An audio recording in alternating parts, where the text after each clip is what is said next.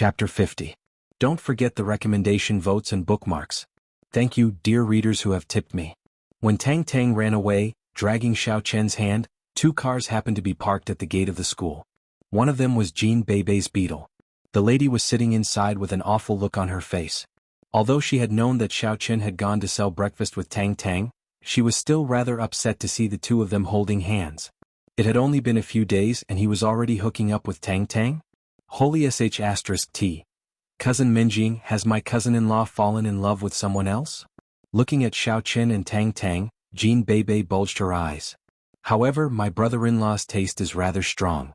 This is not the Tang dynasty, is it? I haven't traveled through time, have I? Beibei. Cheng Minjing's face was gloomy. She turned around and glared at Jean Beibei with a murderous look. Shut up. Nobody will think that you are a mute. Oh. Cousin Minjing, it seems that you still care about my brother-in-law. Then you'll have to work harder. I think you have more advantages than Tang Tang. Jean Beibei said, even if Tang Tang used to be the most beautiful girl in number 2 high school, it's all in the past now. When my brother-in-law is king her in bed, it's not like he can paste a picture of the past on her face. Cousin Minjing, you don't have to. Cough cough. Ouch ouch. Cousin Minjing is murdering her own sister. Jean Beibei's neck was choked by Cheng Minjing and was shaking back and forth. She almost passed out because of the choking. One more word and I'll strangle you. Cheng Minjing said angrily. What do I care? I just think that the boy should be a good servant as a servant. What's wrong with him flirting with girls? I don't want to get involved. I'm scared of being strangled. Jean Beibei acted as if it were none of her business. Beibei, do you want to be beaten? Cheng Minjing was so infuriated by Jean Beibei's words that her head was dizzy.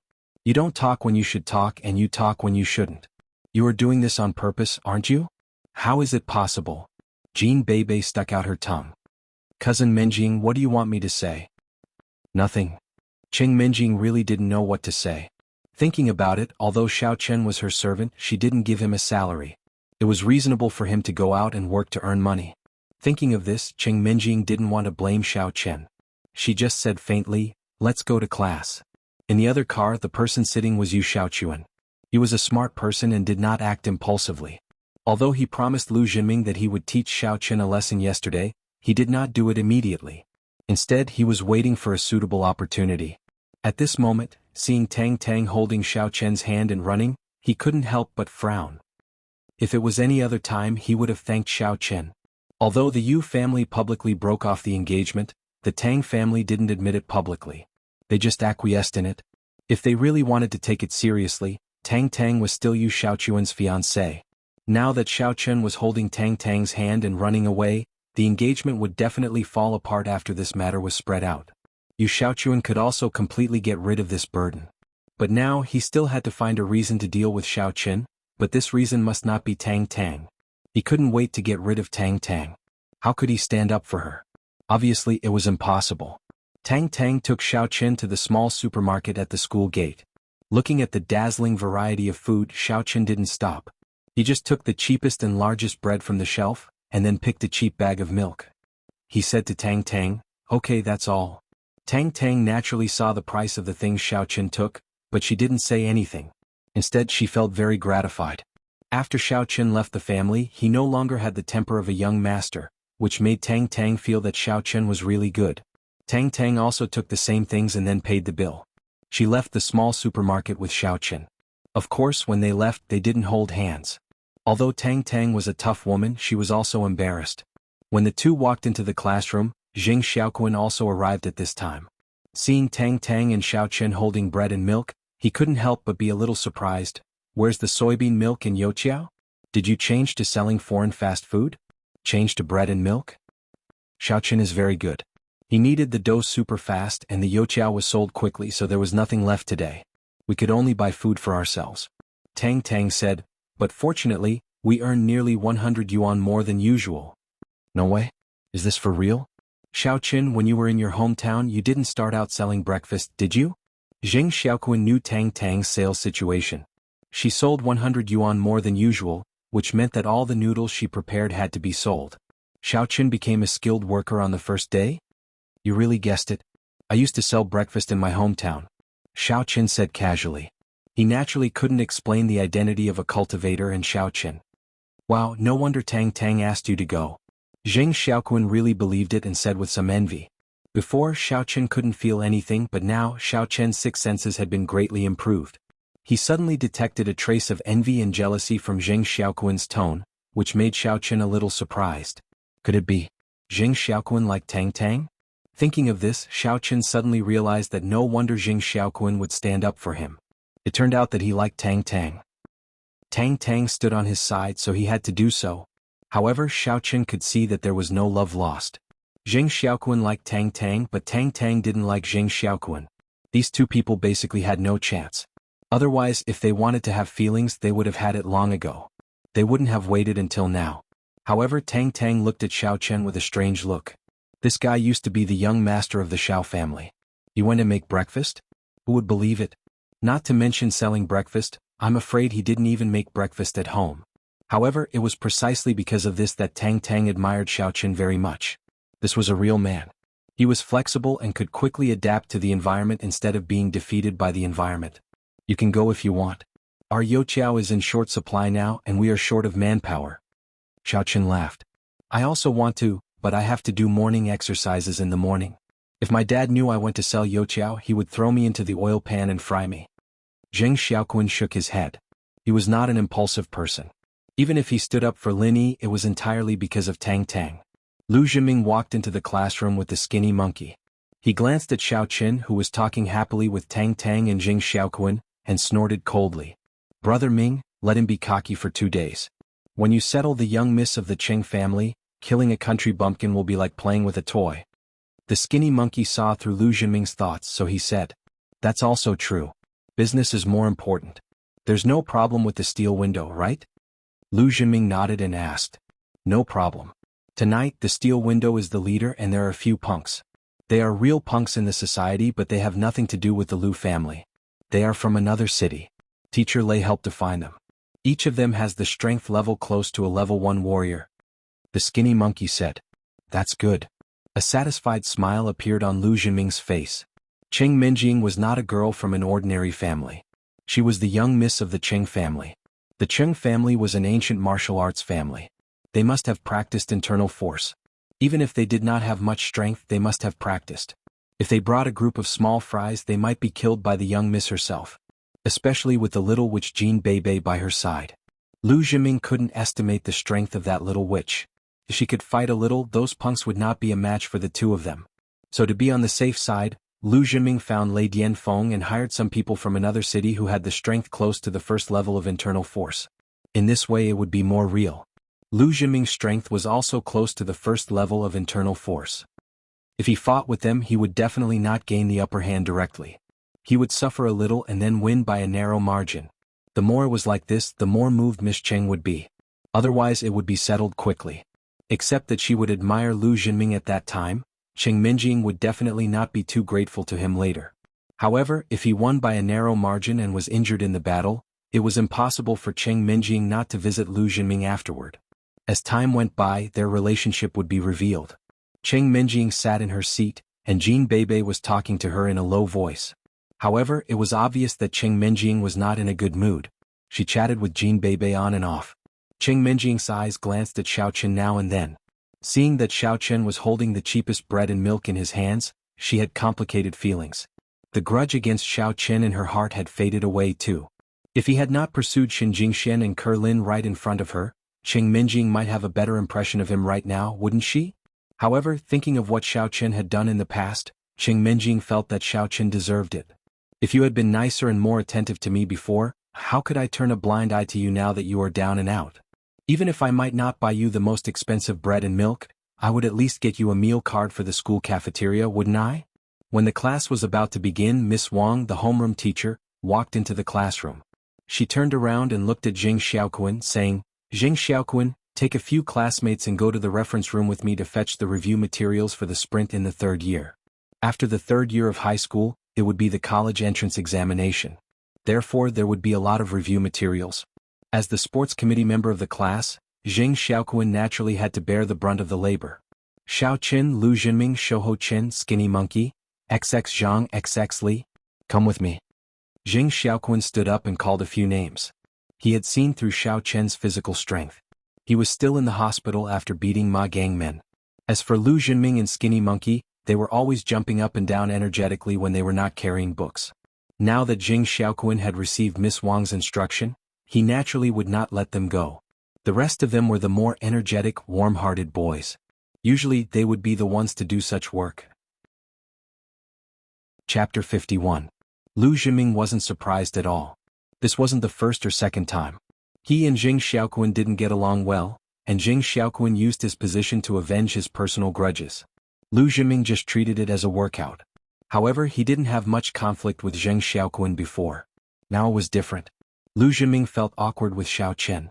He didn't know if Yu Xiaochuan had thought of a way to teach Xiao Chen a lesson. There were a lot of books this time. Even though there were a lot of people in Class 1, they still had to make 2 trips to and fro to get all the books back. On average, each student had to share at least 10 review materials. After distributing the materials, the day's class officially began.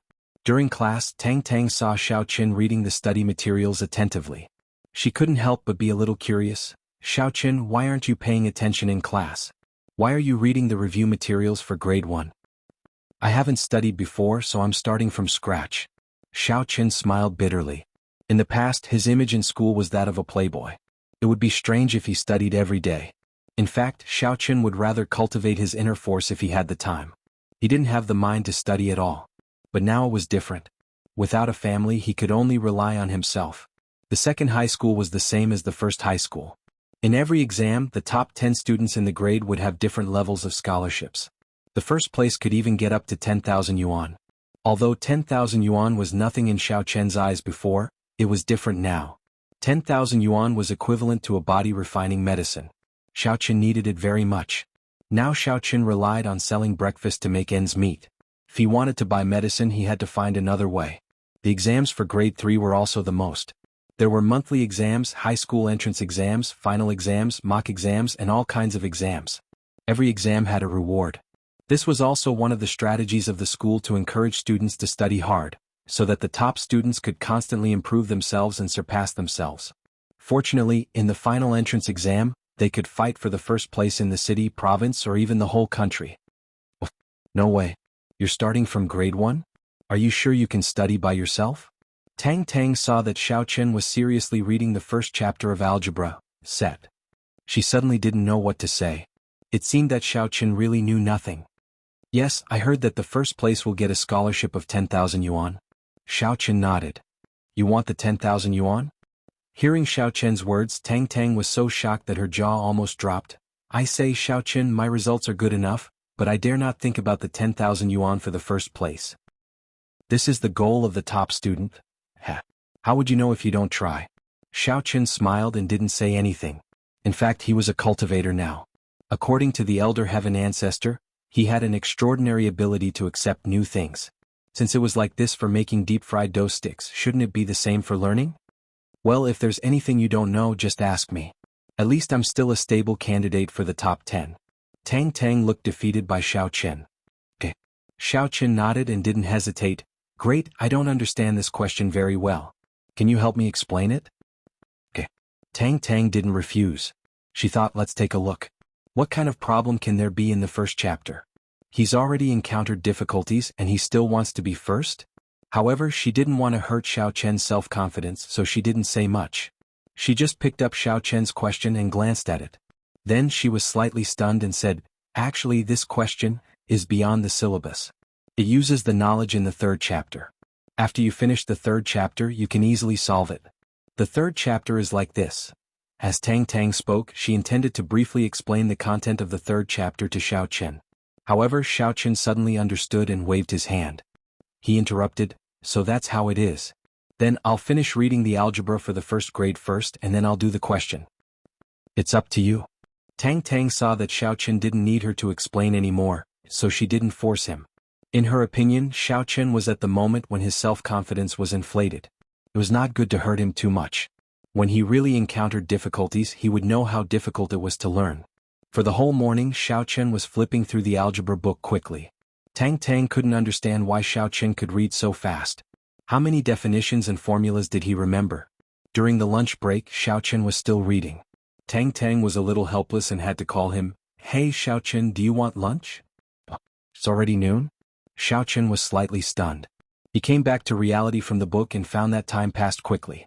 Just like when he was cultivating, a few hours had passed in the blink of an eye. Yeah, straight A student Xiao, even if you don't want to eat, I still want to eat. Tang Tang shrugged. Because it was a seat on the side, Tang Tang couldn't get out without going through Xiaochen. Sorry, I'm too engrossed. Xiaochen closed the textbook, shook his head and said, let's go. I'll treat you at noon. Are we going to have a steamed bun buffet again? Tang Tang laughed. How is that possible? I made so much money this morning. Of course, I have to eat something good. Let's go to the cafeteria. Xiaochen had thought of another way to make money, which was to take the exam. After reading the book for the whole morning, Xiaochen had confirmed the words of the elder heaven ancestor. Cultivators were really a very awesome profession. He had a photographic memory. Everything in the textbook seemed to be imprinted in his mind after reading it once. Of course, that was not all. What surprised Xiaochen most was that he could skillfully use the definitions and formulas in the book. This was probably the acceptance ability of cultivators. Okay, anyway, half of it is yours. Let's go to the cafeteria at noon to celebrate our happy cooperation with the breakfast stall. Tang Tang wanted to say that going to the cafeteria was a bit extravagant, but after thinking about it, half of the money was Xiaochen's. Naturally, she couldn't refuse Xiaochen's face. The two walked into the cafeteria and went all the way to the second floor. The first floor was the public cafeteria where they couldn't order food.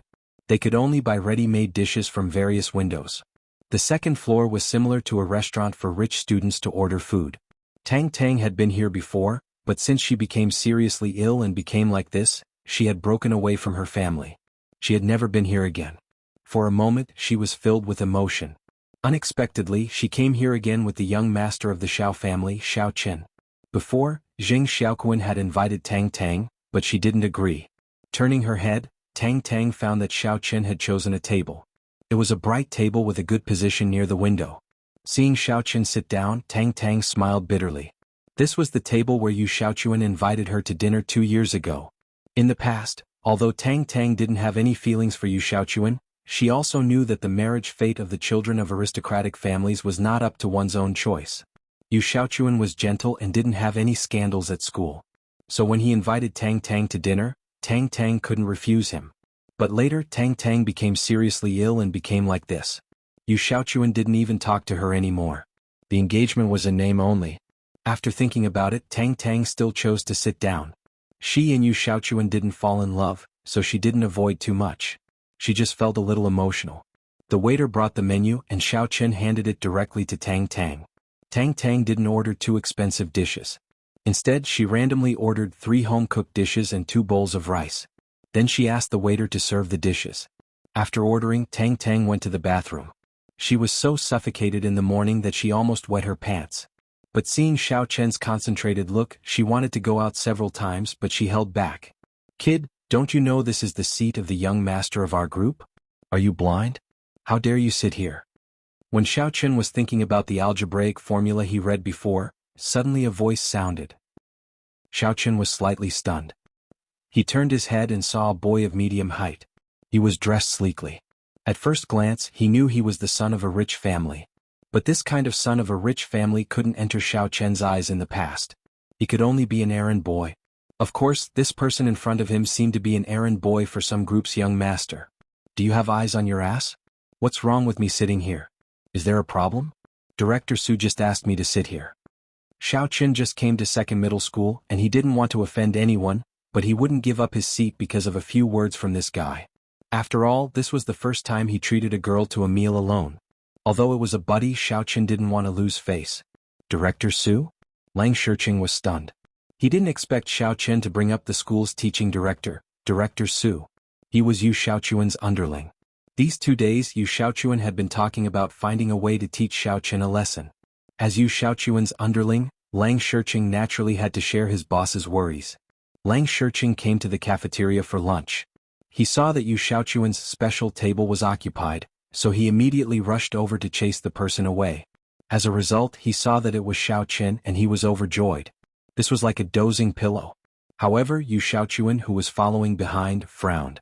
Although he really wanted to teach Linny a lesson, he was a hypocrite. Everything he did needed to be justified. Although this table in the school, everyone recognized that it was Yu Xiaochuan's special table, The problem was that the school didn't put a sign on the table that said, Yu Xiaochuan Special. So in theory this table was still for the school's use. Yu Xiaochuan didn't want to use this reason to find trouble with Xiao Chen. He didn't want to destroy his perfect image for an insignificant person. However, the underling had already stepped forward. As the boss he could only follow. However, he said politely, "Classmate, I usually sit here and I'm used to it. Why don't you change your seat and go to the side? Anyway, the dishes haven't been served yet. This meal is on me. It's my treat." Chapter 52. Young Master Kun. This. Lang Shiqing was a little puzzled. Didn't Yu Xiaochuan want to teach Xiao Chen a lesson? Why did he talk to him politely? Did he want to trick Xiao Chen in other ways? For example, let Xiao Chen mistakenly think that Yu Xiaochuan was going to treat him, so he ordered a table of delicacies. In the end, he didn't treat Xiao Chen and asked him to pay the bill himself? However, Lu Jinming had used this trick before and it had failed. Yu Xiaochuan waved his hand and stopped Lang Shiqing from continuing. Then he said to Xiao Chen, "What do you think, classmate?" "Yu Xiaochuan, I didn't know that you are so nostalgic. Are you used to sitting at the table? Then, fiancé, do you have any nostalgia?" Tang Tang saw what happened here from a distance. She quickly ran over and directly fired at Yu Xiaochuan. Yu Xiaochuan was slightly stunned. He turned his head and saw Tang Tang sitting leisurely in front of Xiao Chen.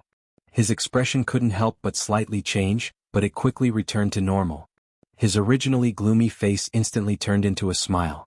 He said, "Congratulations, Tang Tang. You found your happiness again. Our things are all in the past. Don't mention it." Yu Xiaochuan easily and skillfully avoided Tang Tang's questioning about nostalgia.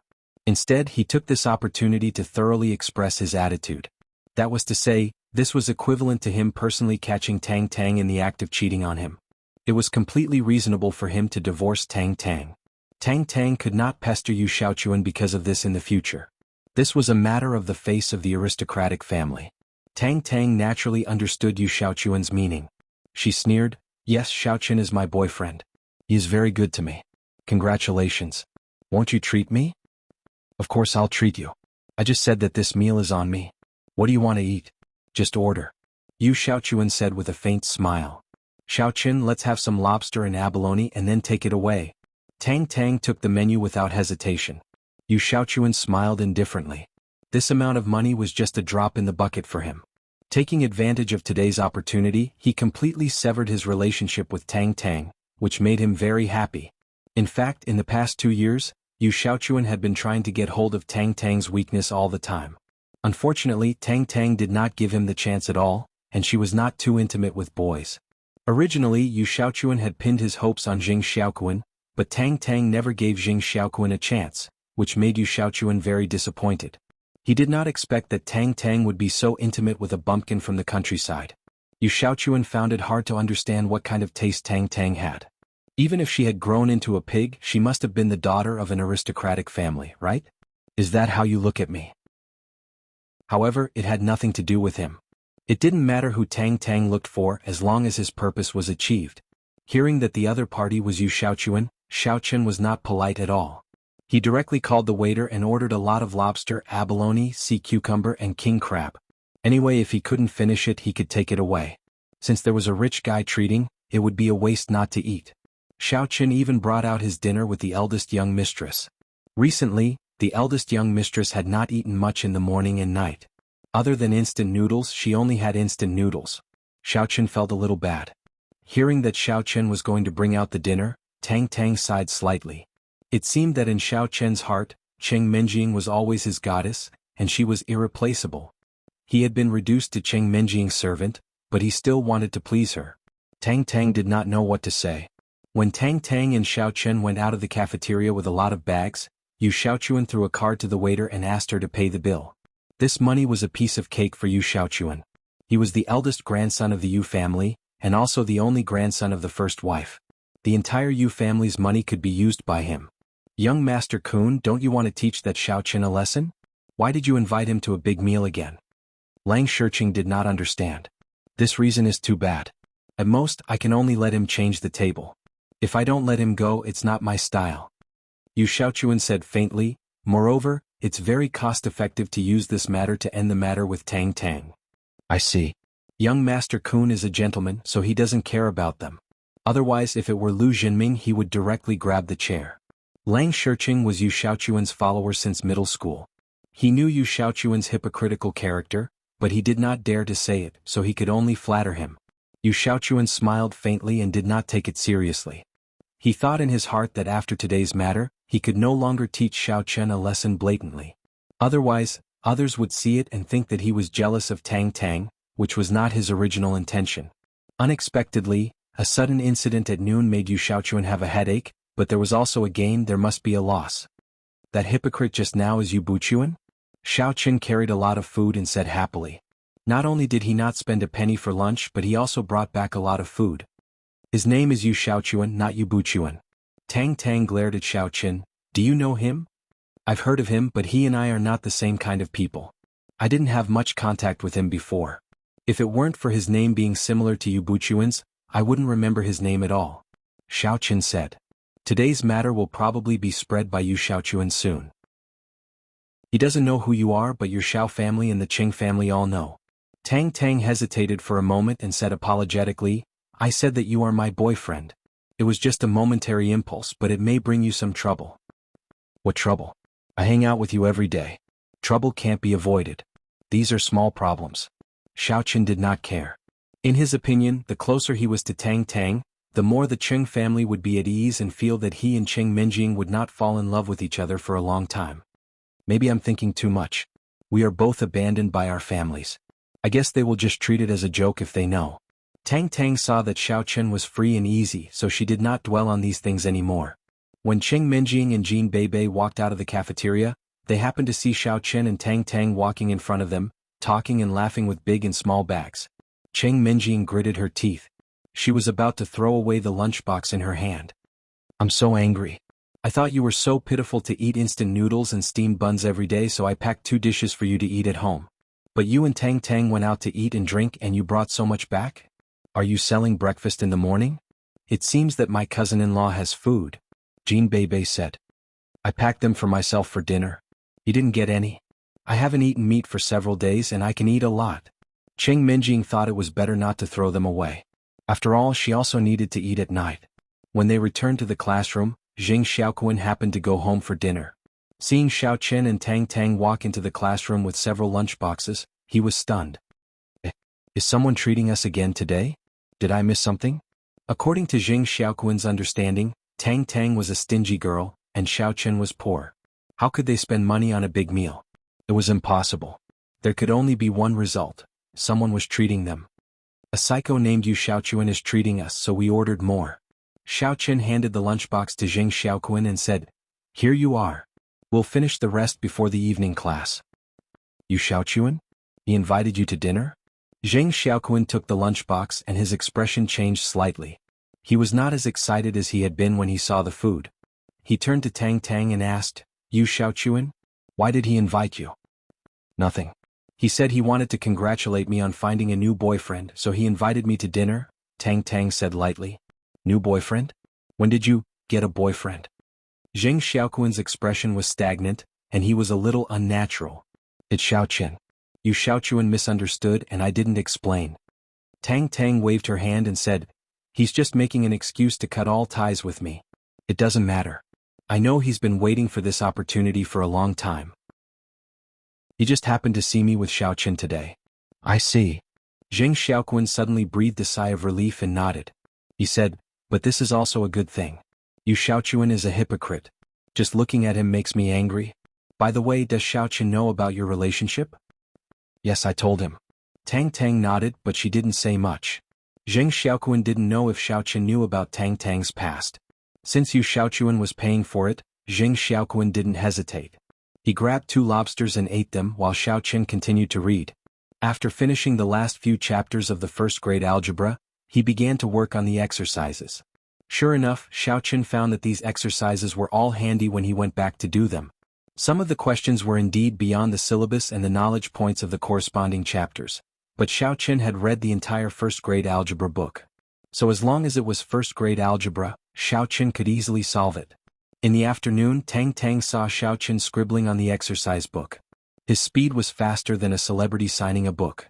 Before the evening class, Xiaochen finally put down the pen in his hand and put down the exercise book. Are you doing the exercises or scribbling? Tang Tang found it hard to comprehend that Xiaochen had finished an exercise book from beginning to end in just one afternoon. Of course I'm doing the exercises, but I haven't checked if it's right or wrong. Although Xiaochen felt that he shouldn't make mistakes, it was better to check the answers. Let me check it for you. Tang Tang really didn't believe that Xiaochen could self-study first-grade algebra in one day and finish the exercise book. If that was the case, then the genius should go to hell. Xiaochen just wanted to take a breath. After returning to reality from the sea of exercises, Xiaochen felt as if it was a lifetime ago.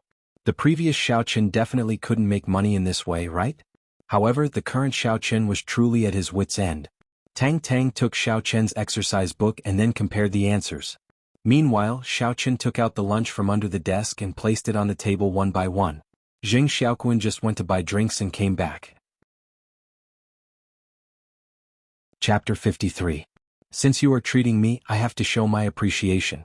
Although the drink isn't much, it's a token of my appreciation. Obviously, Jing Xiaoquan was also poor and didn't have much pocket money. As he spoke, he suddenly saw Tang Tang reading the exercise book. He couldn't help but wonder, Tang Tang, what are you doing? The exercise book was just distributed today. Don't tell me you started to do it? It's not me. It's the top student, Xiaochen. He has finished the first-grade algebra exercise book. Tang Tang didn't know what to say at the moment. What could be used to describe her mood at the moment? Shock. Anger? Shocked to death. Not only did Xiaochen finish it, but the accuracy rate actually reached 100%. At least, Tang Tang had checked the exercise questions for 5 chapters and hadn't found any mistakes. It was completely correct. If Tang Tang didn't see Xiaochen writing and drawing on the exercise book, she would even think that Xiaochen copied the answers. Because for many calculation questions, Xiaochen omitted the steps and wrote the answers directly. However, Xiaochen obviously didn't copy it. It must be the result of mental calculation. Damn. You finished it? Jing Xiaoquan also looked at Xiaochen as if he was looking at a monster. Sure enough, I said that it's not easy to enter the second high school. First, you don't have money, and second, it doesn't matter. You must rely on real talent. Xiaochen shrugged his shoulders. He thought to himself, true talent, my ass. Before today, I didn't even know what assembly was. Now you call it true talent? However, Xiaochen didn't explain much. This kind of thing couldn't be explained clearly to Jing Xiaoquan.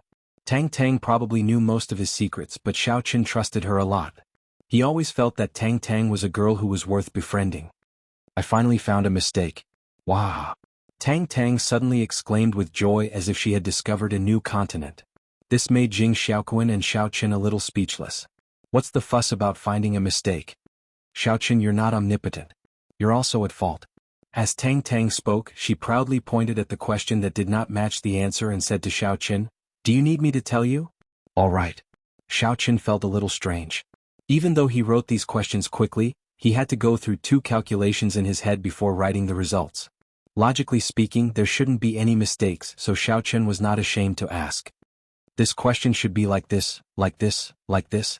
The result will be out. How could it be wrong? The same result as yours? Tang Tang demonstrated the question to Xiaochen, and the answer was exactly the same as Xiaochen's, which made Tang Tang feel a little strange. I was expecting the same result. The reference answer might have been printed incorrectly, Jing Xiaoquan said. Puff. Tang Tang was speechless. Top student Xiao, I'm convinced. Top student Xiao? This name is not very good. Xiaochen said with a bitter face. What? Tang Tang felt a little strange. I've been reading a biography recently. It's called Campus Belle's Bodyguard. There's a character called Xiao Wangba, who was abused. Xiaochen said. #yen%. Asterisk. Tang Tang didn't know what to say. Xiaochen was already like this, and he still had time to read those entertainment novels and biographies? However, Tang Tang finally saw what a genius was today. Compared with a genius, there was still a gap between a top student and a genius. One was born and the other was acquired through hard work. They directly lost at the starting line. Jing Xiaoquan didn't know the details of Xiaochen. Although he was shocked, he was not too surprised. In his understanding, if Xiaochen was not a top student, how could he enter the second high school? Qing Minjing looked at Xiaochen, Tang Tang, and Jing Xiaoquan eating. She was very unhappy. Don't you know that I'm also very hungry? Bebe, let's eat too. Cheng Minjing didn't want to leave the food she bought at noon for the evening. She planned to finish it now. In fact, before the evening self-study session, most students simply ate some biscuits or instant noodles. Few people would open their lunchboxes and gorge themselves like Xiaochen. Cousin Minjing, aren't these your dinner? Jean Bebe was stunned. They've been brought forward. If you eat them now, you don't have to eat them in the evening, Cheng Minjing said fiercely. Oh. Jean Bebe nodded and didn't ask more. She directly picked up the chopsticks and started eating. She was a foodie. While eating, she said, delicious, delicious. Cheng Minjing looked at Jean Bebe, who was gorging herself. For some reason, she didn't have much appetite. It seemed that the food in front of her was not as delicious as the instant noodles made by Xiaochen. In the blink of an eye, it was time for school to end. Xiaochen held a pile of review materials and walked out of the classroom with Tang Tang and Jing Xiaoquan. However, Lu Jinming and Skinny Monkey-like did not leave. After Cheng Minjing left, they slowly stood up leisurely. Lu Jinming glanced at Skinny Monkey-like and asked, "Is everything done?" Skinny Monkey-like nodded and said, "Okay. We asked the people from the repair factory to fix it. They are absolutely professional. We won't find any problems in a short time. Let's go. It's our chance to show off." Lu Jinming's plan this time was perfectly designed. Every step had been deliberated over and over again to ensure that it was carried out without any mistakes. Carrying 2 bags of review materials, Cheng Minjing and Jean Bebe got into Jean Bebe's Beetle in the parking lot. As usual, Jean Bebe was about to start the car and go home. Why didn't it start? Jean Bebe tried to start the car several times, but the car still didn't start, which made Jean Bebe a little confused. Cousin Minjing, the car seems to be broken. Broken? How can it be broken? Is it out of gas? Cheng Minjing was slightly stunned. She didn't expect that the car would have a problem. No, I just filled the tank with gas yesterday. It's full. Jean Bebe also looked up and down at her car in puzzlement. Is the battery out of power? Cheng Minjing knew something about cars, but it was the most basic knowledge. No, the car still has power. Look, you can turn on the radio. While saying that, Jean Bebe turned on the radio. Forget it. Let's take a taxi back. Cheng Minjing had no choice but to say that. That's the only way. It's too late today. Let's call a 4S shop to tow the car tomorrow. Jean Bebe nodded and got out of the car with Cheng Minjing. Although the two of them had practiced internal strength since they were young, they were girls after all. Carrying a bag of review materials each, they felt it was a little heavy. Fortunately, it was not far from the school gate. However, when the two of them walked to the school gate, they were both dumbfounded at the same time. How could there be a taxi here? At the school gate, all the cars parked were the parents' cars that came to pick up students. There was no place for a taxi to park. Last time, Cheng Minjing and Xiaochen took a taxi at the school gate, it was because Xiaochen had a fight with Ma Gangmen and missed the rush hour. Now, if they wanted to take a taxi, they could only walk 1 kilometer to avoid the cars that picked up students and call a taxi at the intersection. Otherwise, taxis rarely drove here. Walk there. Cheng Minjing was also a little helpless. They were so unlucky that their car had to break down. It's so heavy. You will die of exhaustion, won't you? Jean Bebe lowered her head and looked at her books. Then she looked at her breasts. My breasts are heavy enough, but the books are even heavier. I can't walk there. Who asked you to have such big breasts? Cheng Minjing said angrily. Then what do you suggest we do? Cousin-in-law? Jean Bebe suddenly waved her hands in a direction and shouted.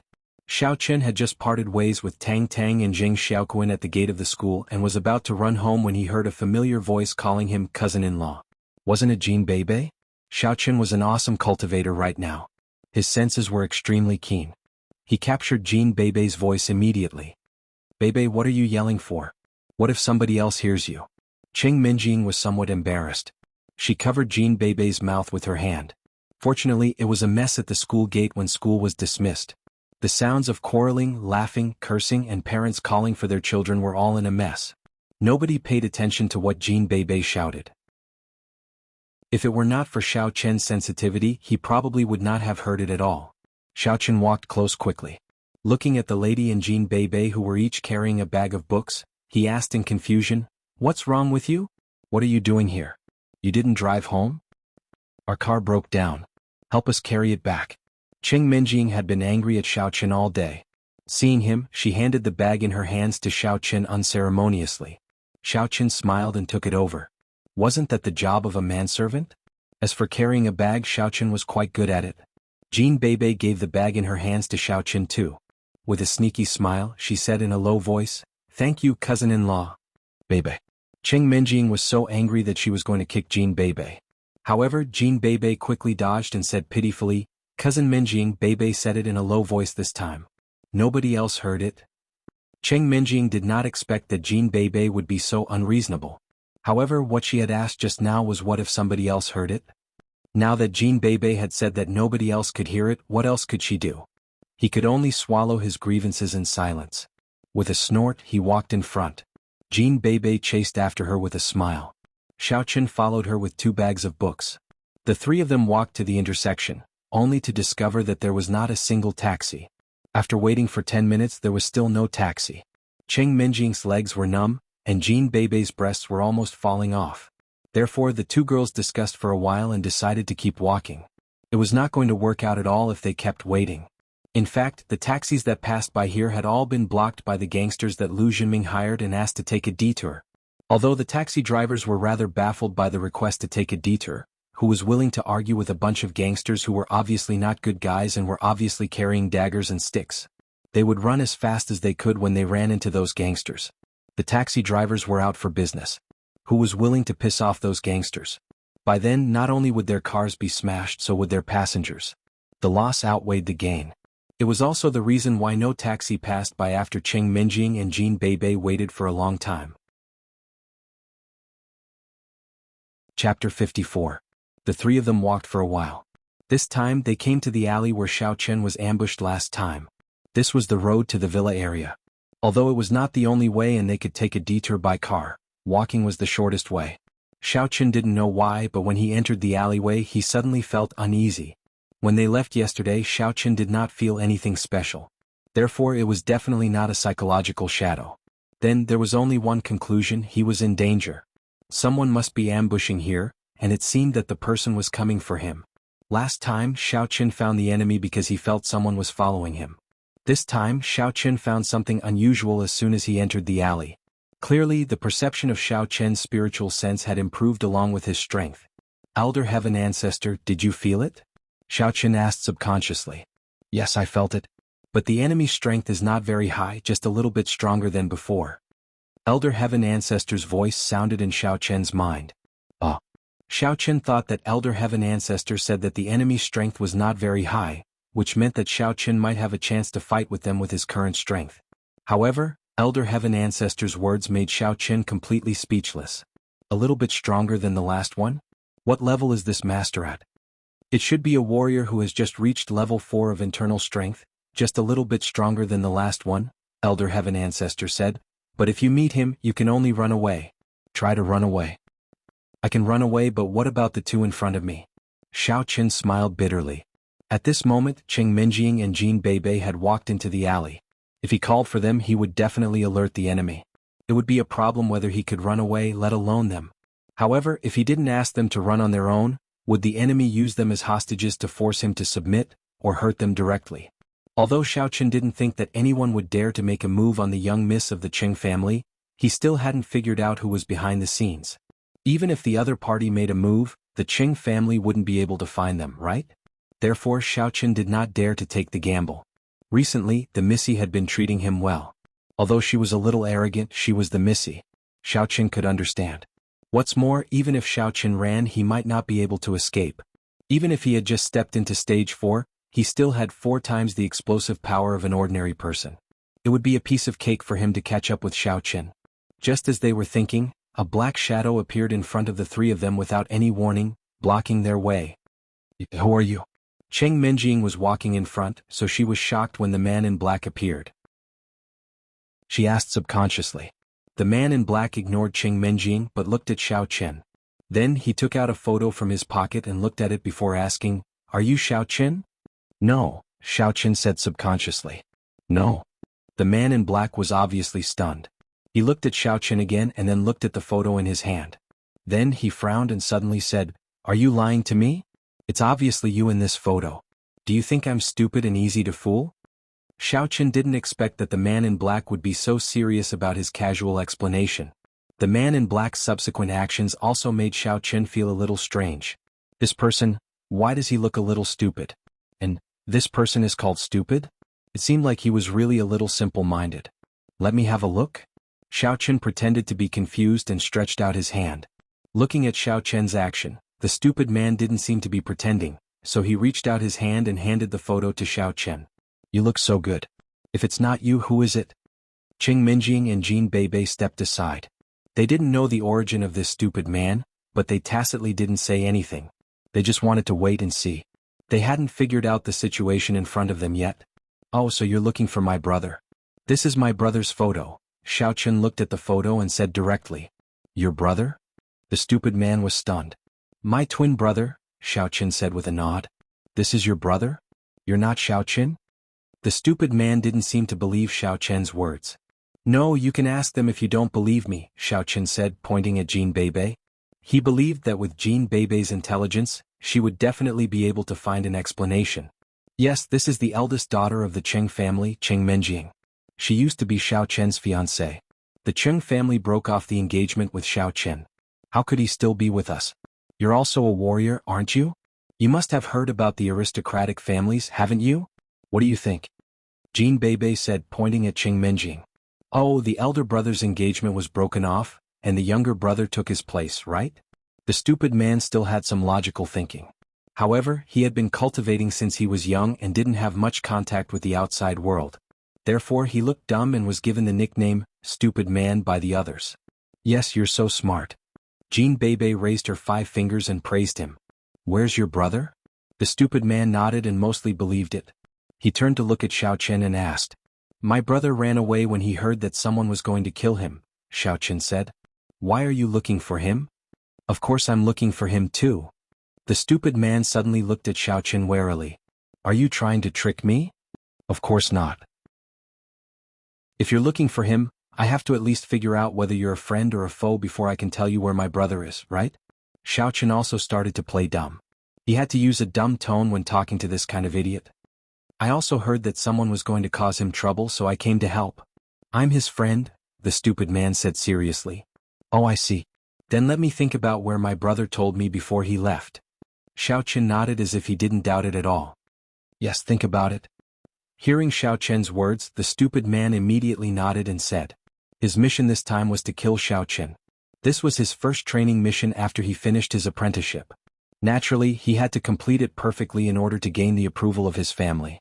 Xiao Chen pretended to be deep in thought, but in his heart he was secretly groaning.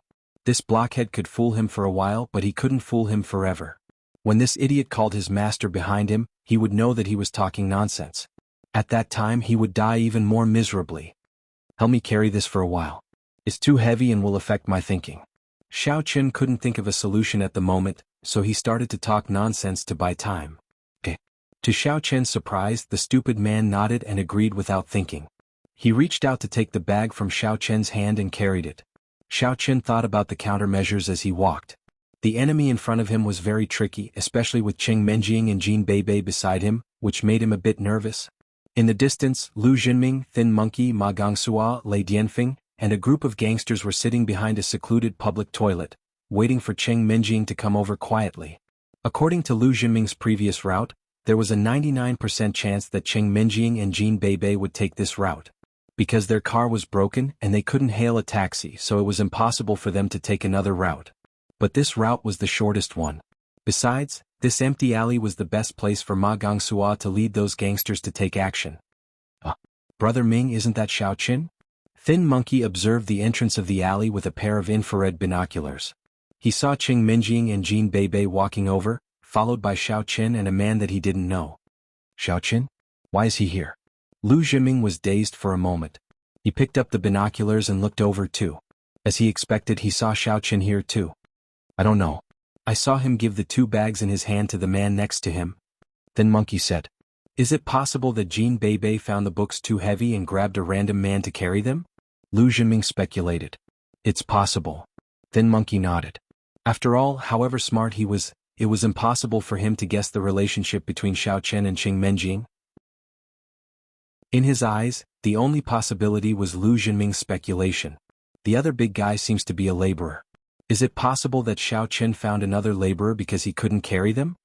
In their eyes, Xiao Chen and Qing Menjing and Jin Beibei belonged to two different worlds. It was impossible for them to have any connection. Who knows? It's possible. Forget about the big guy. Xiao Chen on the other hand. There's a way to heaven, but you chose to walk into hell. I was worried that I didn't have a chance to mess with you. Now that you have come to me, I'd like to see if you are a good-for-nothing or not. A cunning smile flashed on Lu Jinming's lips. He said to Ma Gongsuo, bring some men to beat the guy up later. He is the one who hurt your brother. Got it? Ma Gongsuo nodded. He could save the damsel in distress and teach Xiao Chen a lesson. It was truly killing two birds with one stone. After Xiao Chen was beaten badly, he would show up again and scare Qing Menjing a bit. However, what Lu Jinming did not expect was that his words had been heard by the Elder Heaven Ancestor inside Xiao Chen's body. Although Xiao Chen was a cultivator in the second level of the refinement stage, and his senses had been improved, his hearing was still too far away to hear what he said. However, the Elder Heaven Ancestor heard it clearly. Xiao Chen, someone is going to mess with you up ahead. Elder Heaven Ancestor's voice echoed next to Xiao Chen's ears. I know. What's wrong? Xiao Chen was dazed for a moment, but then he asked, is it not the guy in front of us? No, it's an old friend of yours. Elder Heaven Ancestor said and passed on what he had heard to Xiao Chen. Although the Elder Heaven Ancestor did not want to be the messenger, he had no choice but to remind Xiao Chen in secret. It would not do him any good if Xiao Chen died. Chapter 55. What? Xiao Chen was shocked. Why is it Lu Jinming again? This guy is really haunting me. However, from what the Elder Heaven Ancestor said, Lu Jinming wasn't here for him. His target was Qing Menjing and Miss Cheng. Xiao Chen just happened to be buried with her. This made Xiao Chen feel helpless. If he wasn't here, Qing Menjing would at most be disgusted. But if he was here, he would probably be beaten up. But it doesn't matter. Those small fries are all martial artists who haven't reached stage 1. Elder Sky's words allowed Xiao Chen to heave a sigh of relief. However, Elder Sky's next words made Xiao Chen feel like vomiting blood. You just have to pay attention. There's a slightly more powerful martial artist hiding in the shadows over there. He's probably at stage 4 inner energy. #yen%. Xiao Chen didn't know what to say. There was another stage 4 martial artist. How could he live? Can we influence this idiot's thoughts and make him fight with the stage 4 inner energy martial artist who's hiding behind the scenes? I can't. You're too weak. Moreover, the situation this time is different from the last time. It's useless to affect him for a second or two. He'll probably wake up before he can rush to the hidden stage 4 inner strength martial artist. Elder Sky decisively poured a bucket of cold water on him. Let's think of another way. Xiao Chen was speechless. Think of another way? How could it be so easy to think of another way? I say, big brother, do you remember what your brother told you before he left? Think about it carefully. The blockhead was a little impatient. This was his first mission. He naturally wanted to complete it perfectly. There was no room for mistakes. I can think about it carefully, but there are a few people in front of me who don't want me to think about it. Xiao Chen suddenly thought of a plan. He spread his hands and said helplessly. Although Xiao Chen had played this kind of dog-eat-dog trick twice and it worked every time, the third time was not so fun. The first 2 times he relied on the Elder Heaven Ancestor's influence. This time he could only take one step at a time and rely on himself. Thinking of this, Xiao Chen pretended to be embarrassed and said, Oh. The blockhead was stunned and suddenly became a little angry. Don't trick me. Where? Isn't it in front of us? Xiao Chen pointed forward. Just then, Ma Gangshan walked out of the shadows with 5 of his men. The blockhead turned his head and looked. Sure enough, there were a few people who did not look like good people walking toward him. He did not doubt how Xiao Chen found them. He thought that Xiao Chen saw them. After all, his attention was on Xiao Chen and he did not notice if there was anyone in front of him. Don't move, it's a robbery. When Ma Gangshan saw that Xiao Chen and the others had found him, he immediately shouted and did not hide anymore. The blockhead was angry. Where did this group of trash come from? They came out to rob at the most important time? Can't they see that I am asking questions? If Xiao Chen's thoughts were interrupted and he did not remember where his brother went, how could the blockhead report back? Therefore the blockhead said to Xiao Chen, You wait. After I kill them you think about it. After saying that, blockhead rushed towards the punks from Mongang's sect. Ma Gangshan was stunned. He did not expect the blockhead to rush up first. Didn't they say that this guy was a hired laborer? Looking at this posture, isn't he a bodyguard? However, when Ma Gangshan saw the blockhead rushing up, he did not think much. He directly said to his men, "First, take down this hothead for me." "Okay." A man who rushed in front immediately responded, but just as the word, "okay," was said halfway, he saw a big fist appear in front of him. As a result, with a ping sound, the man was hit and flew out. It was completely unexpected. He was unprepared. And this hit was particularly ruthless. After the man fell to the ground, he kept groaning in pain. Many of his bones were broken. With a punch, he was beaten into a disabled person. In the future, he could ride the bus for free. Ma Gangshan was stunned. He did not expect this blockhead to be so bad. *SS. He directly knocked down one of his men, even though it was an inadvertent sneak attack. His face was a little ugly. He said to the others, "Kill him for me." In fact, there was no need for Ma Gangwindo to say anything. The remaining 4 lackeys had already surrounded the blockhead. This fallen lackey was their sworn brother, and they usually hung out together. Now that he had been beaten to the ground, how could they not be anxious? However, the strength displayed by Blockhead was extraordinary. Before the 4 minions could attack, Blockhead took the initiative to attack. Without any suspense, one of the minions fell to the ground. His eyes rolled back and he fainted before he could even say a word. It had to be said that the difference in strength between these underlings and the Blockhead was too great. They could not even withstand one move. One was a martial artist with inner power stage 4, and the other was a punk who had not even reached inner power stage 1. They were not on the same level at all. Seeing that 2 of the people he looked for were killed by the migrant workers around Shaoqin, Lu Jinming was anxious. Where did this person come from? Why is he so fierce? Are the migrant workers so powerful? However, no matter what, Lu Jinming couldn't wait. He had to make some countermeasures. Otherwise, he would have nothing to do in a while. Therefore, Lu Jinming had to jump out in advance and shouted, "Qing Minjing, don't be afraid. I'm here to save you." Although it was a little hypocritical to say this, Qing Minjing was not in any danger at all. It was completely different from Lu Jinming's expectation of Shaoqin being beaten up and Qing Minjing being seriously threatened. However, he couldn't just let the hero save the damsel in distress go. After that, Lu Jinming didn't care about Qing Minjing's attitude.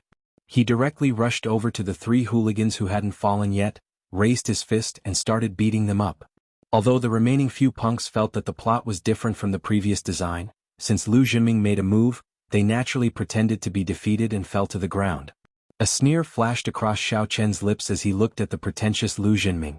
He said gratefully and passionately, "It's Brother Lu. Are you here to help us?" "Yeah. Xiao Chen, you quickly take Qing Minjing and escape from here. Leave it to me." Although Lu Jinming didn't want to let go of Xiao Chen, it was obviously impossible to deal with Xiao Chen in this situation. He could only let him go first. However, his words were very generous, as if he was a hero who rescued Xiao Chen and others in danger. "Brother Lu, thank you so much. Then we'll go." After saying that, Xiao Chen didn't stay any longer. He pulled Jin Beibei with his left hand and Qing Minjing with his right hand and ran away. Although the blockhead was a bit stupid, he was not a moron. Hearing that Lu Jinming knew Xiao Chen and that he called Xiao Chen, he knew that he had been fooled. Xiao Chen didn't have a brother. This guy was obviously Xiao Chen himself. This guy lied to him just now. Moreover, Xiao Chen probably lied to buy time and wait for the reinforcements of this Brother Lu. As for the robbers, they were probably an accident, which made him very annoyed. He didn't care about the robbers anymore. Seeing that Xiao Chen was about to run away, he turned around and was about to chase him. However, in Lu Jinming's eyes, the blockhead was going to leave with Xiao Chen. In Lu Jinming's eyes, the blockhead was probably hired or found by Xiao Chen to help him. He couldn't teach Xiao Chen a lesson in front of Qing Minjing, but Lu Jinming was not going to let go of the blockhead who ruined his plan. Go. He raised his hand and grabbed the blockhead's clothes before he said coldly, "Why are you in such a hurry to leave? As a robber, you must be prepared to be beaten." Lu Jinming was not stupid.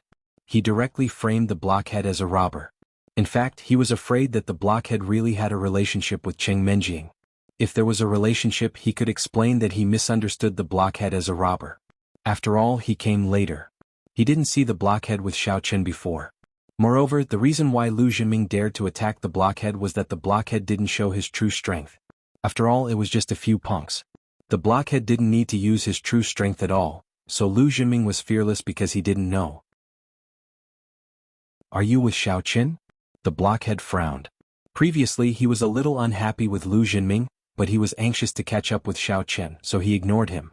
He didn't expect this kid to dare to attack him. Was he tired of living? Yes, you robber. Don't leave. Lu Jinming pretended that he didn't know anything and continued to frame the blockhead as a robber. However, the blockhead obviously didn't care whether Lu Jinming thought of him as a robber or not. He looked at Lu Jinming coldly and said, "Then you can die." Lu Jinming was about to laugh at the blockhead, but before the words came out, Lu Jinming broke out in a cold sweat. This was because the blockhead obviously didn't want to be entangled with Lu Jinming. He directly showed his true strength, and was ready to kill Lu Jinming with one blow. A Stage 4 Inner Force martial artist. Lu Jinming trembled all over. He wanted to escape, but his legs seemed to be filled with lead, and he couldn't move a step. Of course, in front of a Stage 4 Inner Force martial artist, he also couldn't escape. Take this. Just when Lu Jinming was shocked and thought that he was going to die here, Lei Dianfeng jumped out.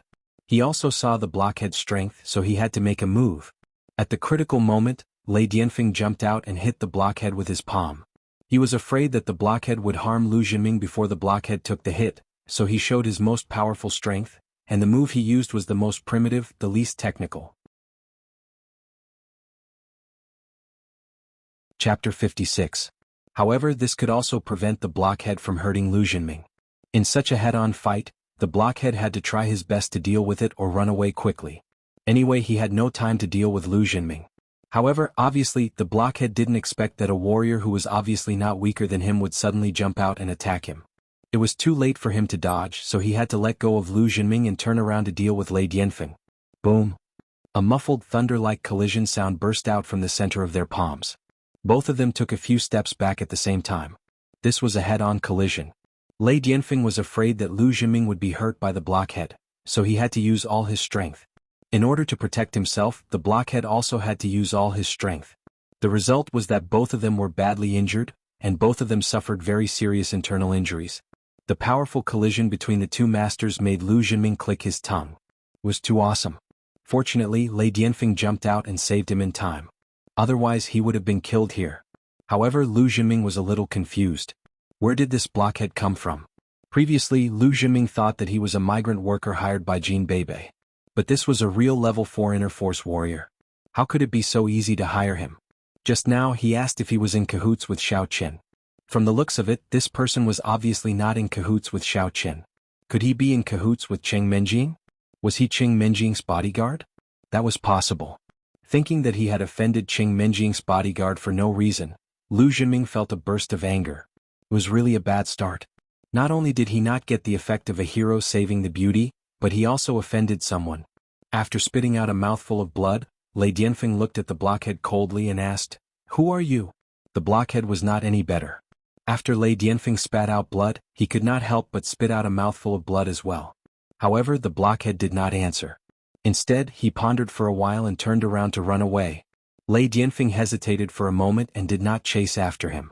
He was seriously injured at the moment, and he was afraid that the blockhead would lure him away. His top priority was to send Lu Jinming back safely. Therefore, he endured the pain in his body and said to Lu Jinming, "Master Ming, let's get out of here." Okay. Lu Jinming was a little dumbfounded. Hearing Lei Dianfeng's words, he nodded hurriedly. Glancing at the hooligans lying on the ground, Lu Jinming could only helplessly say to Ma Gangshan and Skinny Monkey, "Gangshan, Skinny Monkey, carry these people back to the car and send them to the hospital. By the way, pick up the books on the ground and give them to Cheng Menjing and Jin Beibei tomorrow." "Yes, Brother Ming." Jinming and Ma Gangshan answered hurriedly. However, after glancing at the review materials scattered on the ground, Jinming asked carefully, "By the way, should we pick up Xiao Chen's materials too?" Pick them up. Although Lu Jinming did not want to pick them up, the situation was already like this. If he picked up Cheng Menjing and Jin Beibei's materials but not Xiao Chen's, he would be a good guy for nothing. He was really unlucky. Not only did he fail to save the damsel in distress, but he also became a porter for free. The previously lively alley became empty in the blink of an eye. Xiao Chen dragged Cheng Menjing and Jin Beibei and sprinted all the way back to the villa.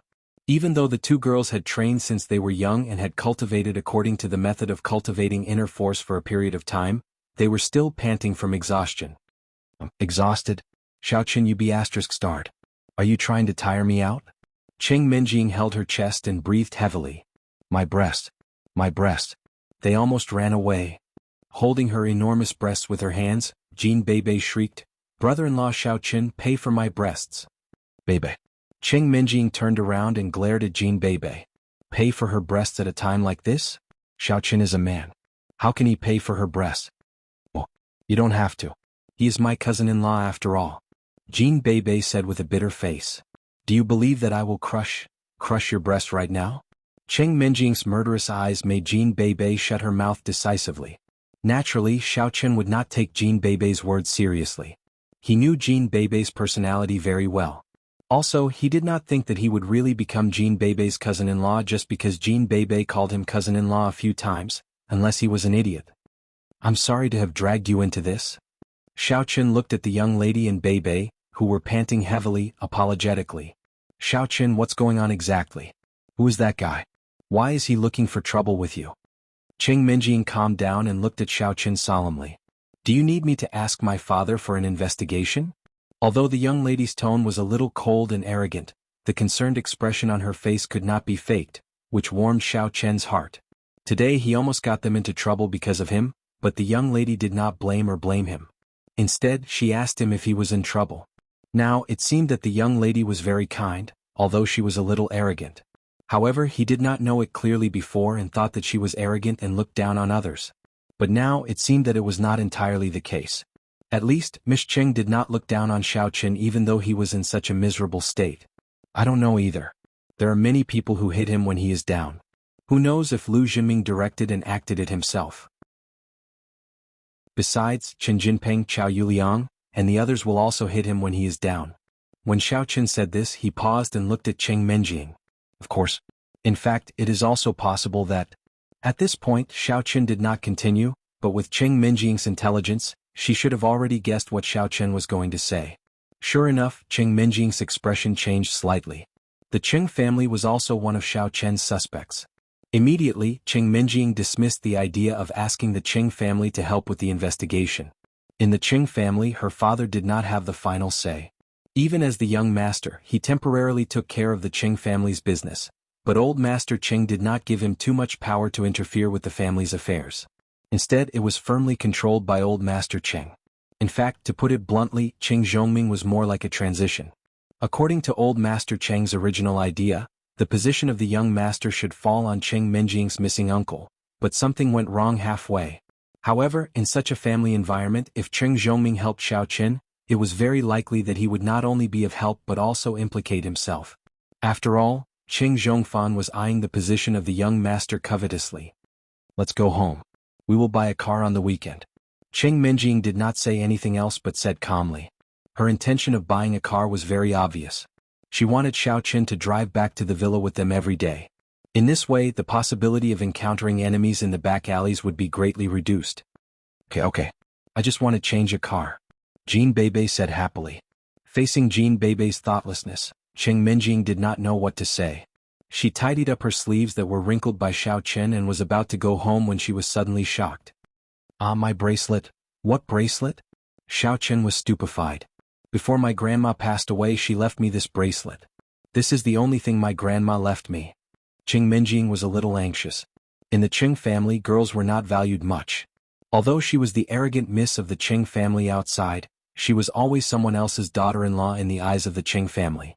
Therefore, in terms of internal force cultivation, she just practiced a little. No one would specially guide her. In the Cheng family, besides Cheng Zhongming and his wife, the one who treated Cheng Menjing the best was Cheng Menjing's grandma, old Madame Xiao. Old Madame Xiao's surname was Xiao. In fact, she was also a member of the Xiao family. She was Xiao Qian's grandpa's sworn sister, but they were not related by blood.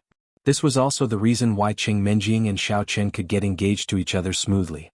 After all, Cheng Zhongming and Xiao Feng were the second generation of the family. No matter how close they were, without the approval of the old master, it was impossible for them to get engaged to each other privately. At that time, with old Madame Xiao's help, there was no obstacle in this matter. However, old Madame Xiao had passed away long ago, old Master Cheng got married again, and the youngest son of the Cheng family had an accident. Therefore, no one in the Cheng family could protect Xiao Qin. If it were ordinary jewelry, Xiao Qin wouldn't care too much about it. However, this bracelet was different. It was a gift from his grandpa and old Madame Xiao when they became sworn sisters. He didn't expect that it would be passed on to Cheng Menjing. The meaning of this was self-evident. Of course, Xiao Chen wouldn't think that old Madame Xiao had other bracelets, because old Madame Xiao was not a woman who loved beauty. She was also a warrior and had very few jewelry. However, even if this bracelet was not the one given by his grandpa to old Madame Xiao, Xiao Chen would help eldest Miss find it. On the one hand, it was his fault that the bracelet was lost. On the other hand, even if it was not his fault, eldest Miss had treated him well these days. Naturally, he would help her if he could. However, how could he find it? Before Xiao Chen spoke, Cheng Menjing had already begun to go back to find things. However, it was dark. Even if there were street lights, it was difficult to see things on the ground clearly. Cheng Menjing, wait. Xiao Chen suddenly stopped Cheng Menjing. And? Cheng Menjing turned around and looked at Xiao Chen with some doubts. She didn't understand why Xiao Chen stopped her. Xiao Chen didn't say much but walked quickly to Cheng Menjing's side. Suddenly he reached out and held Cheng Menjing's little hand. He picked it up and sniffed it. Yeah, what are you doing? Cheng Menjing was shocked by Xiao Chen's sudden action. She subconsciously shook off Xiao Chen's hand and stared at Xiao Chen angrily. Are you taking advantage of me? Let me smell it again. Xiao Chen said as he pulled Cheng Menjing's hand again.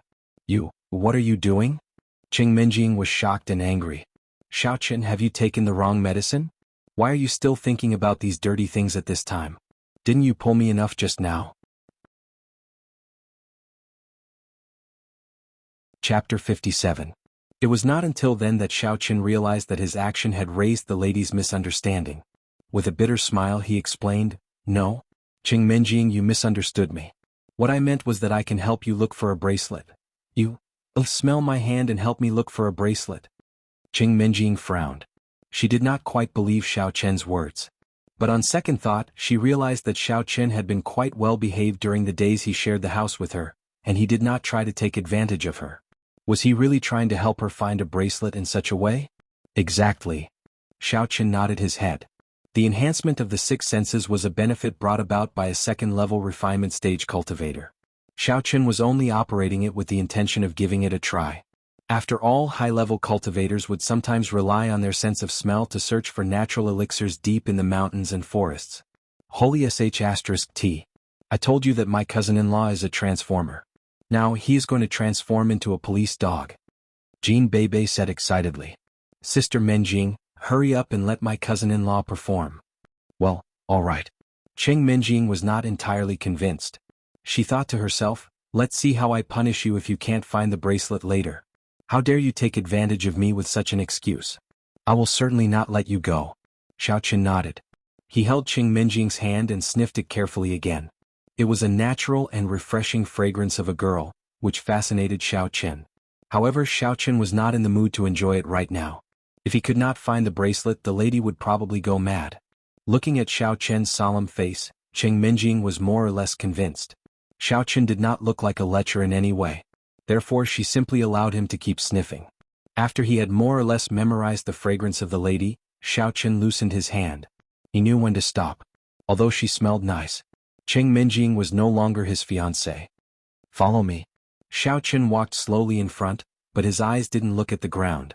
He was relying entirely on his sense of smell. He believed that the eldest Miss bracelet had just fallen, so the smell on it had not completely dissipated. If it was within a few dozen meters, Xiao Chen might still smell it. Cheng Menjing's face was filled with suspicion, while Jean Bebe's face was filled with curiosity. The two of them followed behind Xiao Chen. After walking for about a mile, Xiao Chen suddenly stopped, then turned around and walked towards the green belt on the side of the road. Looking at Xiao Chen walking to the green belt, Cheng Menjing's face suddenly turned a little ugly. She was dragged all the way back to the villa area by Xiao Chen. Although it was not necessarily a straight path, it was impossible to turn into the green belt, right? How could it be possible that her necklace was in the green belt? However, Cheng Menjing still followed them angrily. She wanted to see how Xiao Chen would explain if it was not here. However, to Cheng Menjing's surprise, there was a small dog lying under a tree where Xiao Chen was standing. The small dog was obviously a stray dog. It was malnourished and its fur was a little mixed. It seemed to be the offspring of several generations of crossbreeding dogs. Moreover, it was skinny and ugly. Of course, the dog was not important. What was important was that there was a bracelet under the dog's feet. It was the bracelet that Cheng Menjing had lost. Obviously, this bracelet had been found by this dog and brought here. At this moment, Cheng Menjing's eyes were filled with disbelief and shock. Xiao Chen actually had such a magical ability?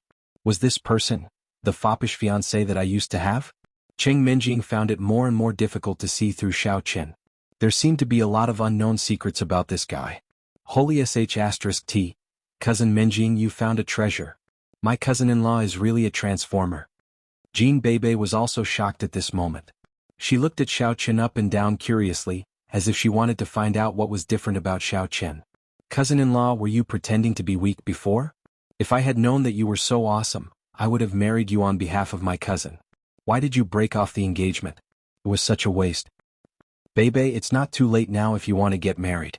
Can I talk to my aunt later? Cheng Menjing's face darkened when she heard what Jean Bebe said. She turned around and glared at Jean Bebe. Oh, I think I'd better not steal someone else's love. Jean Bebe shut her mouth. Doggy, give the bracelet back to me, will you?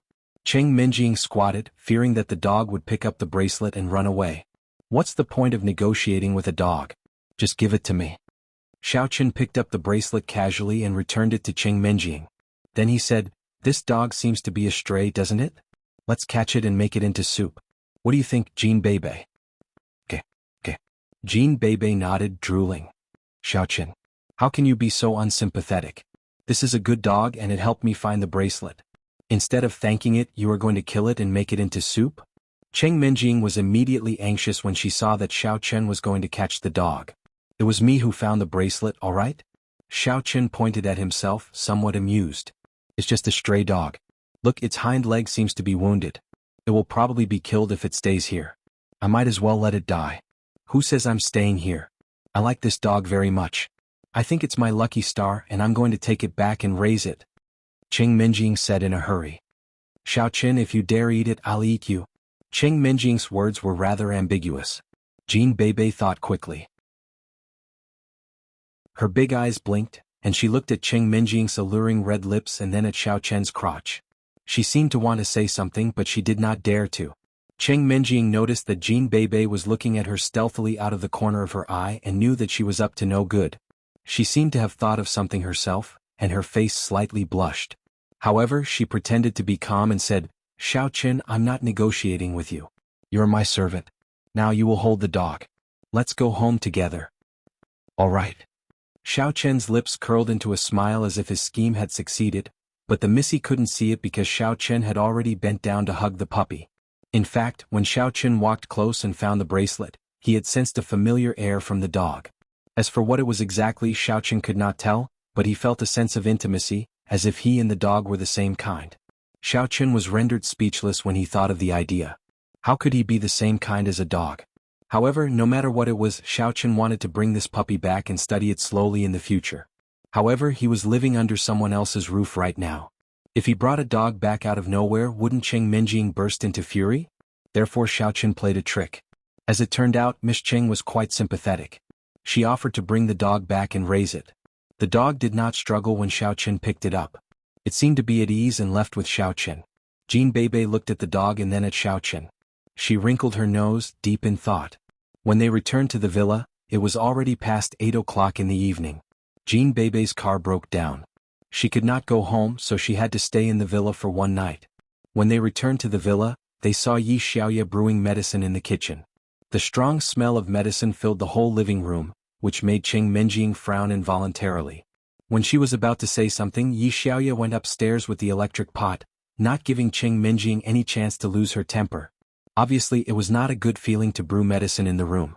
Xiao Chen had endured it before. They came back late today. Perhaps Yi Xiaoya thought they were not coming back, so she went back to the kitchen to brew medicine. Unexpectedly, they came back halfway. However, Yi Xiaoya reacted quickly and left with the electric pot. I'm so angry. Cheng Menjing gritted her teeth, but she had no place to vent her anger. Jean Bebe looked at Yi Xiaoya's back and asked, Is she that Yi Xiaoya? Yes, Bebe. Teach her a lesson for me later, Cheng Menjing said angrily. Okay. Jean Bebe nodded. Xiao Chen put the dog in the pet room in the backyard of the villa. When the villa was built, it was designed to have a place to put pets. There was a separate room at the back of the villa. Xiao Chen, I'm hungry. Go and make instant noodles for us. Qing Minjing was really exhausted today. Not only did she run home from school but she also went back to look for the bracelet. When she got home she fell on the sofa and did not want to move. Jean Bebe was full of energy. She looked around the villa curiously. It was her first time coming here. You don't have instant noodles today. I brought back some food. As Xiao Qin spoke, he opened his school bag. He had thrown away the review materials, but he had been carrying the school bag with him. It contained the food that he blackmailed from Yu Xiaochuan at the school cafeteria at noon. Xiao Qin put the lunch boxes in the school bag on the table one by one. Qing Minjing was stunned. She did not expect that Xiao Qin had prepared food for her. Previously at school, when she saw Xiao Qin gorging himself, she thought that he had already forgotten about her. Thinking that she had eaten the food that she originally wanted to bring to Xiao Qin, the young lady suddenly felt a little ashamed. Her pretty face suddenly turned red but she said, "It's not leftovers from you and Tang Tang, is it?" Xiao Qin was stunned. He did not expect that Qing Minjing would pay attention to him and knew that he had eaten with Tang Tang. It seemed that Qing Minjing had never looked at him in the eye when he was in number 1 middle school. Xiao Qin was a little confused for a while. "Oh. Anyway, Yu Xiaochuan is treating me so I asked for one more to pack," said Xiao Qin. "Why did Yu Xiaochuan treat you to dinner?" This was the question that Qing Minjing wanted to ask before. She sat far away at noon and did not know what happened, but she was too embarrassed to ask. "He saw Tang Tang with me and thought I was her new boyfriend. He finally found a reason to dump Tang Tang. Of course he was happy and treated me to dinner," said Xiao Qin. "So you admit it?" Qing Minjing felt a little uncomfortable when she heard that Xiao Qin was Tang Tang's boyfriend. Chapter 58. Does it matter whether I admit it or not? Besides, he doesn't know me. What the young masters of the big families want is nothing more than a high-sounding excuse to maintain their dignity. Even without me, it would have been impossible for him and Tang Tang to be together. Xiao Qin shrugged. The young masters of the big families? Xiao Qin, judging from your tone, you don't seem to be one of them. Qing Minjing was immediately amused. Me? What dignity do I have? Xiao Qin said with a bitter smile, let's not talk about that. Let's eat. Seeing that Xiao Qin did not talk much, Qing Minjing thought that she had hit Xiao Qin's soft spot. Therefore she did not say anything else. Little did she know that Xiao Qin did not care about that at all. Qing Minjing and Jean Bebe were really hungry. However, when Qing Minjing was eating, she behaved like a lady from a respectable family. No matter how hungry she was, she would not gorge herself. Instead, she was still taking small bites of food gracefully. Jean Bebe, on the other hand, did not have the consciousness of a lady from a noble family at all. She simply grabbed a prawn and put it into her mouth. While eating, she said vaguely, Cousin Minjing, this is delicious. Xiao Qin's way of eating was similar to Jean Bebe's. Xiao Qin had thought that Tang Tang was bold enough when it came to eating. It did not occur to him that Jean Bebe was even better. Although Tang Tang was not bashful or polite, she did not directly grab the prawn with her hands. Her mouth was full of oil. Jean Bebe, on the other hand, was sucking her fingers while eating. Bebe, it's really a good choice for you to marry him. Two hungry ghosts reincarnated. Looking at their table manners, Qing Minjing did not know what to say. That's more delicious. Jean Bebe did not think it a big deal at all. She grabbed another lobster and started eating. However, the shell of the lobster was too hard for Jean Bebe to bite it open. Therefore she simply gave it to Xiao Qin. Cousin-in-law, help me open it. Xiao Qin took over the lobster, peeled the shell and gave the meat inside to Jean Bebe. Jean Bebe, however, opened her mouth and craned her head. It was obvious that she wanted Xiao Qin to feed her. Xiao Qin did not think too much and placed the lobster into Jean Bebe's mouth. However, Qing Minjing could not stand it anymore. She coughed and said, I say Bebe, how can you be so arrogant when you're fat? Are you really going to marry Xiao Qin? Why are you showing your love in front of me? Cousin-in-law is not an outsider. What's the saying, sister-in-law is half of brother-in-law's butt? Well, my cousin-in-law is not an outsider. What's the saying? A sister-in-law is half of her brother-in-law's butt. Pooh. Qing Minjing was rendered speechless. She said angrily, he is not your cousin-in-law. Moreover, what butt is not butt? Bebe, why are your thoughts so complicated? Oh, she is my cousin Minjing's servant. She can peel the lobster for me too, Jean Bebe said matter-of-factly. Qing Minjing did not bother to talk to Jean Bebe anymore. Of course, Qing Minjing did not think that Jean Bebe would fall in love with Xiao Qin either. Although the girl seemed to be crazy, she actually had high standards. None of the young men from the noble families caught Jin Beibei's eyes.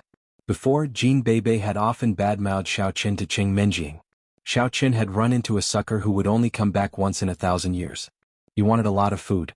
Even though the few of them ate as much as they could, there was still a lot of food left. However, they first finished the seafood that could not be kept overnight. There were still many other dishes left. Qing Menjing could not take it anymore. After dinner, she lay on the couch and watched TV, while Xiao Qin cleaned the crab shells and lobster shells. Jin Beibei, on the other hand, did not rest but helped Xiao Qin clean the unfinished food. "Cousin Menjing, if you don't exercise after dinner, you will grow fat," Jin Beibei reminded her. "Do I look like you? Do I look like you? I find it cumbersome when I go out." Qing Menjing did not believe it. She knew her figure very well. No matter how much she ate, she would never gain weight. However, her breasts were her weakness. Naturally, she was not satisfied with Jin Beibei's exercise after dinner. Jin Beibei did not bother Qing Menjing. Instead, she closed the lunchboxes one by one and put them into the fridge. Then she went to watch TV with Qing Menjing. Xiao Qin, on the other hand, collected the food waste such as shrimps, crab shells, and bones. He went to the backyard of the villa and threw them to San Xian. San Xian was not picky at all. He ate them happily. When Xiao Qin returned to the villa, he saw Yi Xiaoye coming downstairs and taking something from the fridge. However, when she opened the fridge and smelled the strong smell of food, she could not help but frown. "Why did you put leftovers in the fridge?" Yi Xiaoye was a bit anxious. She turned around and glared at Qing Menjing. Before Qing Menjing could say anything, Jin Beibei said, "What should I put in the fridge if not leftovers?"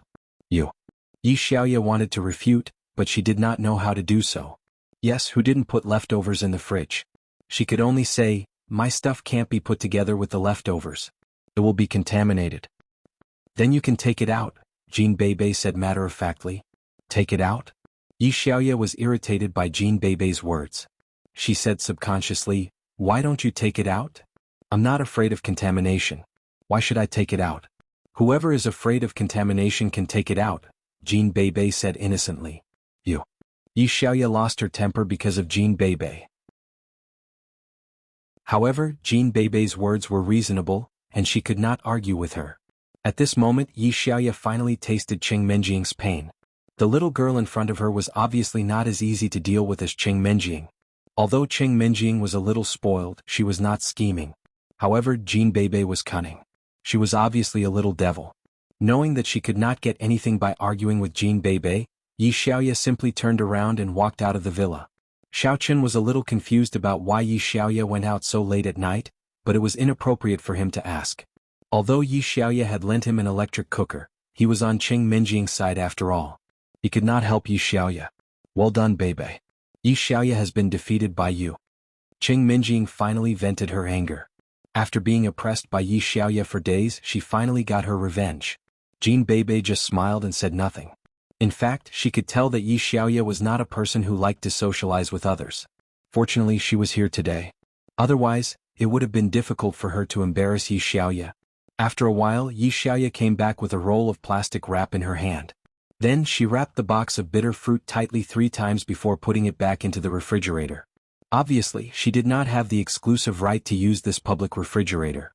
She had to figure out a way by herself. However, after doing this, Yi Xiaoye did not show any dissatisfaction. She went upstairs directly. Qing Menjing wanted to see Yi Xiaoye's sad face, but she did not see it. It had to be said that Yi Xiaoye was really a strange person. Far away from the alley, a limousine was parked. In the limousine, the young man was still looking at the injured blockhead in front of him with a gloomy face. "Did you succeed?" Looking at the injured blockhead in front of him, the young man had an ominous premonition. Xiao Qin was just an ordinary person, but the blockhead was injured.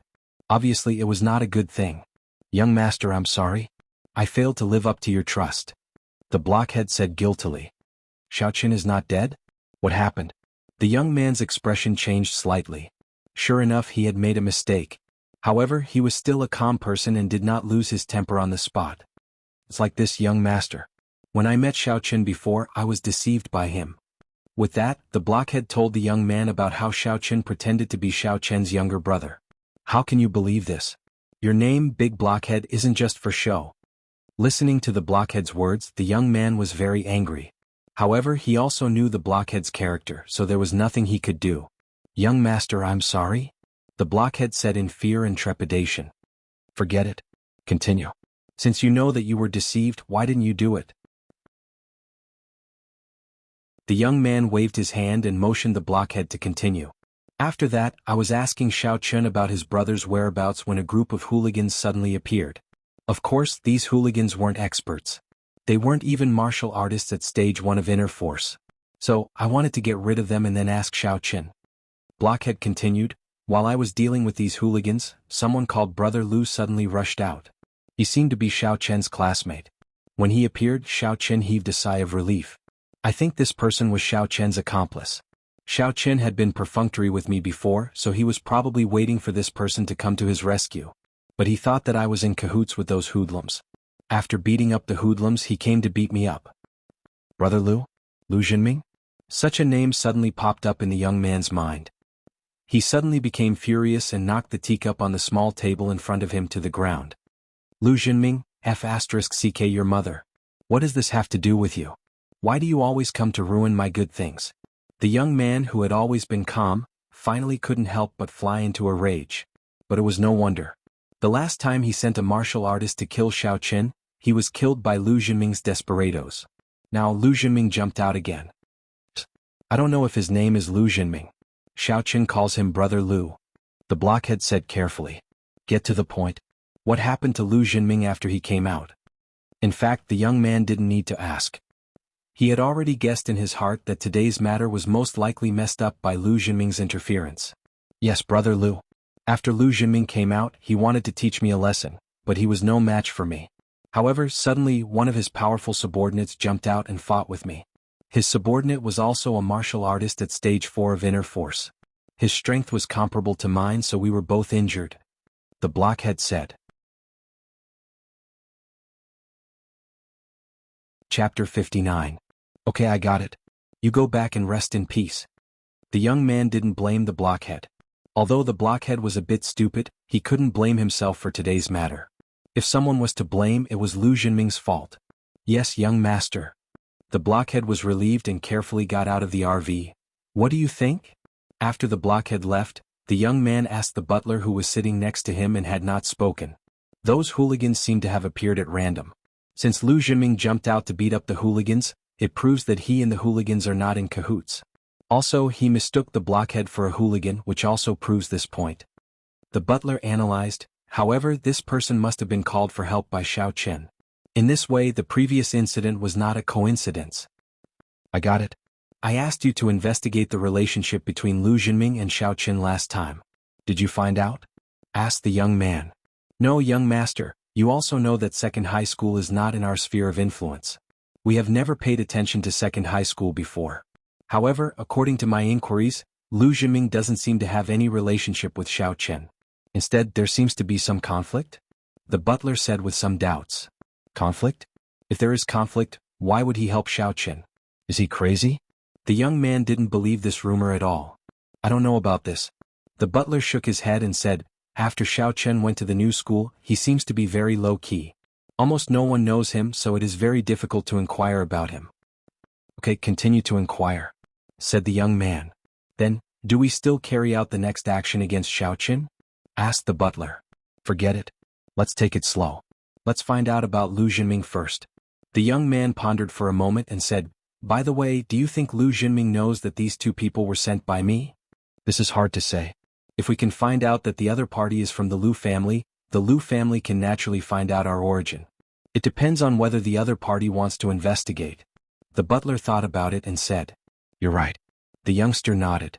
The reason why he dared to attack Xiao Chen was that Xiao Chen had lost the protection of the Xiao family, and Xiao Chen himself did not have the ability to investigate who wanted to kill him. If Xiao Chen died, then he died. If the Xiao family came back to their senses and wanted to investigate, then there would be no evidence. But the Lu family was different. No matter what, Lu Jinming was the young master of the Lu family. Even if the Lu family was the weakest of the 4 great families and 5 small families, they still couldn't be underestimated. It wasn't difficult to follow the clues. In the wee hours of the morning, Xiao Chen quickly climbed out of bed, put on his clothes and rushed to the grocery store near the morning market street. Although he was ambushed last night, Xiao Chen couldn't give up eating for fear of choking. He still had to continue living. Now Xiao Chen was racing against time. As long as he won more time and improved his strength, then the pressure he faced would be easily solved. When Xiao Chen came to the grocery store, Tang Tang had just arrived. Tang Tang was a little surprised that Xiao Chen came so early. Xiao Chen, you're good. You're getting up earlier and earlier? I'm trying to make more money. Xiao Chen was really short of money. Otherwise, he wouldn't have let go of such a small amount of money. Hee, I didn't expect you to be a miser. Come and help. Tang Tang rubbed her hands and pointed to the tricycle in the yard. It was already late autumn and the weather was gradually turning cold. It was still very cold in the early morning. Since there was Xiao Chen, Tang Tang didn't touch the cold tricycle handle. Xiao Chen didn't care. He jumped on the tricycle and said to Tang Tang, "Why don't you get in? By the way, don't you need to tell the auntie?" "No, auntie can't get up so early." Tang Tang jumped on the tricycle and Xiao Chen rode to the morning street. The cold autumn wind in the morning blew on Tang Tang's face and messed up her beautiful hair. Tang Tang smiled and brushed her hair back. Looking at Xiao Chen's back, she suddenly felt very warm. It was really interesting that the abandoned sons of two families would come to sell breakfast together. Thinking about the life of a rich lady before, Tang Tang felt that it was very far away. Her current life made her happier, especially after she met Xiao Chen. She found that she was no longer lonely. Tang Tang knew Jing Xiaoquan's feelings, but she couldn't respond. In the past, Tang Tang had an engagement, so it was impossible for her to have anything with Jing Xiaoquan. Now, Tang Tang had become an abandoned son of her family. Even if the Zheng family had been removed from the ranks of the 4 big and 5 small families, it was impossible for them to marry an abandoned son of the Tang family whose engagement had been broken off by the Yu family. Therefore, although Tang Tang and Jing Xiaoquan were best friends, it was absolutely impossible for them to develop into lovers. But Xiao Chen was different. Xiao Chen and Tang Tang were both children of the 4 big and 5 small families. They were also abandoned sons of their families. The most important thing was that both of them were broken off their engagement. The two could be said to be a super match. Of course, the most important thing was that the two could get along. As soon as this thought came out, Tang Tang was shocked. Why am I thinking about this? Shaking her head, Tang Tang gave up her wild imagination. At this time, Xiao Chen also rode the tricycle to the position of the morning street stall. Xiao Chen was not as sentimental as Tang Tang. He was about to be killed, how could he have the mood to talk about love? Quickly taking down the equipment on the tricycle, Xiao Chen began to knead the dough. Tang Tang also began to get busy. The two started a day of business just like other husband and wife. It might be because of Xiao Chen's good craftsmanship. Many repeat customers who bought the youqiao yesterday and felt that it tasted good came to the youqiao stall to buy it. Those who didn't buy it yesterday also squeezed in today. For a moment, Tang Tang was so busy with weighing and collecting the money that she didn't have time to help Xiao Chen. You are responsible for selling it. Xiao Chen had now become a skilled worker. He was frying the youqiao in the pot and kneading the dough in his hands. He didn't delay either. The most amazing thing was that Xiao Chen seemed to be able to calculate when the youqiao would be out of the pot. The time was just right. This made Tang Tang click her tongue in amazement. This guy was simply born to be a deep-fried dough stick. If this thought was heard by the elder heaven ancestor, it was unknown whether he would vomit blood. The cultivator was such a powerful high-end profession, but it actually made Tang Tang become the material for frying youqiao. Today, Tang Tang had prepared a lot of dough, but at the current speed she was afraid that the supply could not meet the demand. After only an hour, half of the noodles had been sold, and the people in the line behind did not reduce. It was estimated that in more than an hour at most, the rest of the noodles would be sold out. And now it was just 5 o'clock. Tang Tang used to sell until 7 o'clock every day. Sure enough, at a little after 6 o'clock, the noodles in Xiao Chen's hands were all sold out. For the customers who didn't buy the youqiao in the line behind, Tang Tang could only apologize. In many cases, the more something couldn't be bought, the more people would chase after it. It had to be said that sometimes the strategy of starvation sales was very effective, but Xiao Chen and Tang Tang weren't starvation sales, but there was really no more. It's still too conservative. Tang Tang and Xiao Chen packed up together and sighed, if we distribute so many noodles we can also sell them out. Do you want to tire me to death? Tang Tang classmate. Xiao Chen had been doing mechanical exercises for more than 2 hours. Although he was a cultivator, this work was really hard. Every moment he had to concentrate on perceiving the dough in his hands and the youqiao in the oil pan. A little carelessness might not achieve the current effect.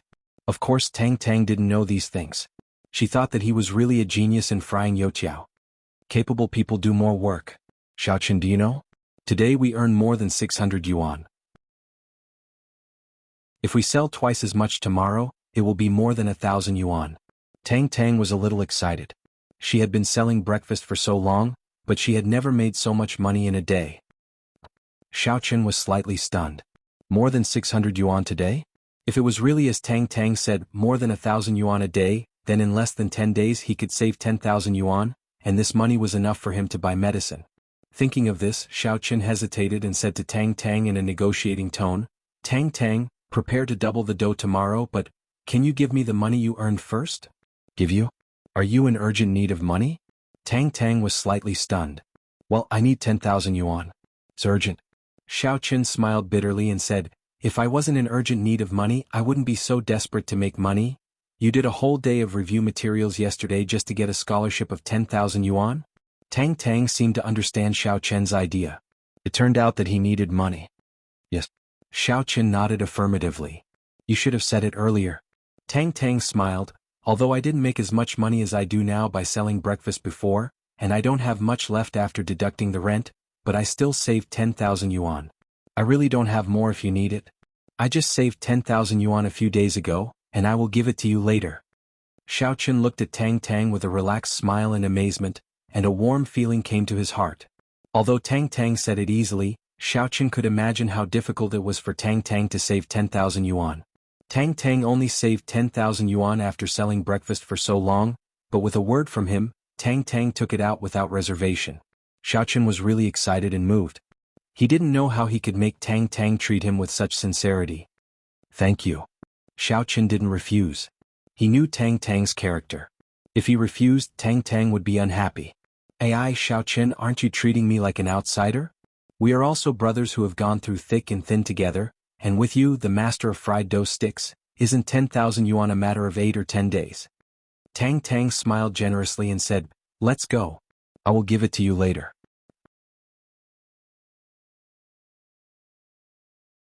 Chapter 60. Xiaochen nodded and let out a sigh of relief inwardly. Now that he had found the second set of body-refining herbs, he was one step closer to improving his strength.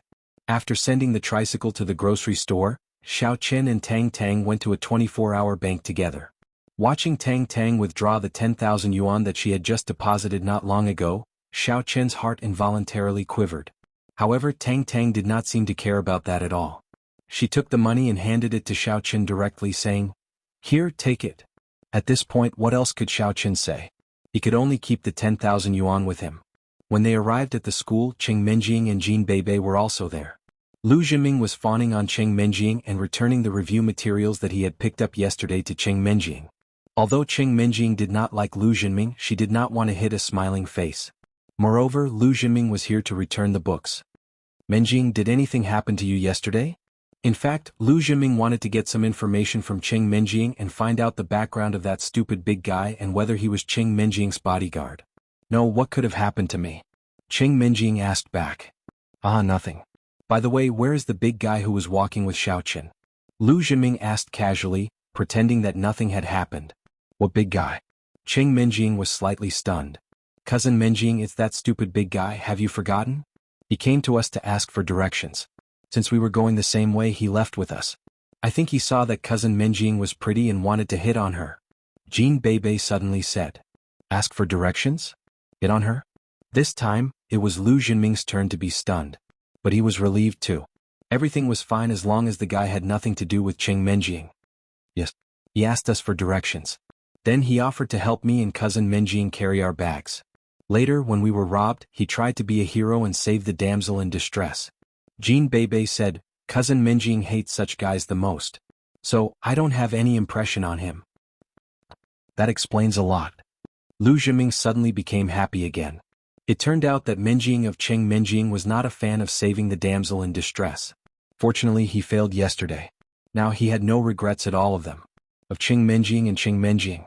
As for the relationship between Cheng Menjing and Xiaochen, Lu Zhiming did not ask at all. In Lu Zhiming's eyes, there was certainly nothing between them. Also, when Xiaochen and Tang Tang walked into the classroom together, Lu Zhiming was even more reassured. It was obvious that Xiaochen was interested in her. The bumpkin from the mountains could only dream about the former campus belle. After asking Slim Monkey to return Xiao Chen's review materials to him, Lu Zhiming did not even bother to talk to Xiao Chen anymore. Yesterday he had been forced to do it. Today he would not be bothered if he did not see it. With the help of the disciples of the Jin family, Jin Beibei's car was sent to the 4S shop. After the car was repaired, it was sent back. It was said that a pipe had fallen off. It was not a big problem. The day passed in an uneventful way. Xiao Chen still read the review materials for the whole day. Although breakfast was a lot of money, it was better to have one more way out. Moreover, Xiao Chen would have to rely on himself to take the college entrance examination in the future. It was impossible for his family to do anything for him. In the evening after school, Cheng Minjing sent a message to Xiao Chen, asking Xiao Chen to go back with her in the car. Although the beetle was small, it was still enough for them to sit together. However, Xiao Chen was going to buy medicine in the evening. Naturally, he turned down the lady's kindness. However, Xiao Chen's concealment made Miss Cheng misunderstand. Hearing that Xiao Chen said that he had something to do after school, she could not help but glance at Tang Tang, somewhat annoyed. Are you blind or something? I'm so lovely and youthful, and you hang out with Tang Tang all the time? You deserve to be beaten to death. After school, Cheng Minjing left with Jin Beibei first. She was quite annoyed, but her anger subsided after she got in the car. Thinking of the danger yesterday, she was a little worried. Beibei, do you think those people last night will come to make trouble tonight? Asked Cheng Minjing. Cousin Minjing, are you worried about brother-in-law Xiao Chen? Asked Jin Beibei with a smile. Why should I worry about him? I'm just worried that his death will damage my reputation. The outside world will think that I'm narrow-minded and can't tolerate others. They will definitely think that I killed Xiao Chen. Explained Cheng Minjing. Oh. Jin Beibei nodded. What do you mean by, oh? Hearing Jin Beibei's answer, Cheng Minjing felt that Jin Beibei was asking for a beating. I just got it, said Jin Beibei. If you got it, why don't you follow Xiao Chen and see what he's doing? Ordered Cheng Minjing helplessly. Okay. Jin Beibei started the car and happened to see Xiao Chen, Tang Tang, and Jing Xiaoquan walking out of the school together. However, to Cheng Minjing's surprise, Xiao Chen parted ways with Tang Tang and Jing Xiaoquan at the gate of the school and didn't go with them. That made the young mistress, who had been a little resentful, feel a little happier. Xiao Chen didn't dare to take any side roads today. He would rather take a detour and take the main street. At least, it would be safer if there were more people on the main street.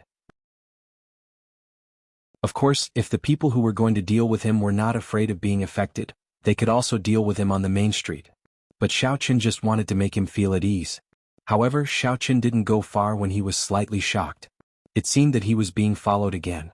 Xiao Chen didn't look back, but his enhanced senses made Xiao Chen feel that he was being followed. Am I so unlucky? Did the blockhead from yesterday come again? After all, the two martial artists died together when he was in danger for the first time, so Xiao Chen was temporarily safe. But yesterday the blockhead didn't die, so it was reasonable for him to come again today. Xiao Chen was so anxious that cold sweat appeared on his forehead. Suddenly, he heard the familiar teasing voice of Elder Heaven Ancestor. Xiao Chen, you seem very nervous. Nonsense. I'm being followed. How can I not be nervous? Don't tell me you didn't notice it, said Xiao Chen with a bitter smile. You don't say. I really didn't notice it. Except for your goddess, I didn't notice anyone else, said the Elder Heaven Ancestor mockingly. Goddess? Xiao Chen was stunned. What goddess? Your fiancée Cheng Minjing. Oh, I'm sorry.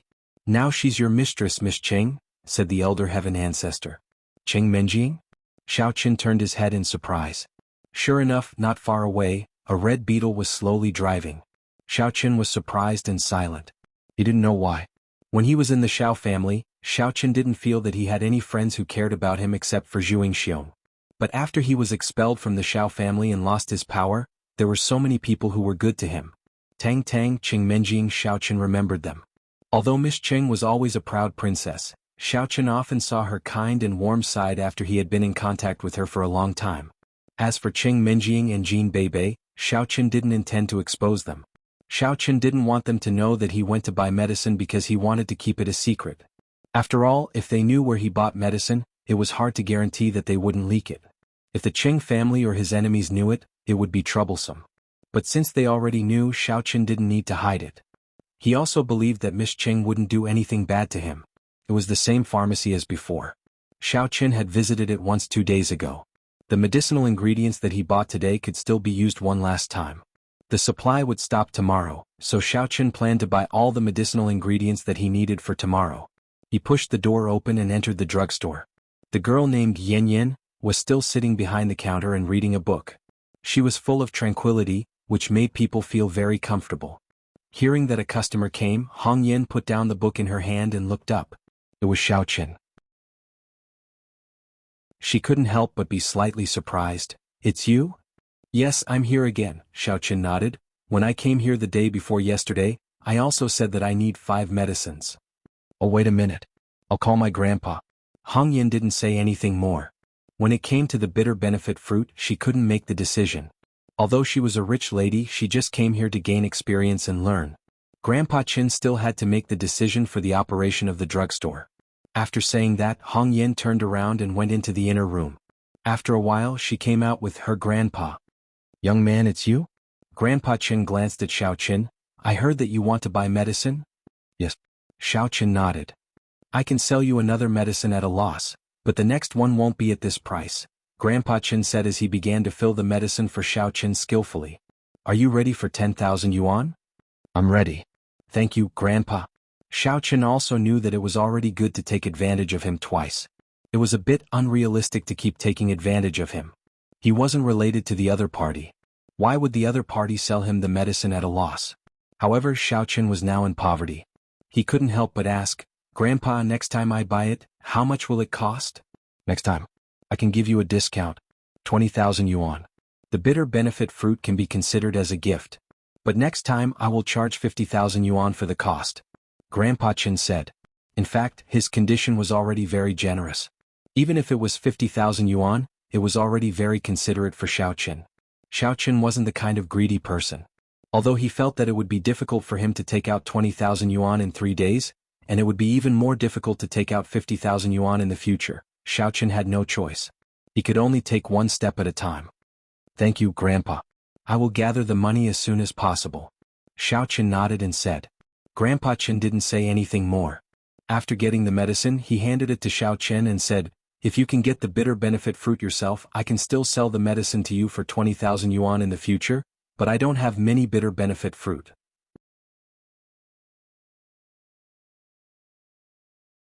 Chapter 61. I see. Xiaochen smiled bitterly. He had many bitter fruits in his house, but they were not his. They belonged to Yi Xiaoya. Xiaochen did not expect to get the bitter fruit from Yi Xiaoya, nor did he intend to steal it. Although Yi Xiaoya had a cold personality, she was a good person. After all, Xiaochen hadn't even returned her the electric cooker he borrowed from her. After paying the money, Xiaochen carefully put away the medicinal materials and left the pharmacy. Grandpa Chen, this man is so strange. Hong Yen said while looking at Xiaochen's back. Yes, I also feel strange. The person who needs the bitter fruit should not be here. Grandpa Chen shook his head and said, forget it, Miss Yen. Remember, we're doing business. As for what others buy and what they do, it is not our business. Yes, Grandpa Chen. Hong Yen nodded quickly. Qing Minjing watched Xiaochen walk out of the pharmacy. She did not know what he bought, but she guessed that it had something to do with the medicinal materials Xiaochen brewed before. It should be something similar. Xiaochen walked in front, while Qing Minjing and Jin Beibei followed him. Before long, Xiaochen heard Elder Heaven Ancestor's voice. Xiaochen, this time, you are really being watched. What? Xiaochen's heart skipped a beat. Was he really targeted? But why didn't he feel it? However, Xiaochen did not think that Elder Heaven Ancestor would lie to him about this. Although his master, Elder Heaven Ancestor, sometimes made some jokes for the sake of his elders, he would never make irresponsible remarks about such important matters. It's normal that you can't feel a warrior at LV7 internal strength. Elder Heaven Ancestor's words made Xiaochen stagger and almost fall to the ground. 7th floor? Yesterday there was a 4th-layer martial artist, and Xiaochen was already unable to deal with him. Today there was a 7th-layer martial artist. How was he going to live? I can't sense any killing intent from this person. He's different from the others. Elder Heaven Ancestor's words continued ringing in Xiaochen's ears. In fact, I saw this person this morning. He even went to your stall to buy youtiao. At first, I thought it was a coincidence. After all, an inner force stage 7 martial artist is also a human and needs to eat. But now it seems that it is not a coincidence. This person seems to be following you. Following me? No killing intent? Then why is he following me? Xiao Chen was slightly stunned and a little puzzled. According to what the Elder Heaven Ancestor said, this person had the opportunity to attack him in the morning. Whether he ran to the grocery store alone in the early morning or packed up the stall with Tang Tang and went back to school, it was inevitable that they would pass through a lot of deserted streets. That was the best time to attack. There was no need to wait until now. How would I know? Do you think that cultivators are so powerful that they can see through other people's thoughts? Elder Heaven Ancestor said grumpily, besides, I can't use my strength at all. Okay. Xiao Chen could only bite the bullet and nodded, continuing to walk in the direction of the villa area. He entered the pharmacy. Elder Heaven Ancestor's next words made Xiao Chen's heart tremble. This person went to the pharmacy? Why did he go to the pharmacy? However, Xiao Chen knew that even if that person went to the pharmacy and asked the Elder Heaven Ancestor, it would be useless. Now that the person had gone far away with the Elder Heaven Ancestor's perception, he may not be able to hear their conversation in the pharmacy. He could only ask Hong Yin or the grandpa tomorrow. The person who entered the pharmacy was actually two people, not one. However, next to the Stage 7 Inner Force martial artist was a man with sunglasses. This guy was only a Stage 1 Inner Force martial artist. His strength was low, so he was automatically ignored by the Elder Heaven Ancestor. This kind of Stage 1 Inner Force martial artist had no combat ability in front of Xiao Chen. Brother Fan, please. The man with sunglasses opened the door for the Stage 7 Inner Force martial artist and made a gesture to invite him in. The Stage 7 Inner Force martial artist called Brother Fan nodded and walked into the pharmacy. This Brother Fan was the Cheng family's Cheng Zhongfan, Cheng Zhongming's second brother, and Cheng Minjing's second uncle. Sirs, what kind of medicine would you like to buy? Hong Yin saw that there were customers, so she put down the book in her hand and asked politely. Little girl, I want to ask you something. Cheng Zhongfan looked at Hong Yin and felt a little strange. He was shocked by this girl's temperament. How could there be such a beautiful and refined girl in a street pharmacy like this? However, Cheng Zhongfan pursued the power of the family head, not beauty. For these things that would harm the body and affect the cultivation, Cheng Zhongfan was still very restrained, and he didn't want to go further with this girl. What is it? Hong Yin nodded and asked. There was a young man who came to buy medicine just now, right? Help me get the same medicine. Cheng Zhongfan said. Hong Yin was slightly startled. She didn't know where Cheng Zhongfan came from. However, on the surface she remained calm and said, Please wait a moment. I'll call my grandfather over. My grandfather was the one who bought the herbs. Okay. Cheng Zhongfan nodded politely. Hong Yin entered the inner room and didn't say much. She just told Grandpa Chen that someone came and wanted to buy the same medicine as Xiao Chen. The inner room of the pharmacy was not far from the outer room. If Cheng Zhongfan's ears and eyes were good, he should be able to hear it. Therefore, Hong Yin wouldn't add her own subjective opinion. Although she also felt that the two people outside didn't come with good intentions, and it seemed that they were going to harm Xiao Chen. Oh, I understand. Grandpa Chen nodded and didn't say much. He walked out of the inner room. Sir, sorry to trouble you. No matter what, Cheng Zhongfan was a Stage 7 Inner Force martial artist. Although his ears and eyes weren't as good as a cultivator, it was impossible for him not to hear what Hong Yan and Grandpa Chen said at such a close distance. Therefore, after listening to Hong Yan's words, he knew that Grandpa Chen already knew his purpose, so he directly said, Sorry to trouble you. Grandpa Chen skillfully grabbed a bag of medicine and placed it in front of Cheng Zhongfan. He said, 100,000 yuan. Cheng Zhongfan was stunned. What is this? Is it a treasure? A broken medicine actually costs 100,000 yuan? Moreover, Cheng Zhongfan and Cheng Zhongming were different. Cheng Zhongming was a businessman, while Cheng Zhongfan liked to study treasures since he was young. He still had a good understanding of the use of some medicine. He reached out and flipped the medicine in front of him a few times. This was obviously a tonic for strengthening the body. It didn't cost 100,000 yuan, 20,000 yuan at most. Old thing, you dare to blackmail us? The man in sunglasses was also shocked. He subconsciously wanted to pull Grandpa Chen's collar. Cheng Zhongfan waved his hand and stopped the man in sunglasses. Then he frowned and asked, Old man, this is a tonic for strengthening the body. Are you sure you sold this medicine just now? Now, what Cheng Zhongfan was troubled about wasn't how much the medicine was worth, but what Xiao Chen bought. From his point of view, it was impossible for Xiao Chen to buy this kind of tonic. Is there something wrong with Xiao Chen? He has become a poor B***starred. Early in the morning he worked so hard to set up a stall to sell breakfast, and then he spent 100,000 yuan to buy a tonic? Yes, Grandpa Qin said indifferently.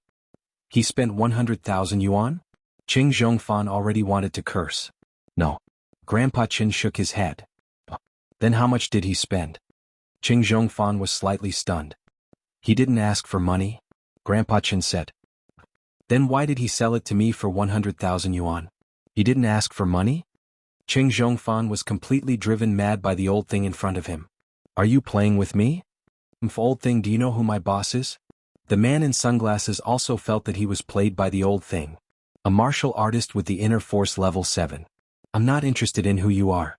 Grandpa Chen's tone was still very indifferent. Qing Zhongfan was stunned again. He looked at the old man in front of him in disbelief. He didn't show his strength at all, but the old man in front of him actually knew his strength level. How is this possible? Even he couldn't accurately judge the strength of the opponent when the opponent didn't show his strength. What did the old man in front of him rely on? However, no matter what, the cold sweat on Qing Zhongfan's forehead began to appear. The old man in front of him wasn't like what he imagined, an ordinary street doctor. Old man, I'm sorry. I offended you just now. Please forgive me. I just want to ask, why did you give that young man a medicine for free? Do you know him? Qing Zhongfan had to ask patiently. He had never heard that Xiao Qin had any powerful backing. If this old man was really a ruthless person, then the Qing family really shouldn't offend Xiao Qin in the future. I don't know him. Grandpa Qin shook his head. Because he doesn't have money. You have money. I pitied him, so I gave him the medicine. I'm happy. Qing Zhongfan was a little speechless. Do you always think that I'm a fool? However, it didn't matter if this old man and Xiao Qin didn't know each other. Qing Zhongfan's heart was at ease. He thought that this old man's temper was really weird, but it was understandable to give Xiao Qin a medicine for free. Xiao Qin had just been kicked out of the family recently. A young master sold breakfast from dawn to dusk. Xiao Qin wasn't a martial artist. He probably came to buy some medicine to nourish his body. As a result, this old man saw that Xiao Qin was pitiful, so he gave him a medicine. Xiao Qin didn't spend money, so naturally he didn't know the value of the medicine. Thinking about it this way, it was still very reasonable. So, Qing Zhongfan didn't want to entangle with this old man anymore. This old man was weird no matter how he looked at it. He planned to go back and inquire about the old man's background first. Old man, then I won't bother you anymore. I'll leave first. Qing Zhongfan thought about it and said, Your medicine. Grandpa Qin pointed to the medicine on the counter and reminded, This medicine, I don't want it. Thank you. Qing Zhongfan bought a tonic medicine, but it was useless. He was already a martial artist with inner force stage 7. His body was very strong. What kind of tonic was needed? I've already bought it. If you don't want it, who should I sell it to? Could it be that you want to renege on your debt? Grandpa Chen's face was slightly cold.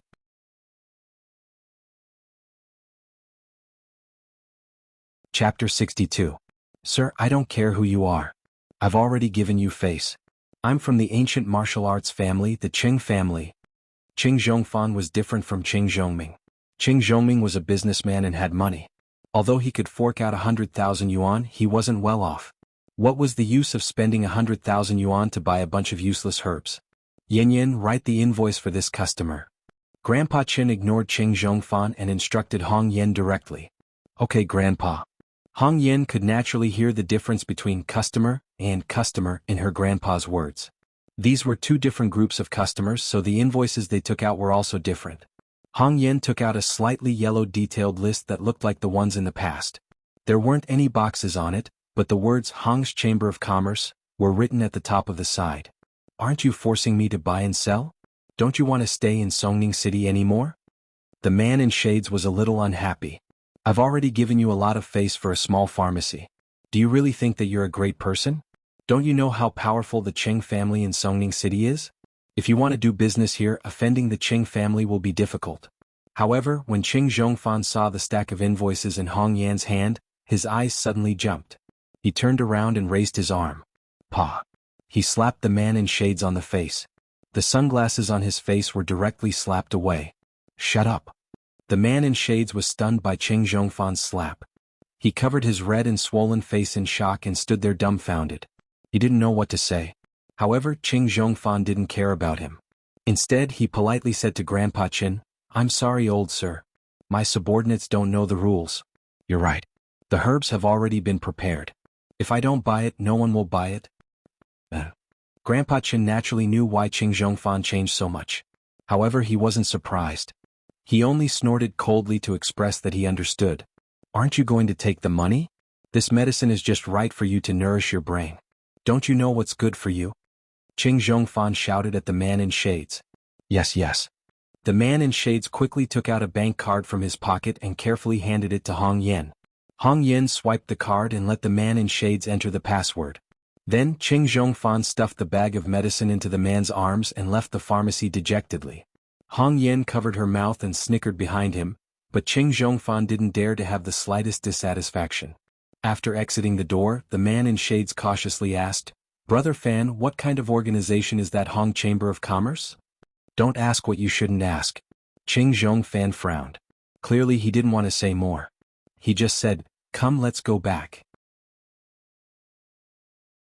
Inside old Master Cheng's practice room in the Qing family's mansion, Qing Tianqiu was sitting upright on a wooden armchair, while Qing Zhongfan came to this room the moment he returned. How's the investigation going? Did Zhongming really make Xiaoqin a servant? He didn't secretly help him, right? Qing Tianqiu saw Qing Zhongfan come in and asked faintly. Qing Tianqiu wasn't stupid. He was old and shrewd. Although Qing Zhongming said that making Xiaoqin a servant was more humiliating and destroying Xiaoqian's self-esteem, Qing Tianqiu was afraid that Qing Zhongming would use this as an excuse to secretly help Xiaoqian.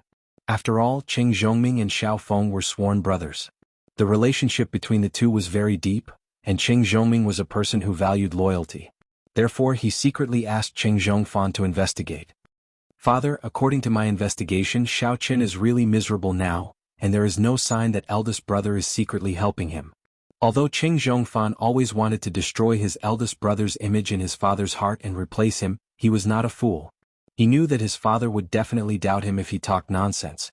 Therefore, no matter what he did, he always talked about the problem from an objective point of view, and also to give his father a fair impression. Is it really miserable? Qing Tianqiu was slightly stunned. He thought that he was thinking too much. No matter what, Qing Zhongming was a member of the Qing family, and he represented the interests of the Qing family. Even if Xiao Feng was his sworn brother, it was just a sworn brother. The missing Zhongqian was his younger brother. Yes, it seems that Minjing doesn't pay Xiaoqin a penny. Xiaoqin is now poor. He has to get up at 3 o'clock every day and go to the morning market to sell breakfast to make a living. This was what Qing Zhongfan saw with his own eyes, and it couldn't be fake. Go to the morning market to sell breakfast? Qing Tianqiu was shocked. A young master of the Xiao family, who used to have nothing to worry about, actually went to the morning market to sell breakfast? Who would believe it?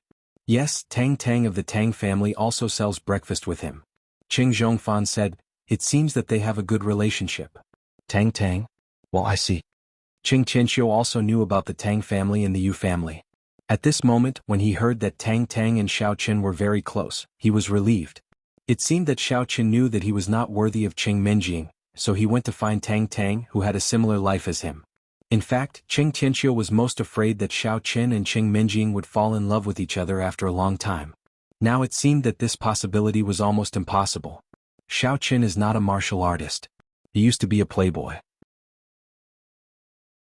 It is estimated that after selling for 2 days, his body couldn't take it anymore.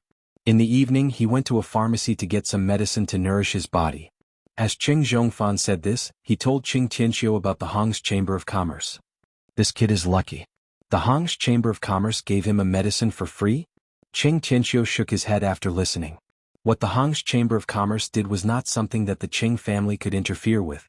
For martial artists, there were 2 mysterious organizations that could not be shaken by a single family. One was the Warriors Guild, which was responsible for releasing information and trial tasks for martial artists. The other was the Hong's Chamber of Commerce, which specialized in selling elixirs and treasures for martial artists.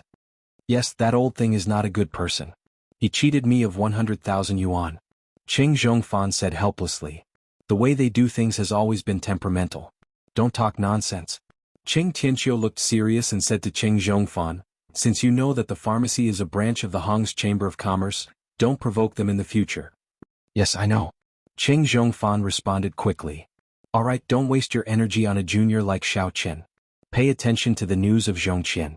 Qing Tianqiu only asked Qing Zhongfan to investigate. Since there was no problem, he would let Xiaoqin fend for himself. Okay, father. I will go to the Warriors Guild every day to inquire about the news, Qing Zhongfan said quickly. As soon as Xiaoqin returned to the villa, Qing Minjing and Jean Beibe's car also stopped at the door of the villa. However, Jean Beibe couldn't stay here today. She still had to go home.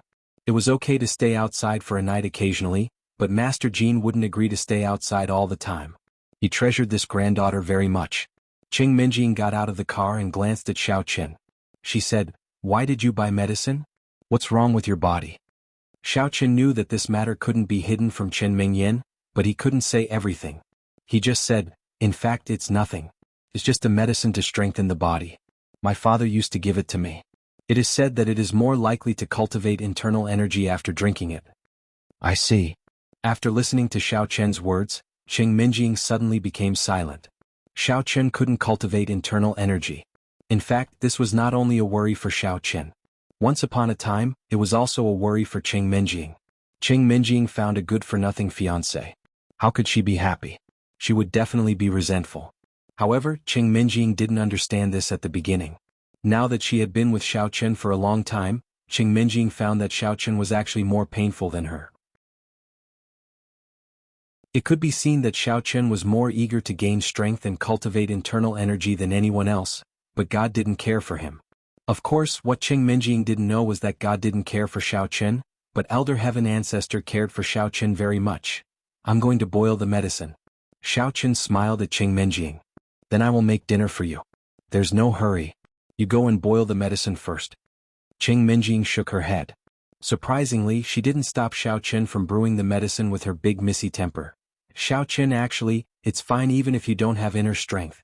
In the past, I've never despised you." Whether she despised him or not, only Qing Minjing knew in her heart. With her current impression of Xiaoqian, she certainly wouldn't despise Xiaoqian. It was just that in the past, to be honest, she really looked down on Xiaoqian. Hee. Xiaoqian smiled. Obviously, he also knew that the mist didn't mean what she said. However, Xiaoqian was also very surprised that Qing Minjing would actually say such words. Were these her true thoughts? Shaking his head, Xiaoqian returned to the room. Even if what the mist said was true, Xiaoqian wouldn't be naive to think that there was any result between him and Qing Minjing now. Some things once happened couldn't go back. After setting the temperature and time for the electric clay pot, Xiaoqian went to the kitchen to prepare some food. The main course was still instant noodles. As for the dishes, they were some of the dishes that were left in the fridge yesterday. Xiaoqian took them out and heated them up in the microwave before placing them on the table. Xiaoqian and Qing Minjing sat on one side of the table and ate. Without Jean Beibe, Qing Minjing suddenly felt a little awkward. In the beginning, she and Xiaoqian also ate like this, but they didn't think so much. Unknowingly, today Qing Minjing felt that she and Xiaoqian were like a newlywed couple, eating together at the dining table at home. If nothing happened to the Xiao family and the Qing family, this scene would still happen in the future, wouldn't it? At that time, she should be Xiaoqian's wife. In the past, Qing Minjing was very averse to this matter. But somehow, when she thought of this today, she felt particularly warm, as if she had a faint expectation.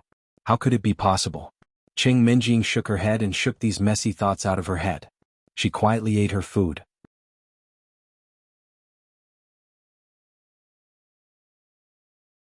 Chapter 63. Xiaoqian didn't think as much as Qing Minjing. Xiaoqian was thinking about the background of the Stage 7 Inner Force martial artist who followed him today. Since this Stage 7 Inner Force martial artist had been following him for a day, it meant that he didn't have any bad intentions towards him. He just wanted to see him. So, this person was sent by the Xiao family, or the Qing family. When Xiaoqian thought of these two possibilities, he calmed down slightly. The Xiao family wanted to see how he was doing, so it was reasonable for them to send someone to see him. As for the Qing family, they naturally wanted to see if he was in dire straits. "I'm done eating. I'll go back to my room to see if the decoction is done. You don't have to worry about it after you finish eating.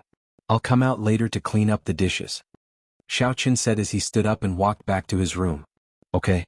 Qing Minjing was a lady, so she ate slowly. Xiaoqian had already wolfed down his food, but she was still chewing slowly. Xiaoqian returned to his room and looked at the electric clay pot. There was still some time before the decoction was done, so he laid on the bed and closed his eyes to rest for a while. Too many things had happened in the past few days and Xiaoqian couldn't digest it all. He had turned from a good-for-nothing young master into a mysterious and awesome cultivator. If he told others about this, perhaps no one would believe him. However, the only thing Xiaoqin had to do now was to keep a low profile. Even if no one believed him, he could not speak carelessly. After a while, the electric clay pot automatically cut off the power. The decoction was done. Xiaoqin poured out the decoction and drank it in one gulp.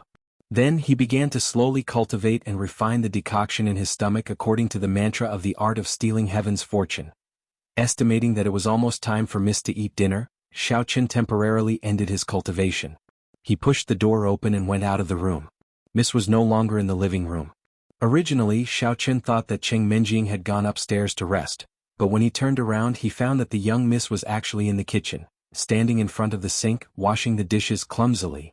When did Cheng Menjing do these things at home? However, she took the initiative to give it a try today.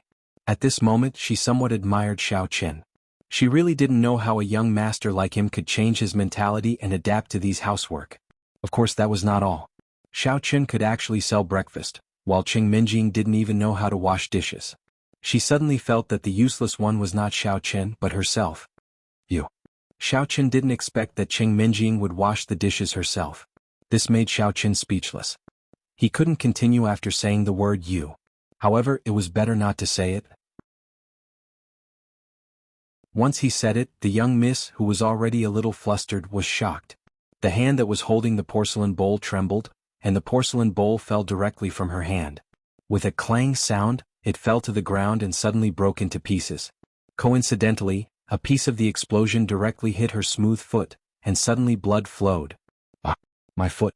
Cheng Menjing screamed. Looking at her bleeding foot, she was a little scared and screamed, "Xiaoqin, are you a ghost? You scared me to death without a sound." "I'm sorry." Xiaoqin suddenly had a headache. He didn't expect that his words would scare the young Mississippi. However, it had already happened. Xiaoqin could only bite the bullet and apologize, although he didn't think that he had done anything wrong. What's the use of apologizing? My foot is already broken. Cheng Menjing wasn't that weak. After all, she was the young Miss of an ancient martial arts family. She had suffered since she was a child. She was just shocked by the blood on her foot. She wasn't afraid of pain, but she was afraid of blood. "Sorry, let me help you get the medicine box." After Xiaoqin finished speaking, he was slightly stunned. He and the young Miss had just moved to the villa for a few days. They didn't prepare the medicine box. Where could I get the medicine box? Thinking of this, Xiaoqin had no choice but to go upstairs to find Yi Xiaoya. He hoped that she had something like a hemostatic medicine. On the second floor of the villa, Xiaoqin had never gone up except for the first time when he helped the young Miss carry her things. He came to the second floor and knocked on the door of Yi Xiaoya's room. "Who is it?" Soon Yi Xiaoya's voice came from the room. It seemed that Yi Xiaoya was at home, but she didn't go downstairs before. "It's me, Xiaoqin," said Xiaoqin. With a ka sound, the door was opened. As soon as the door was opened, a strong smell of medicine came out. However, Xiaoqin was used to boiling medicine in his own room, so it didn't matter. Through the thick steam, Xiaoqin saw Yi Xiaoya in yoga clothes. Her face was flushed and full of sweat. To be honest, it was the first time that Xiaoqin saw such a youthful and lovely Yi Xiaoya. Yi Xiaoya was cold and expressionless before. At this moment, Yi Xiaoya was really like a girl of this age. The yoga clothes were very cool. Except for the important parts that were wrapped, most of the beautiful white skin was exposed. Girls who practiced martial arts were different. Although the skin on the body was very white, it was very tight. There was no trace of fat. It was very healthy and beautiful. "Have you seen enough? What are you doing here?" Yi Xiaoya's cold voice pulled Xiaoqin back to reality from YY. Xiaoqin laughed dryly. He was a little embarrassed. "Oh, do you have a first aid kit or medicine to stop the bleeding?" "No." Yi Xiaoya said faintly, "What's wrong with you?" Cheng Menjing's foot was cut. Xiaoqin said, "If you don't have it, then I will go to the pharmacy." "Thank you." "Wait." Yi Xiaoya said, "In the flower bed downstairs, pluck a random herb from the bottom left corner, chew it and apply it on the wound. It's very effective in stopping bleeding and it won't leave any scars." Xiaoqin didn't expect Yi Xiaoya to plant this kind of herb. He was slightly stunned, but then he nodded and said, "Okay, thank you." Yi Xiaoya didn't say anything and bang, the door closed. Xiaoqin helplessly shrugged and quickly ran downstairs, then directly rushed out of the villa. He came to the front of Yi Xiaoya's flower bed and found the herb that Yi Xiaoya was talking about. This is spirit healing grass. I didn't think that someone would actually plant it here." Elder Heaven Ancestor's voice sounded in Xiao Chen's ear, which scared Xiao Chen. What spirit healing grass? Xiao Chen asked in a strange way. It's nothing, it's a very low-level healing herb in the cultivation world. Elder Heaven Ancestor explained. Why are you still so surprised when your level is extremely low? Xiao Chen was somewhat speechless. Your surprise really scared me out of my wits. It's low level in the cultivation world, but it doesn't mean that it's common in the secular world. It's very difficult for spirit healing grass to grow in the secular world. It's really strange that it can grow here. Elder Heaven Ancestor said. Forget it, it doesn't matter if it's strange or not. Xiao Chen directly reached out and plucked one. When he returned to the villa's kitchen, the young miss was still bleeding. Menjing, chew this herb in your mouth and apply it to the wound. This is Yi Xiaoye's herb. It's said that it's very effective and won't leave a scar. Xiao Chen handed the spirit healing grass to Cheng Menjing and said, Chew? You want me to eat this dirty grass with mud on it? Cheng Menjing was so angry that her eyes widened. Can't you help me mash it? Xiao Chen was about to agree when he heard Elder Heaven Ancestor's voice. Xiao Chen, don't waste your time. It's useless to mash it. The spirit healing grass needs saliva to be effective. Menjing, this herb needs to be chewed. It's only effective with saliva, Xiao Chen explained. Ah. Cheng Menjing was stunned. She didn't know that there was such a saying. How come she had never heard of it? Was Xiao Chen lying to her on purpose? But what would he gain from lying to her? Cheng Menjing couldn't understand. I say, young miss, hurry up and decide your leg. Xiao Chen reminded Cheng Menjing with a bitter smile when he saw that she was in a daze. Then you can chew it and help me apply it. It's not like you don't know that I'm scared of blood. Cheng Menjing found an excuse for herself. Although she felt weird asking Xiao Chen to chew it and apply it on her leg, she couldn't care so much at this time.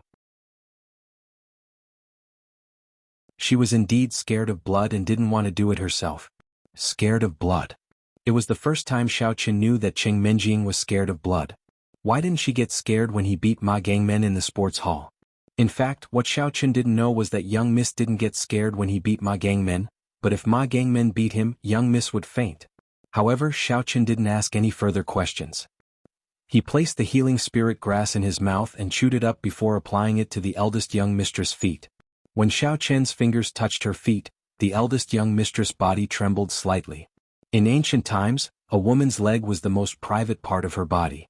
She absolutely couldn't let any man other than her husband touch it.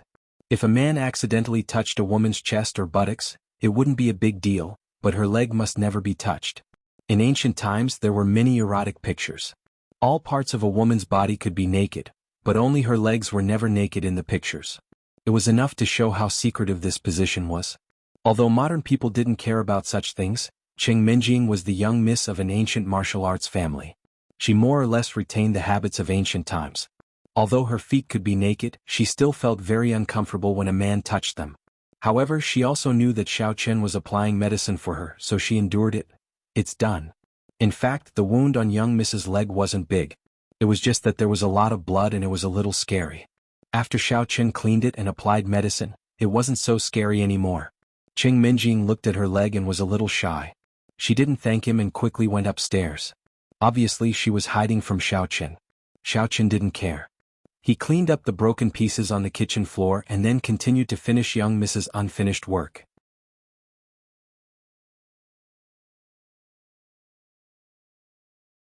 Chapter 64. The next day was Saturday. It was also the first weekend that Xiao Chen and the miss shared a house. However, Xiao Chen got up early in the morning and left the villa. He had to sell breakfast on Saturday. Not only did he have to sell breakfast, but he also had to sell food for the whole day.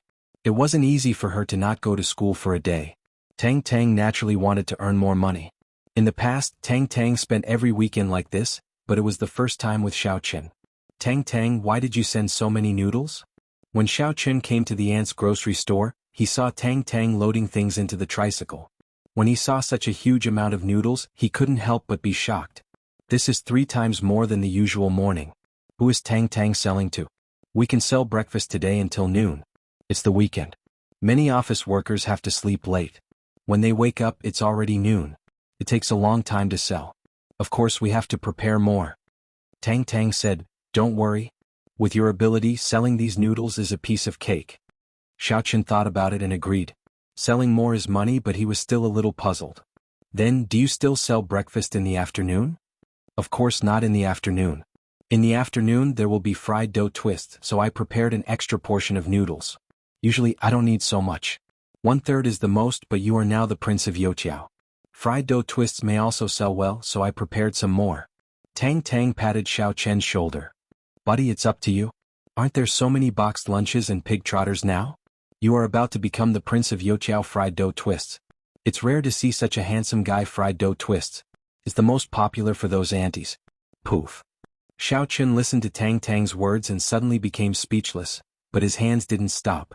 He kept helping Tang Tang to move things into the tricycle. Xiao Chen pedaled in front and Tang Tang sat behind. The breeze blew and blew Tang Tang's bangs. Tang Tang fixed her hair and looked at Xiao Chen's back. There was a sweet feeling in her heart.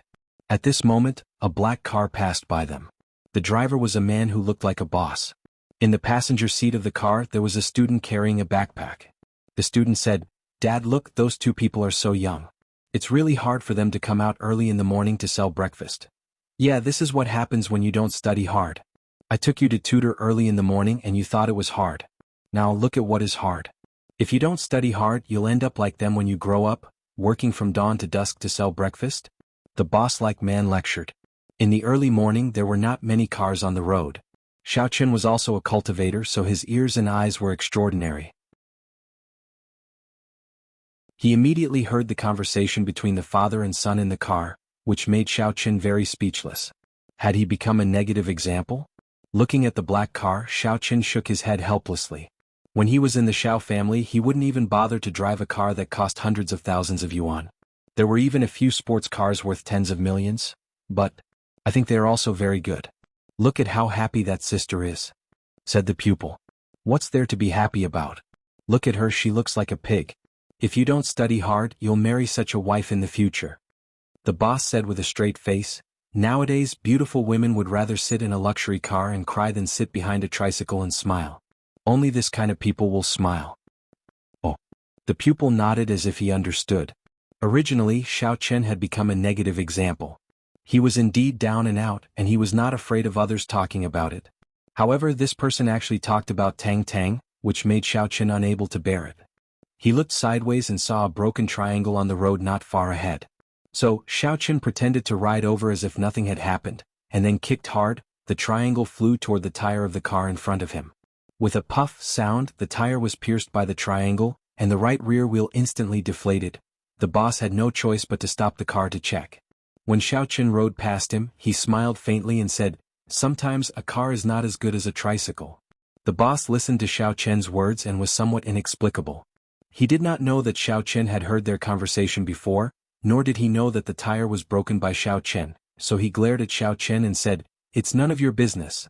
Xiao Chen did not pay attention to him and rode away. "Xiao Chen, what did you say to that person just now?" Tang Tang was a little inexplicable. She thought that Xiao Chen was not the kind of person who liked to take the initiative to provoke and sarcastic people. Was the young master's sense of superiority acting up again? "He scolded you," said Xiao Chen. "Scolded me?" Tang Tang was stunned. "He said to his son that if he didn't study hard in the future, he would ride a tricycle like me and marry a wife like you," said Xiao Chen. "Like me?" Tang Tang was not stupid. She immediately understood what Xiao Chen meant. That person laughed at her appearance and was heard by Xiao Chen. But I think you are very good." Xiao Chen smiled and said, "In fact, what he said is also right. We are a good match." Xiao Chen was afraid that Tang Tang would be unhappy, so he also belittled himself. "Well, Xiao Chen, I am not that fragile." "You are right. We are really a good match, Tang Tang laughed. As the two people talked and laughed, they came to the morning market street. Xiao Chen set up the stall and began a new day. Not long after the breakfast stall opened, it was crowded. In fact, several breakfast stalls nearby were still very envious of Tang Tang. But usually Tang Tang only opened in the morning, and they could open all day, so they did not reject Tang Tang. However, it was different during the weekend. These people were also jealous. However, their skills were not as good as others and there was no reason to cause trouble. These people could only bear it. When Miss Tang got up, it was already 8 o'clock and she was woken up by a phone call. The person who called was her best friend, Jingxian. "Menjing, how is your cohabitation with Xiao Chen?" Jingxian said with a smile. "Jingxian, what are you talking about? How can it be cohabitation? He is my servant, okay? When Cheng Menjing heard that it was her best friend, she immediately became spirited. Isn't that still living together? Shin Jingshan smiled and said, do you have time today? Can I go and see you? In fact, Shin Jingshan was also very helpless. Today the Shin family assigned her a task. Qin Jingkuan from the Qin family came as a guest, so the Shin family asked Shin Jingshan to accompany Qin Jingkuan for a walk outside to get to know each other. In fact, it was no secret that Qin Jingkuan from the Qin family was pursuing Shin Jingshan. And the Shin family was also optimistic about Qin Jingkuan. At such a young age he was already a warrior of the third-fold internal force, and his future was limitless. Therefore the Shin family agreed to the marriage between the two families. Today the marriage between the Shin family and the Qin family was officially confirmed. Therefore, as the person involved, Shin Jingshan, as a member of the Shin family, must follow the wishes of the elders, no matter whether she agreed or not. The Shin family wanted to extend their power to Songning City, and the Qin family was a good choice. Therefore there was this marriage. Although Shin Jingshan knew that she couldn't resist this kind of thing, just like Qing Menjing and Xiao Chen before, she was still very unhappy when things really happened to her. She didn't want to be alone with Qin Jingkuan. Even if they were to be together in the future, she didn't want to be alone now. Therefore she had an idea, which was to visit Qing Menjing with Qin Jingkuan. This was a dignified reason, and Qin Jingkuan would definitely not refuse. Sure enough, when Shin Jingshan made this request, Qin Jingkuan didn't refuse, but agreed readily. In fact, Qin Jingkuan also had his own plans. In his opinion, if he could cultivate feelings with Shin Jingshan, going anywhere was the same. Going to Qing Menjing's house was the same, going to the amusement park and the cinema was the same. He simply followed Shin Jingshuan's wishes, and it would also make him look elegant. Moreover, the most important thing was that Qin Jingkuan and Xiao Chen didn't get along well in the past. He was Shin Jingshuan's pursuer, and so was Xiao Chen. Xiao Chen publicly expressed his love for Shin Jingshan more than once, so Qin Jingkuan hated Xiao Chen to the core. Of course, it was also because of his younger brother, Qin Jinpeng. Qin Jinpeng and Qin Jingkuan didn't get along well either. They were born from the same root, so why would they be so eager to torture each other? But this was the case in many big families. There was only one heir, so brothers often fought with each other.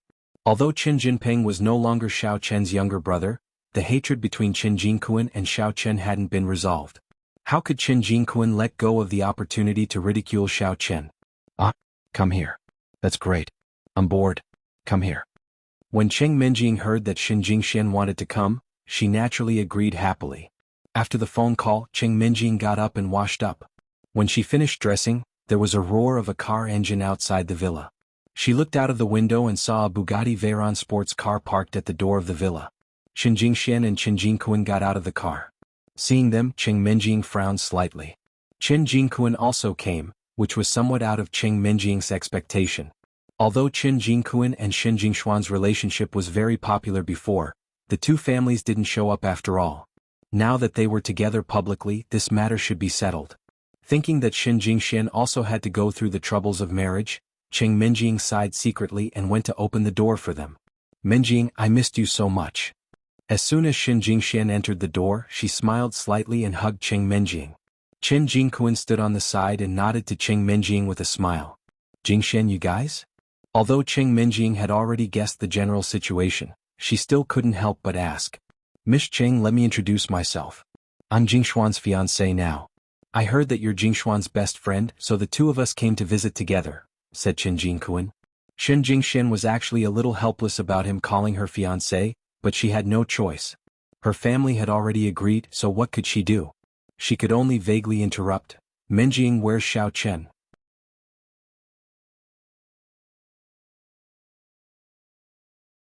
Chapter 65. When Qing Menjing mentioned Xiao Chen, she felt a little helpless in her heart. But on the surface, she naturally couldn't show her concern for Xiao Chen. If it was only Shin Jingshan, it would be fine. But now there was an outsider like Qin Jingkuan. She naturally said with a cold face, it seems that he went to sell breakfast. Sell breakfast? Shin Jingshan was slightly stunned, and Qin Jingkuan was also stunned. Why did Xiao Chen go to sell breakfast? Oh, it's good enough to keep him here. Don't expect me to give him money. If he wants to live, he should earn his own money. Qing Menjing said coldly, but a useless young master like him has no ability, so he can only sell breakfast. Shen Jingxian naturally knew that Cheng Menjing was not such a cold-blooded person. She probably had other reasons for saying this, but now because Chen Jingquan was on the side, she couldn't say it clearly. But she still said, that Xiao Chen is really pitiful. Menjing, although he was not very good before and always made you angry, now he is down and out. We can't just ignore him, right? Shen Jingshuan's character was like this. No one would think that it was inappropriate for her to say such words, especially Chen Jingquan. After listening to Shen Jingshuan's words, he had a plan in his mind. He smiled calmly and said, in this case, I think it's better for us to go to the place where he sells breakfast and visit him. Eating some of his breakfast can be considered as helping him. Chen Jingquan's real purpose was to humiliate Xiao Chen.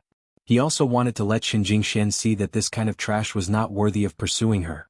Of course, Chen Jingquan didn't think that Shen Jingxian would fall in love with Xiao Chen, but he was a narrow-minded person who liked to be jealous. Shen Jingxian naturally knew what kind of person Chen Jingquan was. They had known each other for a long time. Although they didn't have a clear relationship before, Shen Jingxian still paid close attention to Chen Jingquan, who was likely to have a marriage alliance. So when she was about to refuse, Cheng Menjing said, that's fine. I want to see Xiao Chen's miserable look. Humph humph humph. In fact, she didn't know what was really on her mind. She wanted to know what Xiao Chen's life was like now. She wanted to see how he and Tang Tang sold breakfast every day. Just now, Chen Jingquan was afraid that no one would support him if he humiliated Xiao Chen. Now, seeing Cheng Menjing's attitude, he was immediately relieved. At that time, even if Shen Jingxian was unhappy, he could say that he did it to please her bestie. The three of them went out of the villa together. Chen Jingquan's silver Bugatti Veyron was a two-seater sports car, which could only take 2 people. But Miss Tang didn't have a car, which made Chen Jingquan a little embarrassed. Oh, Jingxian, how about you and Cheng Menjing drive and I take a taxi? When he was in a dilemma, a beetle stopped in front of the villa. It was Jean Beibei's car. Cousin Menjing, aren't you going to buy a car today? Jean Beibei opened the window and shouted to Cheng Menjing, Sister Jingxian, you're here too. Oh, it's Beibei. Shen Jingxian knew Jean Beibei too. She greeted her. Chen Jingquan's face slightly changed. He had heard a thing or two about Jean Beibei and was unwilling to have anything to do with her. He simply greeted her politely, Miss Jean, you're here. Jean Beibei looked at Chen Jingquan and obviously did not want to talk to him. She turned to Cheng Menjing and asked her what was going on. Jingxian, I happen to be in Beibei's car. Why don't you go first? Cheng Menjing said to Jean Beibei. All right. Shen Jingxian nodded and got into Chen Jingquan's car. Cheng Menjing opened the door of the beetle and sat down next to Jean Beibei. The 2 cars started slowly and went to the morning street one after the other. Cousin Menjing, where are you going? Jean Beibei was still confused. She only knew that she was following Chen Jingquan, but she did not know where they were going. Jingxian and Chen Jingquan are going to visit Xiao Chen. As she spoke, Cheng Menjing repeated their conversation to Jean Beibei. Then she reminded her, Beibei, don't call out to Xiao Chen later. If other people know that we are close to Xiao Chen, my family will certainly be unhappy. So, don't worry, Cousin Menjing. I'm not stupid. I can just call my cousin-in-law at home. Rest assured. I won't tell anyone your secret. Jean Beibei patted her chest and said, what secret do I have? What secret do I have? Cheng Menjing was immediately annoyed, but she did not dare to refute her, fearing that Jean Beibei would say something inappropriate again if she did. The 2 cars stopped on the morning market street one after the other. Jean Beibei's beetle was not eye-catching. After all, a car worth about 300,000 yuan was not really a luxury car nowadays. However, Chen Jingquan's Bugatti Veyron was a bit cool and eye-catching.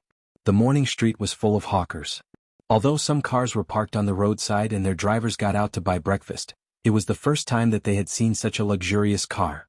When they were guessing what they were going to do, they did not expect that the 4 of them would get out of their cars and walk straight to Xiao Chen's and Tang Tang's breakfast stall. The other hawkers could not help but exclaim, are the deep-fried dough sticks so good? Even a second-generation rich kid driving a sports car came here because of its fame? Of course, Xiao Chen also saw Chen Jingquan and his companions. He frowned, not expecting that the eldest lady, Jean Beibei, and Shen Jingxian would also come here. What are they doing here? Are they here to make fun of me? If it were before, Xiao Chen would definitely think so. However, after knowing the eldest lady's character, he knew that the eldest lady was definitely not a superficial person. Therefore he decided to wait and see. Xiao Chen ignored them and continued to cook deep-fried dough sticks in the pan skillfully. Although Tang Tang also saw Qing Minjing and her companions, she did not know what they were here for.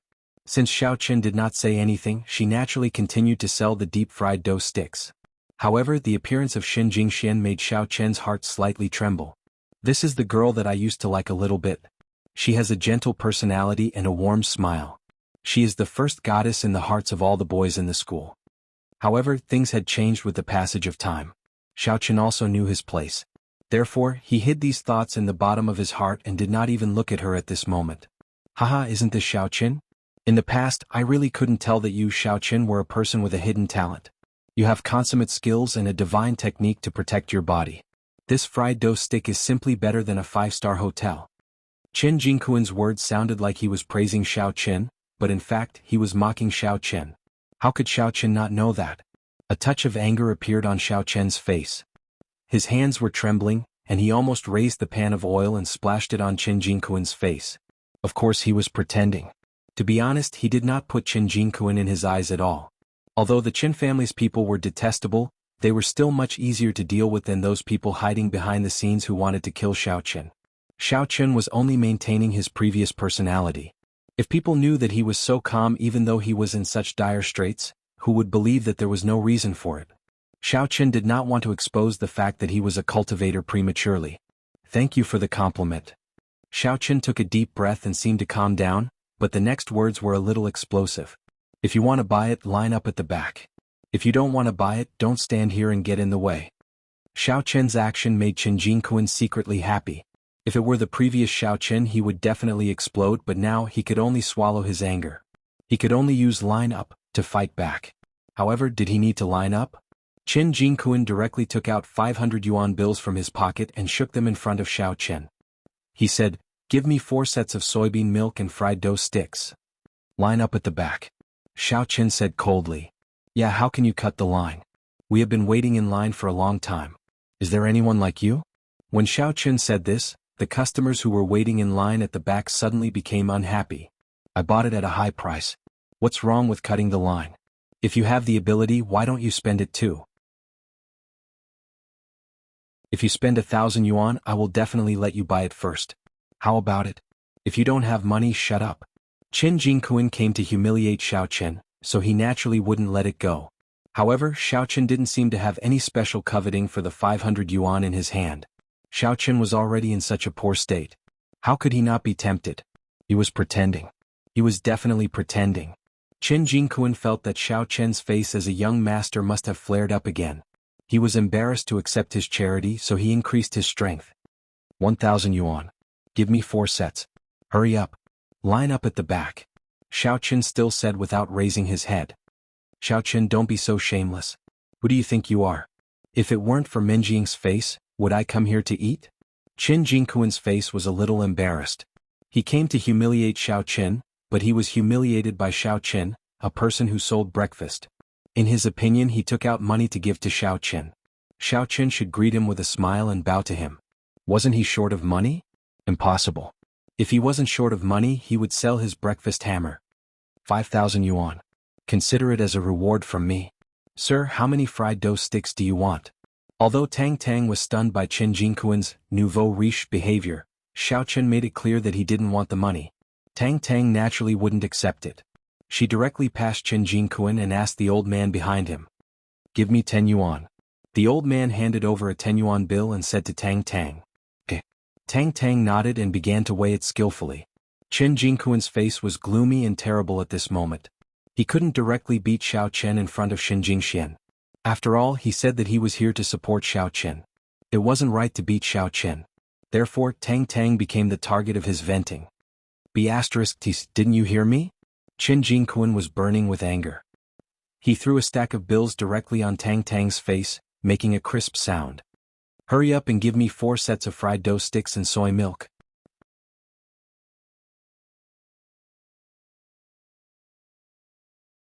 Chapter 66. You.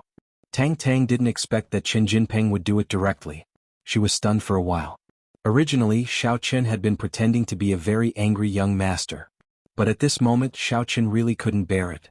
The banknote hitting Tang Tang's face was like hitting Xiao Chen's heart. He didn't care whether he offended the Qin family or not. Anyway, he had offended several families. One more Qin family wouldn't make a difference. Xiao Qin raised the boiling pan of fried dough sticks and was about to put it on Qin Jingquan's head. Tang Tang didn't expect that Xiao Qin would make such a drastic move. She knew Qin Jingquan. She knew that if Xiao Qin really poured the pan of oil on Qin Jingquan's head, even if Qin Jingquan was a warrior at the 3rd level of internal force, he would be scalded. He would definitely be disfigured. So Tang Tang was anxious and quickly hugged Xiao Qin from behind. Xiao Qin, don't be impulsive. Qin Jingquan was also shocked. He didn't expect that Xiao Qin would dare to do this. Originally, he thought that Xiao Qin would always be a teenage mutant ninja turtle. A wise man knows when to retreat. Although he was very angry at this moment, he still took advantage of Tang Tang's buffer to quickly leave the fried dough stick stall. Hoo! Xiao Qin put down the pan of oil and spat out a mouthful of foul air. Although he was impulsive at that moment, he had calmed down at this moment. There were many ways to deal with Qin Jingquan. There was no need to give him a handle in front of others. Xiao Qin, what are you going to do? It's a lot of money and we even earned it. It's no big deal. Tang Tang was the one who was wronged, but it was Tang Tang who persuaded Xiao Qin instead. Not far away, Qing Minjing and Xin Jingxian were also at a loss. They didn't expect that such a thing would happen. Of course, they also understood that Qin Jingquan's approach was indeed a bit too much. Of course, Qing Minjing still felt a little uncomfortable in her heart. What did Xiao Qin mean by this? Was he angry because of a beauty? First it was Lin, then it was Xin Jingxian, and now it was Tang Tang. Was she that bad? Why didn't he get angry for her? In any case, she was his ex-fiancée, right? Jin Beibei, on the other hand, looked at Xiao Qin with interest and seemed to be deep in thought. Xiao Qin, you're really something. I'm here to support you out of goodwill and give you money, but this is your attitude. I don't think you should open your breakfast stall anymore. I'll find a few brothers to come over tomorrow. Let's see if you can still do business then. The brothers that Qin Jingquan mentioned were, of course, a group of rich playboys. These people were not good at other things, but they were good at making trouble. With these people around, how could Xiao Qin do business? Qing Minjing was a little unhappy about Qin Jingquan's attitude, but she couldn't show her support for Xiao Qin in public. At this time, Qin Jingquan turned to Tang Tang again. Fat girl, are you Xiao Qin's girlfriend? He cares about you, doesn't he? Very well, maybe he will care more about you tomorrow. Usually, Qin Jingquan was a relatively steady person.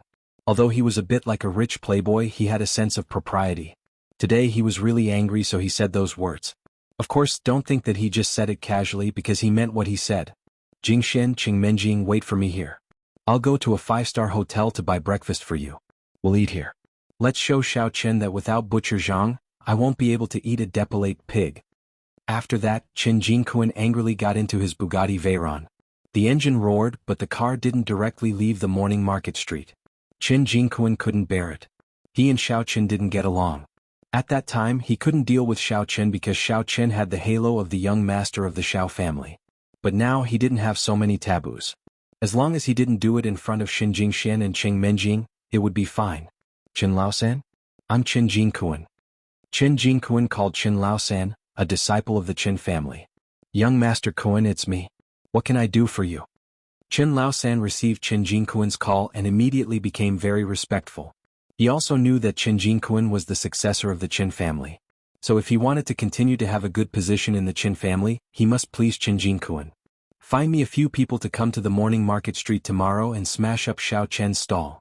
Beat him until he's disabled. Just don't beat him to death. As for the fat girl next to him, find a few underlings and gang rape her. Qin Jingquan ordered coldly. Xiao Qin? Qin Laosan was stunned. He naturally knew Xiao Qin. He also knew the grudge between Qin Jingquan and Xiao Qin. Even the second young master, Qin Jinping, and Xiao Qin had a falling out. He was just puzzled. Why did Xiao Qin go to sell breakfast? Yes, Xiao Qin is selling breakfast on the morning market street. You come and get him for me. Qin Jingquan said, okay, that's it for now. Yes, I understand. Qin Laosan was a disciple of a steward of the Qin family. He ran a security company under him. He was considered to be half black and half white. Qin Jingquan naturally looked for him for this kind of thing. After hanging up the phone, Qin Jingquan started the car and went to a 5-star hotel to buy breakfast. On the other side, Xiao Qin seemed to be frying the fried dough sticks calmly, but a surge of hostility suddenly gushed out from his heart. Xiao Qin clearly heard Qin Jingquan's words in the car. He was a cultivator, so this distance was no problem for him. Xiao Chen didn't feel anything about finding trouble with him. He would deal with it when it came. However, Qin Jingquan's last sentence made Xiao Chen's anger that he had just suppressed burst out again. Make a move on Tang Tang? Find someone to gang rape her? Very well, let's see if anyone will listen to you after you are dead. Now in Xiao Chen's eyes, there was no restriction between the families. If you want to kill my friend, I will kill you first. Tang Tang, you hold on for a while. I'm going to the toilet. Xiao Chen said to her calmly. Okay. Tang Tang didn't think much about it. After all, people eat grains. Who doesn't go to the toilet? In the past, Xiao Chen also went to the toilet. Cheng Minjing saw Xiao Chen leave and gritted her teeth. Xiao Chen looked at the young miss.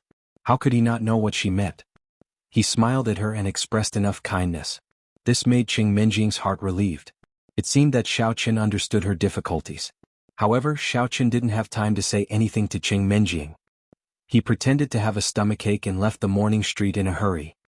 Elder Heaven Ancestor, which direction did he go? Xiao Chen asked secretly. On the left side of the morning street. Elder Heaven Ancestor naturally knew what Xiao Chen was thinking. I say, Xiao Chen, you don't want to fight on the street, do you? The opponent is a stage 3 inner force warrior. Although you have a chance of winning, the chance of winning is not very high. I don't need to fight. Elder Heaven Ancestor, just do me a favor later. Xiao Chen was not stupid. If he fought with Qin Jingquan on the street, wouldn't it be equal to exposing his strength to the public? Right now, Xiao Chen didn't want to expose his strength too early. Xiao Chen walked out of the morning street and walked to the left. Then he found a hidden bench on the side of the road and sat down. Since Qin Jingquan left from this side, he must be coming back from this side. Xiao Chen didn't have to worry about not seeing Qin Jingquan at all. Qin Jingquan was afraid that Xin Jingxian and the others would wait too long, so he came and went in a hurry. He bought 4 servings of soybean milk and fried dough sticks in a high-end hotel and drove back. His car was a sports car.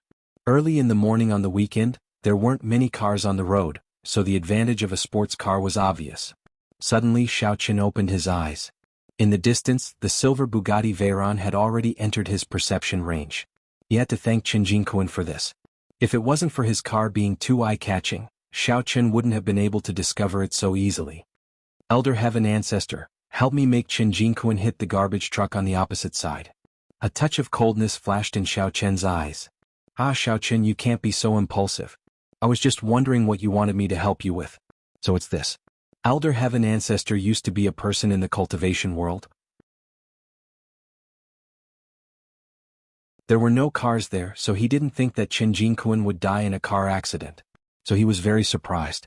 Now he realized that Xiao Chen wanted to kill him secretly. It was easy for Elder Heaven Ancestor to influence a stage 3 inner force martial artist's decision. Qin Jingquan's silver sports car suddenly changed direction and went straight to the back of a garbage truck that was parked on the side of the road. Boom! The car accident happened in an instant. In the blink of an eye, the whole Bugatti Veyron squeezed into the back of the truck, and Qin Jingquan's head was crushed in an instant. For a moment, the roadside was drenched with blood. Next to the truck, the worker who operated the garbage forklift was scared. Looking at the blood and debris on the ground, he didn't know what to do. A stage 3 inner force martial artist was still too weak.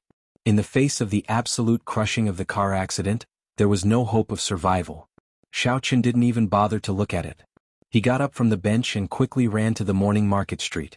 After returning to the breakfast stall, Xiao Chen pretended that nothing had happened.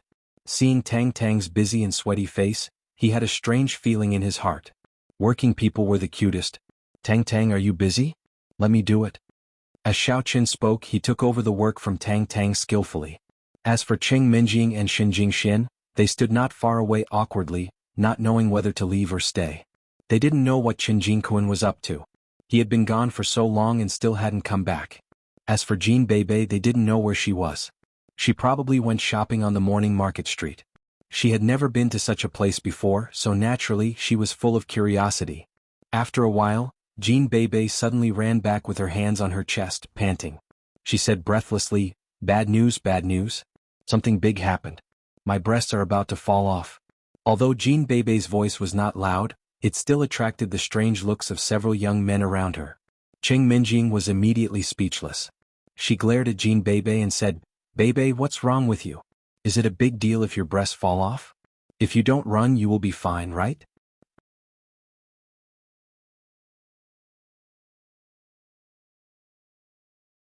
Chapter 67. Xin Jingxian couldn't help but smile. She also felt that Jean Bebe the little clown was quite interesting. Oh, that's not it. What I mean is that something serious happened. I just ran back and almost lost my breath. That's not the important thing.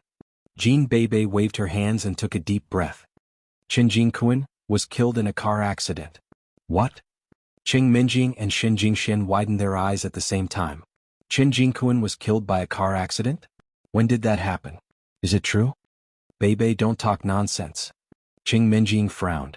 Although she knew that Jean Bebe must have disliked Qin Jingquan, and although Qing Minjing didn't want to admit it, she had to admit that Jean Bebe seemed to have a good impression of Xiao Qin because she had never seen Jean Bebe get along so well with any guy. Therefore, Jean Bebe must have hated Qin Jingquan because of the previous unpleasantness. However, even though she hated him, she couldn't curse him, could she? It must be noted that Qin Jingquan was Xin Jingshuan's fiancé after all. I'm not talking nonsense. When I went to the street of the morning market to see if there was anything good, I heard a loud boom. A silver sports car got into the bottom of a garbage truck.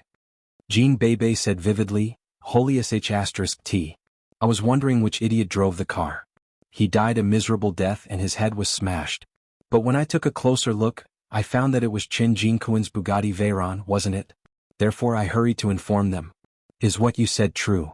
Although Xin Jingxian didn't like Qin Jingquan, she couldn't do anything about it. Qin Jingquan was already her fiancé. Therefore, Qin Jingquan's death was also a big deal for the Xin family. Under such circumstances, Xin Jingxian had to take it seriously. How could I be joking? As Jean Bebe spoke, she turned around and looked at Xiao Qin. Cousin-in-law, the public toilet is on the other side of the street. You went to the toilet just now, didn't you? You should have seen it too, right? Jean Bebe's words made Xiao Qin's heart skip a beat. Just now, Jean Bebe said that she ran back as soon as she saw the car accident, which made Xiao Qin feel that something was wrong. He was also on the other side of the street and he was on a bench some distance away from the street. He also came back after the car accident, but Jean Bebe came back a few minutes later than him and she ran back breathlessly. Judging from the time, something was not right. However, Jean Bebe might have been dumbfounded at that time. It was also possible that she recognized that it was Qin Jingquan's car after watching for a while. Therefore she was a bit slower. Besides, there were so many onlookers so it was impossible for Xiao Qin to notice whether Jean Bebe was in the car or not. However, Jean Bebe's sudden question made Xiao Qin feel that Jean Bebe was hinting at something. I came back directly. Qin Jingquan is dead. That's good news. Xiao Qin was very happy about Qin Jingquan's death. Jean Bebe did not ask Xiao Qin anything else. Instead, she turned around and asked Qing Menjing, what bad luck. Cousin Menjing, what should we do now? Menjing, I'm so sorry. I came to see you today but I didn't expect such a thing to happen. I'll come to see you in a few days. I have to deal with the things here with my family, Xin Jingxian said solemnly. Okay. Go ahead. Don't worry about me. I'll be fine. Qing Menjing also knew how serious this matter was. Qin Jingquan was a junior that the Qin family paid special attention to. At such a young age, he was already a level 3 inner force warrior, which had reached the standard to be apprenticed to the warrior guild.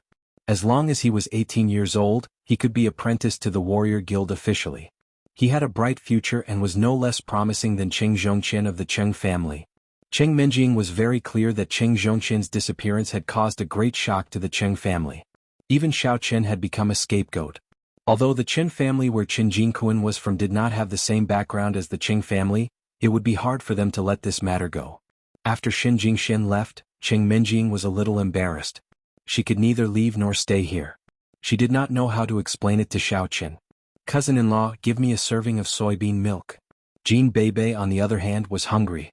She directly ran to Xiao Qin's Youqiao stall and said, now that Xin Jingxian was gone and Qin Jingquan was dead, there was no need for her to pretend anymore. A serving of soybean milk? Xiao Qin was dazed for a moment. That sounded a little ambiguous. However, he knew Jean Bebe's personality very well. He nodded and picked up a bowl, preparing to fill it with soybean milk. Then he said, do you want the Youqiao? No, I'm not hungry. I've already eaten too early. Cousin Menjing, do you want it? Jean Bebe said. Okay. Xiao Qin smiled. He picked up a plate and filled it with 2 Youqiao and 2 bowls of soybean milk. He gave them to Jean Bebe and said, give them to Miss Tang. There are tables nearby. You can take a seat and eat. There was a row of free tables and chairs behind the morning market, which were provided by the market. Every stall only needed to pay the usage fee and the management fee every month. Although she had to pay, she did not have to worry that the regular market would be cleaned up. She could run her business here without worry. Therefore Tang Tang was quite willing to pay the fee. Cousin-in-law, I didn't bring any money with me. Considering our relationship, you won't take my money, will you? Jean Bebe picked up the plate and left happily. You've already broken off the engagement, but you still call me cousin so intimately. It's obvious that you are just freeloading. Hearing that Jean Bebe did not pay, Tang Tang mumbled angrily. Of course, there was no telling whether she was angry because Jean Bebe did not pay or because Jean Bebe was angry. I'd love to. Although Tang Tang's voice was low, Jean Bebe still heard it. Besides, my cousin has broken off the engagement, but I haven't. Have you ever heard that my sister-in-law is Bebe?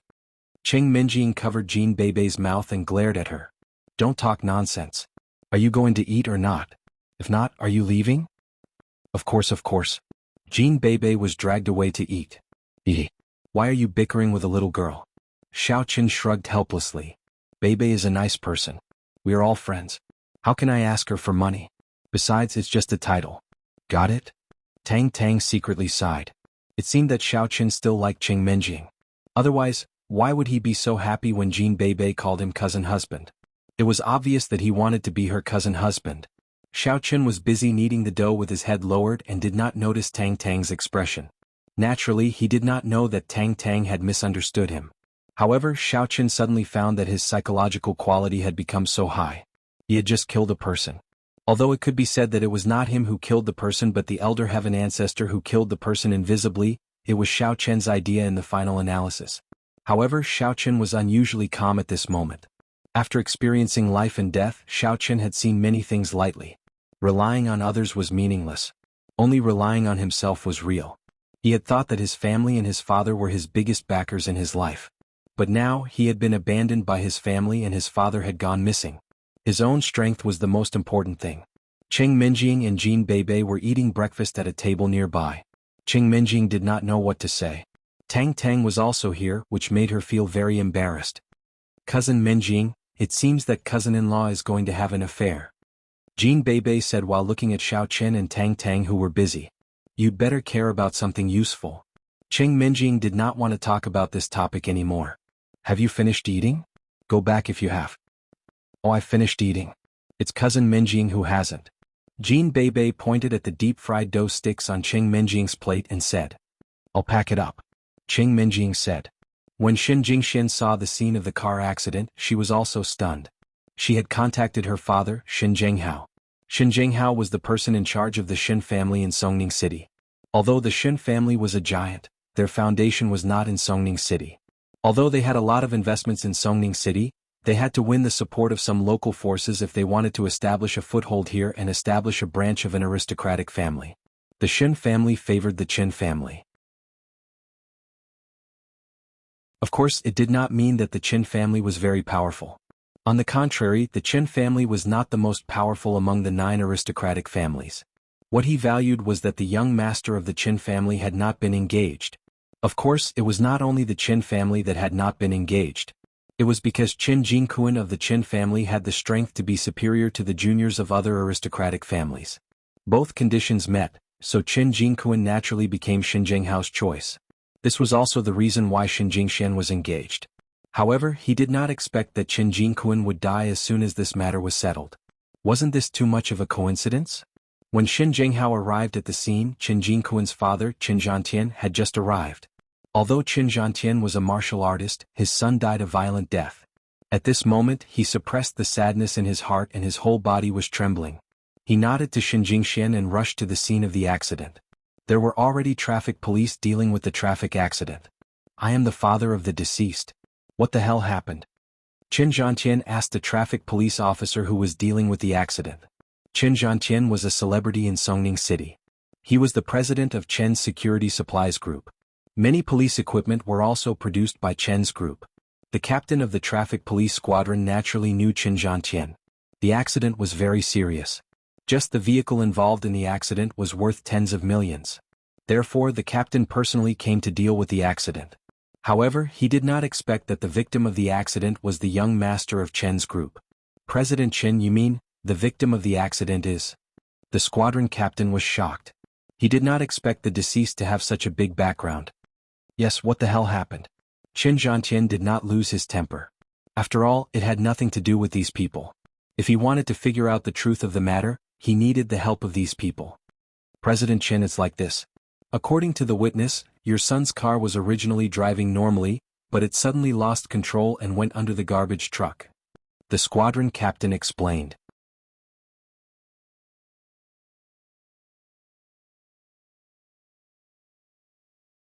Chapter 68. Normal driving? Qin Zhantian couldn't help but frown. Not to mention normal driving, even if it wasn't normal with Qin Jinkuan's strength, it wasn't difficult for him to judge in an instant. No matter how bad it was impossible for him to hide under the truck, right? At this time, Xin Jinghao asked Xin Jingxian about what happened and walked over. When he heard the words of the squadron leader, he couldn't help but ask, is it an accident or is there something else? Xin Jinghao's question was also what Qin Zhantian wanted to ask. Although the Qin family was strong, it wasn't that they didn't have enemies. All the aristocratic families were competing with each other.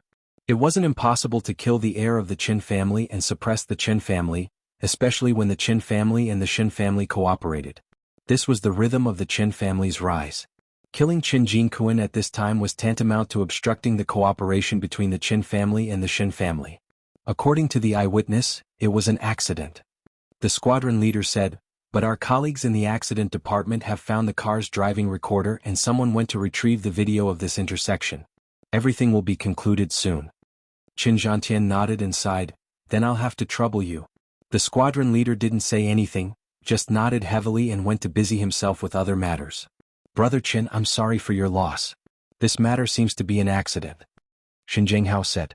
I also hope it was an accident. Qin Zhantian nodded and said, originally you and I could still marry each other. Who would have thought that such a thing would happen? Jinkuan, this child, how could he be so reckless? Qin Zhantian's voice was trembling, but he was able to restrain his grief. This was because this matter was estimated to have reached other families, and he didn't want them to laugh at him. Brother Qin, don't worry. Even if our two families didn't marry each other, this friendship is already formed. In the future we can help each other. In fact, Xin Jinghao didn't want such a thing to happen. Xin Jingxian just married Qin Jinkuan, and then Qin Jinkuan died. He was also very depressed. It wasn't that Xin Jingxian couldn't get married. In fact, if he spread the news, other aristocratic families would still line up to marry Xin Jingxian. However, this also involved the issue of face. Xin Jinghao was also from a wealthy family. His fiancée just died and it wasn't the right thing to do. At that time, it would be impossible for him to cooperate with the Qin family. This was not a situation that Xin Jinghao wanted to see. He didn't like people who were two-faced. Since they had cooperated, they should continue to cooperate. Although there was no marriage alliance and this cooperation was not very reliable, at least he couldn't choose another family for the time being. Future matters could be discussed in the future. Hey, elder brother Xin has this kind of heart, our Qin family is very grateful. Elder brother Xin, here is a mess, why don't you take Jingxian back first? She has also suffered quite a shock. It's useless for you to stay here, Qin Jinkuan said. Alright, then we'll head back first. Xin Jinghao nodded. At this time he also knew that he couldn't help much here. This was a sad time for the Qin family. They also needed to discuss the next countermeasures. Qin Jinkuan had always been regarded as the successor of the third generation of the Qin family. The Qin family's cultivation resources were all inclined towards him. But now this person suddenly died, disrupting the Qin family's deployment. Now the Qin family had to reconsider. The scene of the car accident was quickly dealt with. At this moment, Qin Zhantian had also returned to the Qin family. In the Qin family's meeting hall, the old man of the Qin family, Qin Wuxian, had an ugly expression on his face. At this moment, this old man who was originally full of vigor suddenly aged a lot. His hands were trembling slightly. He couldn't accept the truth in front of him. The grandson he valued so much had died? Just like that? At this moment, the happiest person in the entire Qin family was Qin Jinpeng. Even Qin Huanling, Qin Jinpeng's father, didn't want Qin Jinkuan to die. The continuous development of a family needed a capable person to be at the helm. Qin Huanling knew very well what kind of person his son was. His son was a playboy. His strength was not as good as Qin Jinkuan's, and his temperament was not as good as Qin Jinkuan's. What kind of future did he have? Jianghu, what the hell happened? Did the traffic police come to a conclusion? Qin Wuxian asked painfully. Father, they have come to a conclusion. It was an accident. Whether it was the surveillance cameras on the streets or the driving recorder on Jianghu's car, it can be confirmed that it was an accident. No one framed Jianghu. Although Qin Jianghu didn't want to believe it, he still told the truth. What an eventful time. I originally thought that the marriage between the Qin family and the Xin family would bring us a step further, but such a thing happened. Qin Wuxian was surprised to hear this. He knew that he couldn't blame anyone for this and could only accept it. Father, I think that the Qin family must come up with a plan. Jianghu is gone. Although this is very sad, I think that we can't give up on the cooperation with the Xin family. Qin Wuxian said. Oh, how can we cooperate? Qin Wuxian was slightly surprised. Jianghu is gone, but there is still Jinpeng. In the future, the Qin family can only use Jinpeng as the only person to cultivate. I think we can transfer this marriage to Jinpeng. Qin Jianghu suggested. Oh. After Qin Wuxian heard this, he looked at Qin Jianghu with approval. As the leader of the second generation of the Qin family, Qin Jianghu already had the consciousness of putting the family first. Jinpeng and Jianghu were fighting openly and secretly. Of course, Qin Jinpeng's matters were not on the table. The Qin family also didn't think that Qin Jinpeng could have any future prospects. Even Qin Huanling didn't think that his son could make any waves. He only hoped that his son could become a rich man under the protection of the Qin family. Qin Jinpeng was shocked. Yes, Qin Jianghu was dead. Now the only direct descendant of the Qin family was him. If not him, who else should they cultivate? Especially the marriage with Xin Jingxian. Qin Jinpeng almost laughed out loud. He was also secretly in love with Xin Jingxian. However, he felt that there was no hope and could only dream about it. He didn't expect that it would become a reality. Jinpeng, this child, doesn't have any ability. Qin Huanling was a little worried. He knew his son better than anyone else. Second brother, we watched Jinpeng grow up. Although he is a bit naughty, who else should the Qin family cultivate if not him? Are we going to cultivate those collateral relatives? Qin Jianghu interrupted Qin Huanling and said. Huanling, Jianghu is right. No matter what, Jinpeng is the only direct descendant of the Qin family. If we don't cultivate him, who else should we cultivate? This matter is settled. From now on, Qin Jinpeng will be the third-generation heir of the Qin family. Qin Wuxian said decisively. Jianghu, call Xin Jianghu later and tell him about the marriage. No matter how good our discussion is, if he doesn't agree, there is nothing we can do. In fact, Grandpa Qin also knew that Xin Jianghu liked Qin Jianghu because of his level 3 internal force. Qin Jinpeng was different, but he could only give it a try. At this moment, Xin Jingxian was sitting quietly in Xin Jianghu's car, not saying a word. Luckily, Jingxian, you two haven't officially gotten engaged yet. Otherwise, it would be bad to have a bad reputation. Xin Jianghu said with fear. If that was really the case, it wouldn't be easy for Xin Jingxian to marry a good family. After all, these big families still cared about their reputation. Dad, now that Qin Jianghu is dead, does that mean the engagement is cancelled? In fact, Xin Jingxian didn't like Qin Jianghu at all. Now that Qin Jianghu was dead, she felt nothing but sympathy. Jingxian, you know that as a girl of the Xin family, you can't decide your own marriage unless you really like a powerful young master from a big family. Only then will the Xin family support you. Xin Jianghu said, although marriage is a very vulgar method, our Xin family has been developing to this day. We have survived several disasters. What did we rely on? Isn't it because of external help? Where does this external help come from? It's from our in-laws. I know, but after this, can you give me some time to calm down? At least, before I finish my studies, I won't get married anymore, okay? In front of outsiders, Xin Jingxian looked very glamorous, but in fact, she couldn't help but feel sad. Jingxian, you also know that the selection for the third generation of the Xin family has already begun. Your brother is also one of the candidates in the family's training system. However, whether he can stand out or not, in addition to his own strength, it also depends on his influence. You are his sister. If you marry into the Qin family, then the Qin family will be our supporter. Xin Jianghu said, Jingxian, you also know that once the next family head is determined, the other candidates will be sent out to other places. They can't return to the Xin family if there's nothing important. This feeling of being away from home is not a good feeling. You don't want your brother to be separated from us, right? Xin Jingxian hesitated. In the Xin family, the person she cared about the most was her brother. Her brother had always been her pride. At such a young age, he had already reached the 4th stage of internal strength. However, the Xin family was a big family. Xin Jingshuan's brother was not the only one who had reached the 4th stage of internal strength. If he wanted to stand out and become the heir of the family, he would need external help. Sometimes, the strength of the external help would directly determine the position of the person. In fact, this was understandable. The family head had a wide network and knew some powerful people. When the family encountered trouble, the family head could use his personal connections to invite some powerful people to solve the problem. While the father and daughter were talking, Qin Zhantian's phone call reached Qin Jianghu.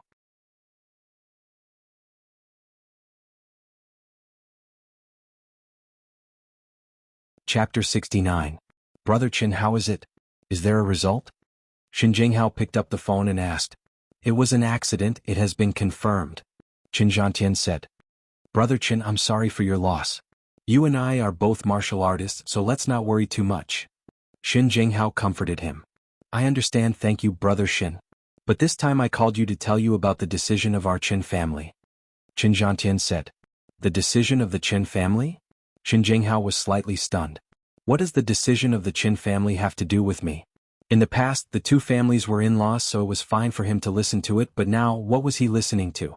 Qin Jinping has been designated as the 3rd-generation heir of the Qin family by my father. All the resources of the Qin family will be given to him. In this way, I think there is no need to cancel the marriage between our two families. The brother is gone, and the fiancé of the brother is married to the younger brother. This is a common thing in our ancient martial arts families. Qin Zhantian first explained this matter reasonably and then said, Brother Qin, what do you think? This. Qin Jianghu didn't expect the Qin family to make a decision so quickly. This made him a little embarrassed. He understood what Qin Zhantian said.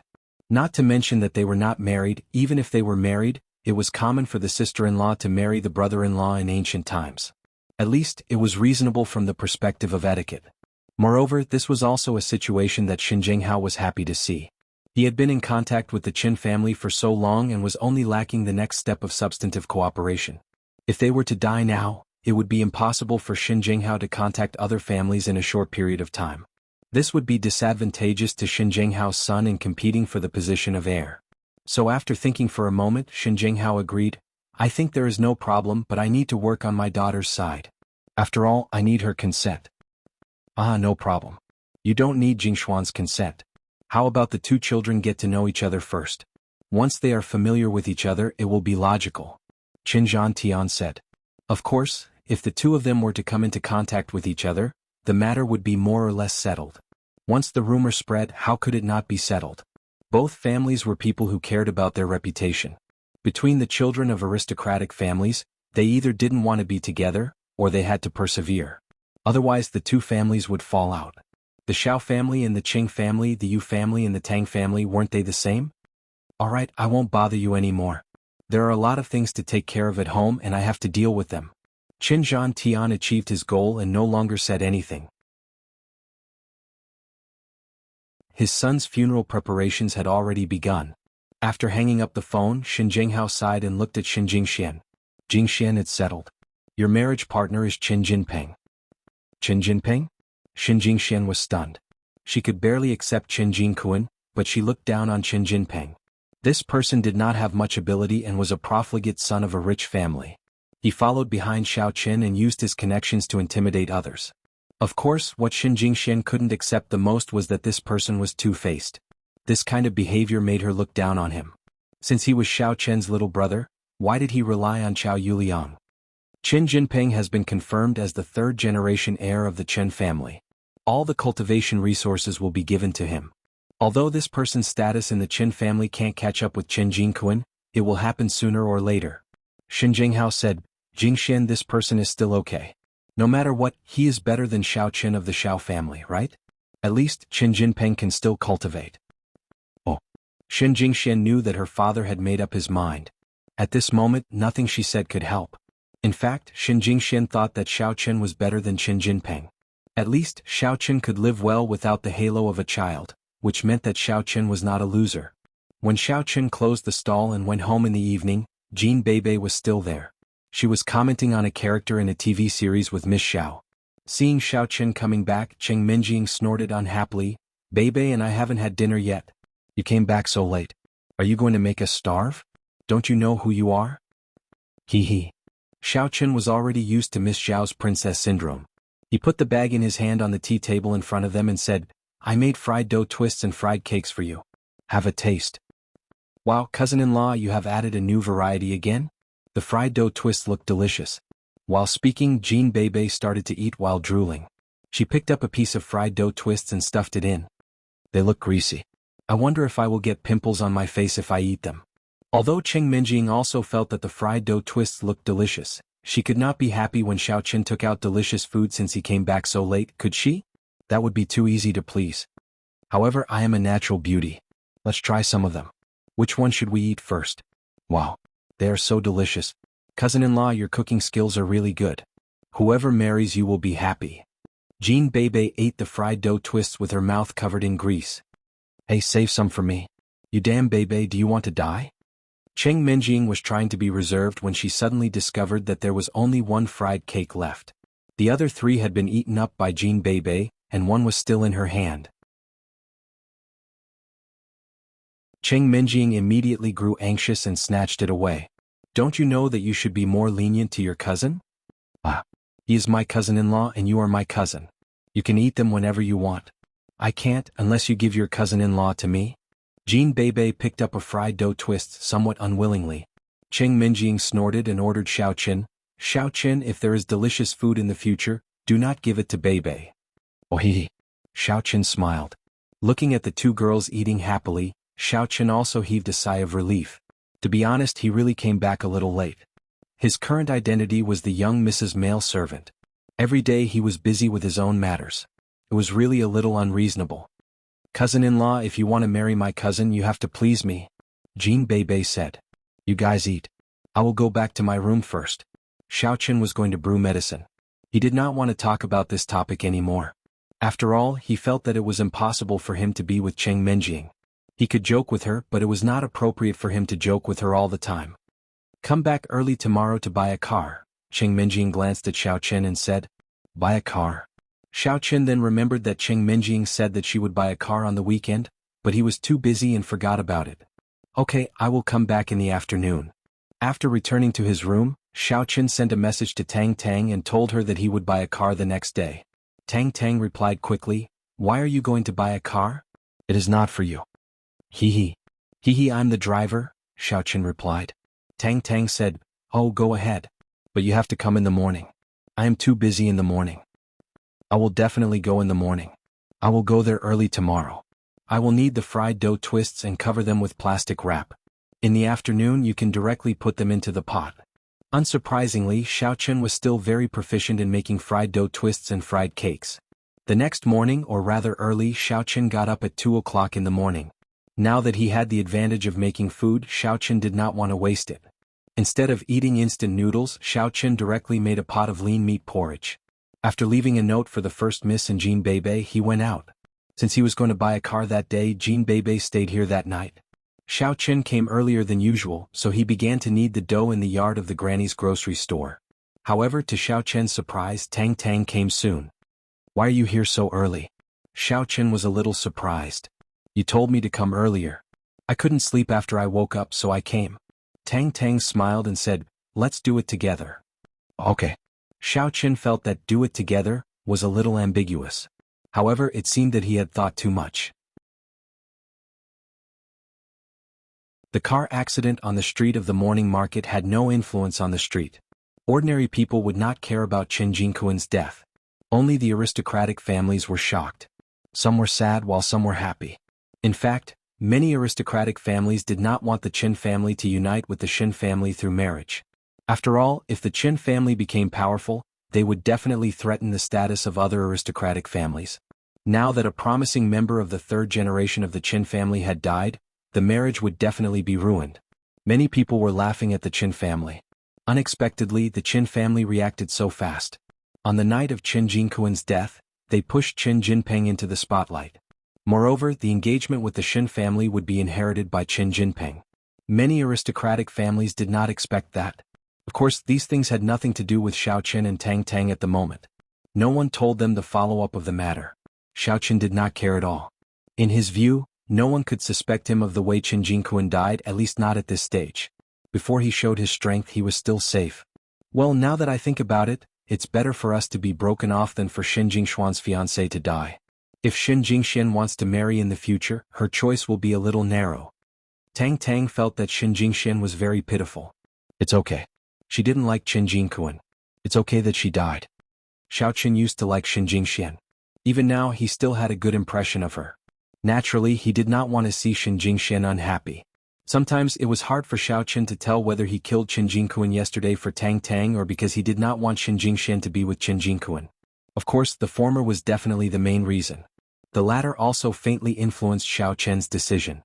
Hey, it sounds like you are interested in Xin Jingxian. Tang Tang was actually very sensitive. From Xiao Qian's tone she heard something unusual.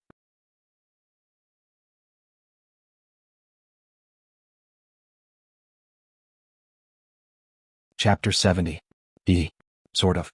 But that's all in the past. Now I'm in love with you. Xiao Qin smiled casually. Humph. I don't believe it. Although she said so, she was secretly delighted for no reason.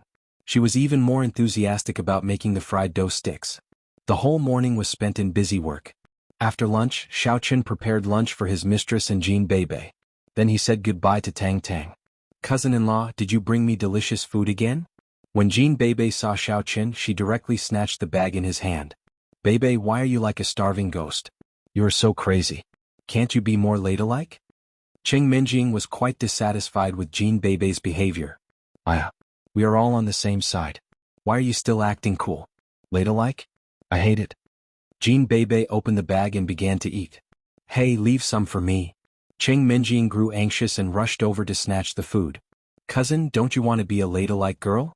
Why are you robbing me too? Although Jean Bebe was talking, she did not lag behind at all. A fried cake had already entered her stomach. If you don't rob me, there won't be any left. I just had a bowl of the porridge in the morning and you had a whole pot. Cheng Minjing yelled angrily. Well, I'm still growing. Jean Bebe was somewhat embarrassed. The lean meat porridge in the morning was too delicious. She thought it was even better than the ones in the five-star hotels. What growing? It's all on your chest, isn't it? Cheng Minjing had no time to care about her image anymore. She snatched a fried dough twist and a fried cake and ran away. She did not eat as fast as Jean Bebe. She was naturally at a disadvantage.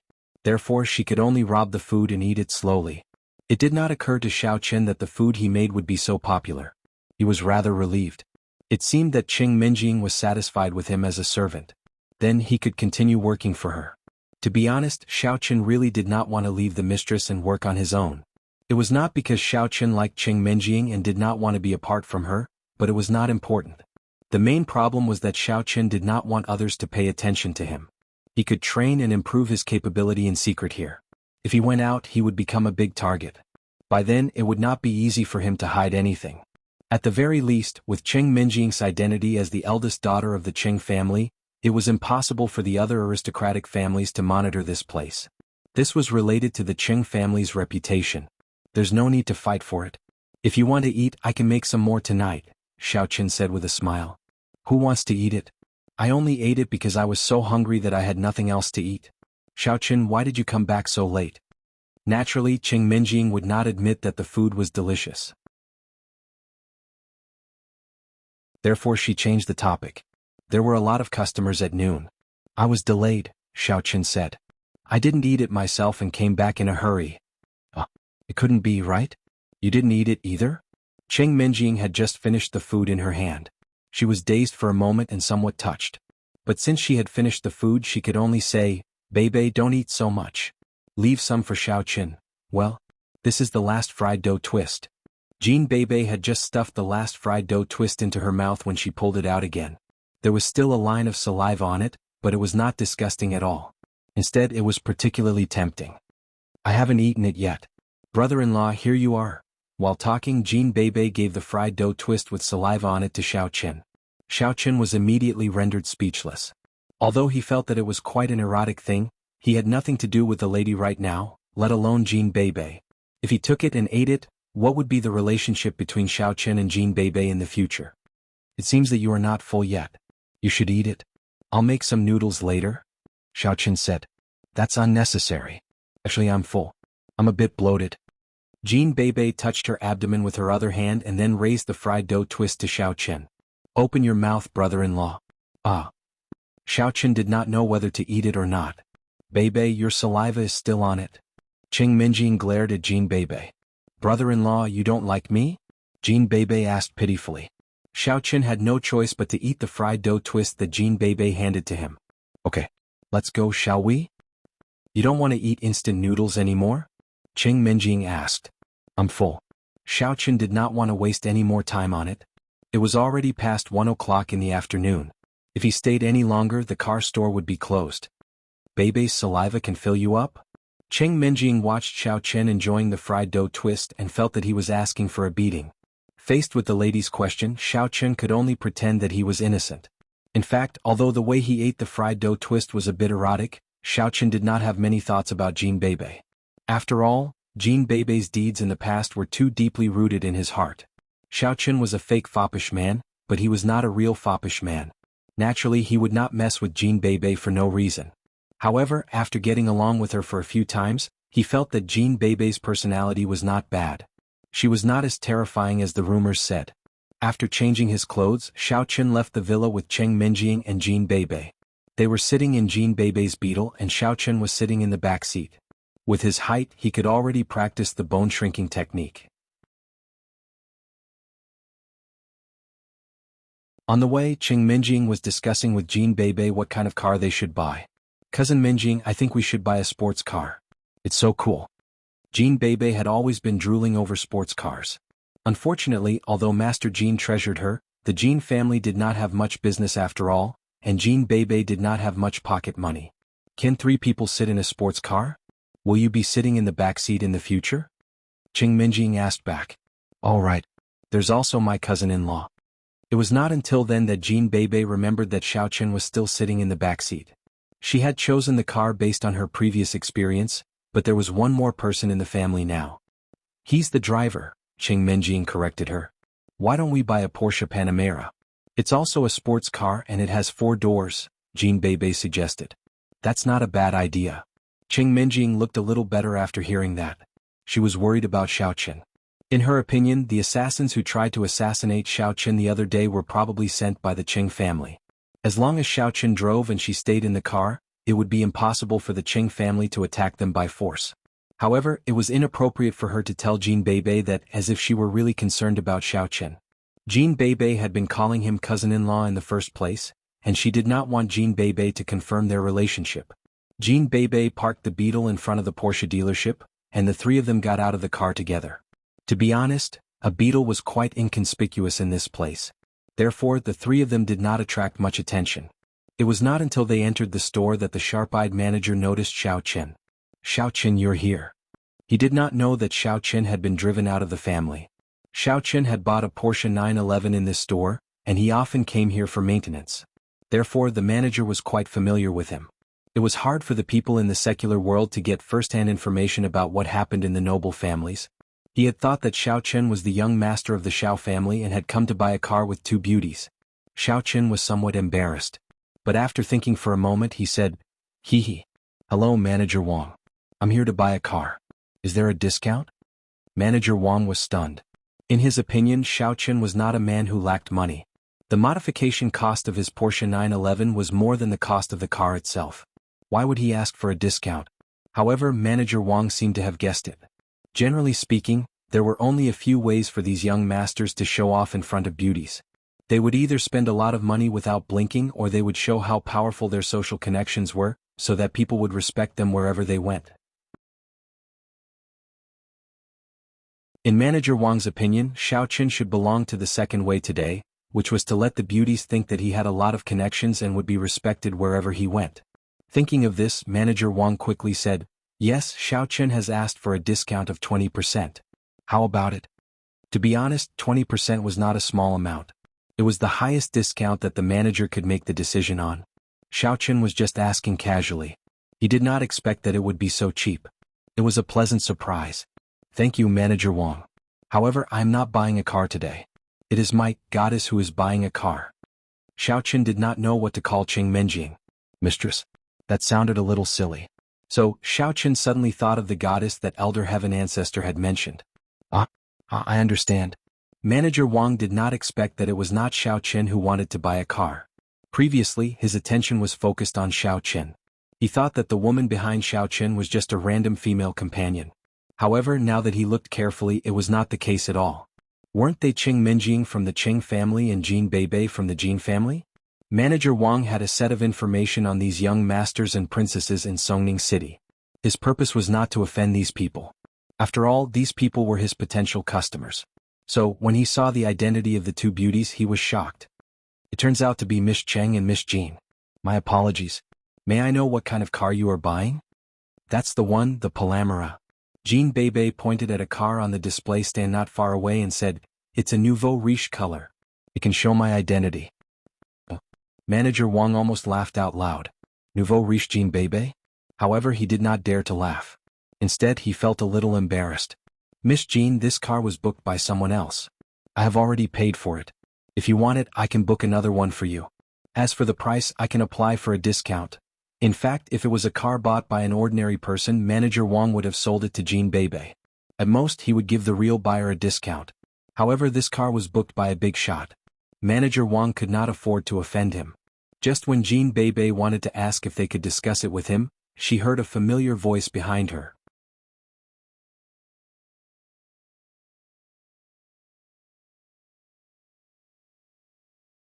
Chapter 71. Store Manager Wang, is my car ready? I'm here to pick it up. The person who spoke was actually Qin Jinping, who Xiao Qin hadn't seen for a while. Qin Jinping didn't have a car in the past. His status in the Qin family was very weak. Even his father didn't support him. How could he have any pocket money? The only way was to follow behind others and be their lackey. That way they could earn some pocket money. But it was different now. Yesterday he was confirmed as the third-generation heir of the Chen family. All of a sudden he went from a nobody to a big shot. So he came early in the morning to order a sports car. Of course, he entrusted Manager Wang to handle the paperwork for the car, so he agreed to pick it up in the afternoon. It's done. But second young Master Chen, these people are also interested in your car. What do you think? Manager Wang couldn't make the decision, so he could only let them discuss it among themselves. In his opinion, Qin Jinping was Xiao Chen's lackey, so he should give him some face. However, what surprised Manager Wang was that when Qin Jinping saw Xiao Qin, a sarcastic sneer flashed across his face. Isn't this Xiao Qin? It must be fun being a lackey, isn't it? Xiao Qin's face darkened slightly. He was acting for Qin Jinping. To be honest, Xiao Qin really didn't think highly of Qin Jinping. Qin Jinping, what do you mean? If you know what's good for you, quickly give the car to Miss Cheng. Otherwise, Xiao Qin wanted to laugh when he said these words. He was exactly like the villains in the movies. Before Xiao Qin could finish, Qin Jinping laughed. I say, Xiao Qin, are you crazy? Who are you now? You're just a lackey. How dare you talk to me like this? If I were you, I would find a hole to hide in. Store Manager Wang, give me the keys. I want to drive away. Qin Jinping was feeling good about himself now. Although Qing Minjing and Jin Beibei were here and he had heard the horrible stories about Jin Beibei, in his opinion he was in the right. He had booked the car first. Why should he give it to Jin Beibei? Besides, Jin Beibei was from the second high school and he was from the first high school. The two of them had never met before. What was there to be afraid of? Of course, ignorance was bliss. Store Manager Wang was also a little stunned. He did not expect Xiao Qin to be scolded by Qin Jinping like that. Didn't Qin Jinping work behind Xiao Qin in the past? How come there was such a great reversal now? However, Store Manager Wang was a smart man. Seeing that Xiao Qin did not argue back but stood there with a red face, Store Manager Wang knew that something must have changed. Also, what Qin Jinping said was not far from the truth. Xiao Qin must have fallen from grace and become Qing Minjing's or Jin Beibei's lackey. Therefore, Store Manager Wang dared not piss off Qin Jinping at all. He hurried to give the car keys and a set of documents to Qin Jinping. Second young Master Qin, all the documents have been taken care of. The license plate is TTT 777 as you requested too. You don't have to pay for the license plate. Consider it a favor from me, second young Master Qin. In fact, Qin Jinping did not bargain at all. Not only did he buy a top-quality car, but he also installed a lot of luxurious facilities. It was safe to say that Store Manager Wang had earned almost 2 million for this car. Although he had bought the license plate at a high price, it was no more than a few 100,000. Qin Jinping said proudly. Wow, haha. 777, I like it. A slot machine. It indicates that I can win in everything in the future. You've done a good job. However, you need to change the way you address me. My brother has passed away. I am the heir of the Qin family now. Just call me Young Master Qin. Don't call me second Young Master anymore, Qin Jinping said proudly. The news that Qin Jinping released surprised Xiao Qin, Qing Minjing and Jin Beibei too. They did not expect that Qin Jinping had been promoted. It was normal that Xiao Qin did not know about it. However, Qing Minjing and Jin Beibei lived outside. Naturally, their families did not have the time to tell them. Yes, Young Master Qin? Surprise flashed in store manager Wang's eyes. No wonder Qin Jinping suddenly became so generous. It turned out that he had become the heir of the Qin family. Then he had to make good use of this customer. Xiao. No, Psychic Xiao, I'm leaving. Qin Jinping waved the car keys in his hand and walked to his car proudly. Hee, you snatched my car and still acted tough in front of me. Hee. Jin Beibei looked at Qin Jinping with a smile. Jin Beibei's smile made Qin Jinping shudder. However, after thinking about it, he did not take it to heart. If I don't offend you, what can you do to me? Do you think you can beat me up? Thinking of this, Qin Jinping paid no attention to Jin Beibei. He got into the nouveau riche golden Panamera, started the car and sped away. Miss Qing, Miss Jin, Xiao Qin, I'm sorry. You know that I can't afford to offend any of these people from aristocratic families. Store manager Wang said helplessly. However, he had put Xiao Qin at the bottom. Although he was not being disrespectful, it also showed that there was a problem. It's nothing. I'm not interested in that car. Too cheap. Qing Minjing naturally would not admit her displeasure. Hee, I can't afford it even if it's cheap. Jin Beibei rolled her eyes and said to store manager Wang, Hey, do you have the car keys? Give me one. Store manager Wang was stunned. He said with a wry smile, We've given the car keys to Mr. Qin. How can we keep them for ourselves? As long as they look the same, Jin Beibei said. There are some that look the same but we can't use them. They haven't been matched. Store manager Wang explained. Then can you give me one? Jin Beibei asked. That's not a problem. Although a key was expensive, it was only a few thousand yuan. He had earned enough from the car just now. Of course, he did not want to offend Jin Beibei because of such a small matter. Xiao Zhang, go and find a Panamera's key for me. Yes, store manager, an employee answered and went to get the key. Beibei, what do you want this for? Qing Minjing was a little confused about Jin Beibei's purpose.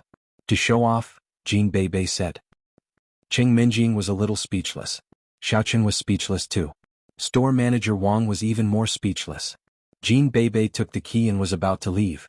Although Qing Minjing was confused, she still walked out of the car shop with her. Beibei, are we not going to buy a car? No. I like the Tycoon Jin Beibei version. Jin Beibei was very angry. Qin Jinping had already angered her. It would have been fine if he did not show off, but he did it in front of her. How could Jin Beibei let him go? All right then. Qing Minjing saw that Jin Beibei was being stubborn, but there was nothing she could do. Coincidentally, she still had an old car at home. It was an Audi A5. Although it was not a very good car, it was not a problem to use it. However, it would have to wait until they returned to the Qing family. They left the car shop. Since Qin Jinping had disturbed their mood, they went home directly. At the gate of the villa, they found that Yi Xiaoya was planting something in the flower bed. However, Yi Xiaoya's cool image was seriously inconsistent with her image as a gardener. Hey, why did you occupy half of the flower bed again? Although Qing Minjing was not a gardener, she was immediately angry when she saw that Yi Xiaoya occupied half of the flower bed again without greeting her. She was already unhappy when she was in the car shop, and she was even more unhappy when she saw Yi Xiaoya. I'm sorry. You were not at home just now. Yi Xiaoya replied apologetically, which surprised Qing Minjing quite a bit. She also felt helpless. She had already greeted her and even apologized. What could she do? You think that's enough? This is a public place. You have to compensate us, don't you?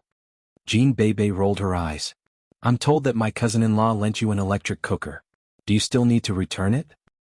No thanks. Yi Xiaoya was stunned for a moment. She turned around and finally figured out who her cousin-in-law was. She shook her head quickly. However, she was a bit puzzled. Why did Jin Beibei call Xiao Qin cousin-in-law? That's more like it. Jin Beibei returned to the villa in high spirits. Qing Minjing also felt that her anger had been vented. If she were Jin Beibei, she would probably have no choice but to accept it. She did not have as many weird ideas as Jean Bebe did. Although Xiao Chen had gained some benefits, Xiao Chen was on her side no matter what. After returning to the villa, Xiao Chen went to his room to brew medicine, while Cheng Minjing and Jean Bebe went upstairs to play something. The second dose of medicine was about to be used up. Xiao Chen had a headache. The third dose of medicine was not as simple as 10,000 yuan, but 20,000 yuan. Although the breakfast stall was profitable, it was not so profitable, right? Fortunately, the school exam was coming. If he got the first place, he could get a scholarship. However, there was still a gap of 10,000 yuan, which gave Xiao Chen a headache. But no matter what, he had to take care of the things in front of him first. Xiao Chen poured out the medicine he had brewed and drank it up. Then he began to refine the medicine in his stomach. When Xiao Chen was about to refine the medicine calmly, a warm current suddenly surged in Xiao Chen's dantian. In the beginning, Xiao Chen did not take it seriously. However, as Xiao Chen refined the medicine, it became hotter and hotter, which startled Xiao Chen immediately. It was not the first time that he refined the medicine, but the feeling this time was completely different. Although he had felt this kind of warmth before, it was really a very comfortable warmth. However, it was completely different today. The heat had become burning, roasting Xiao Chen's dantian and tendons.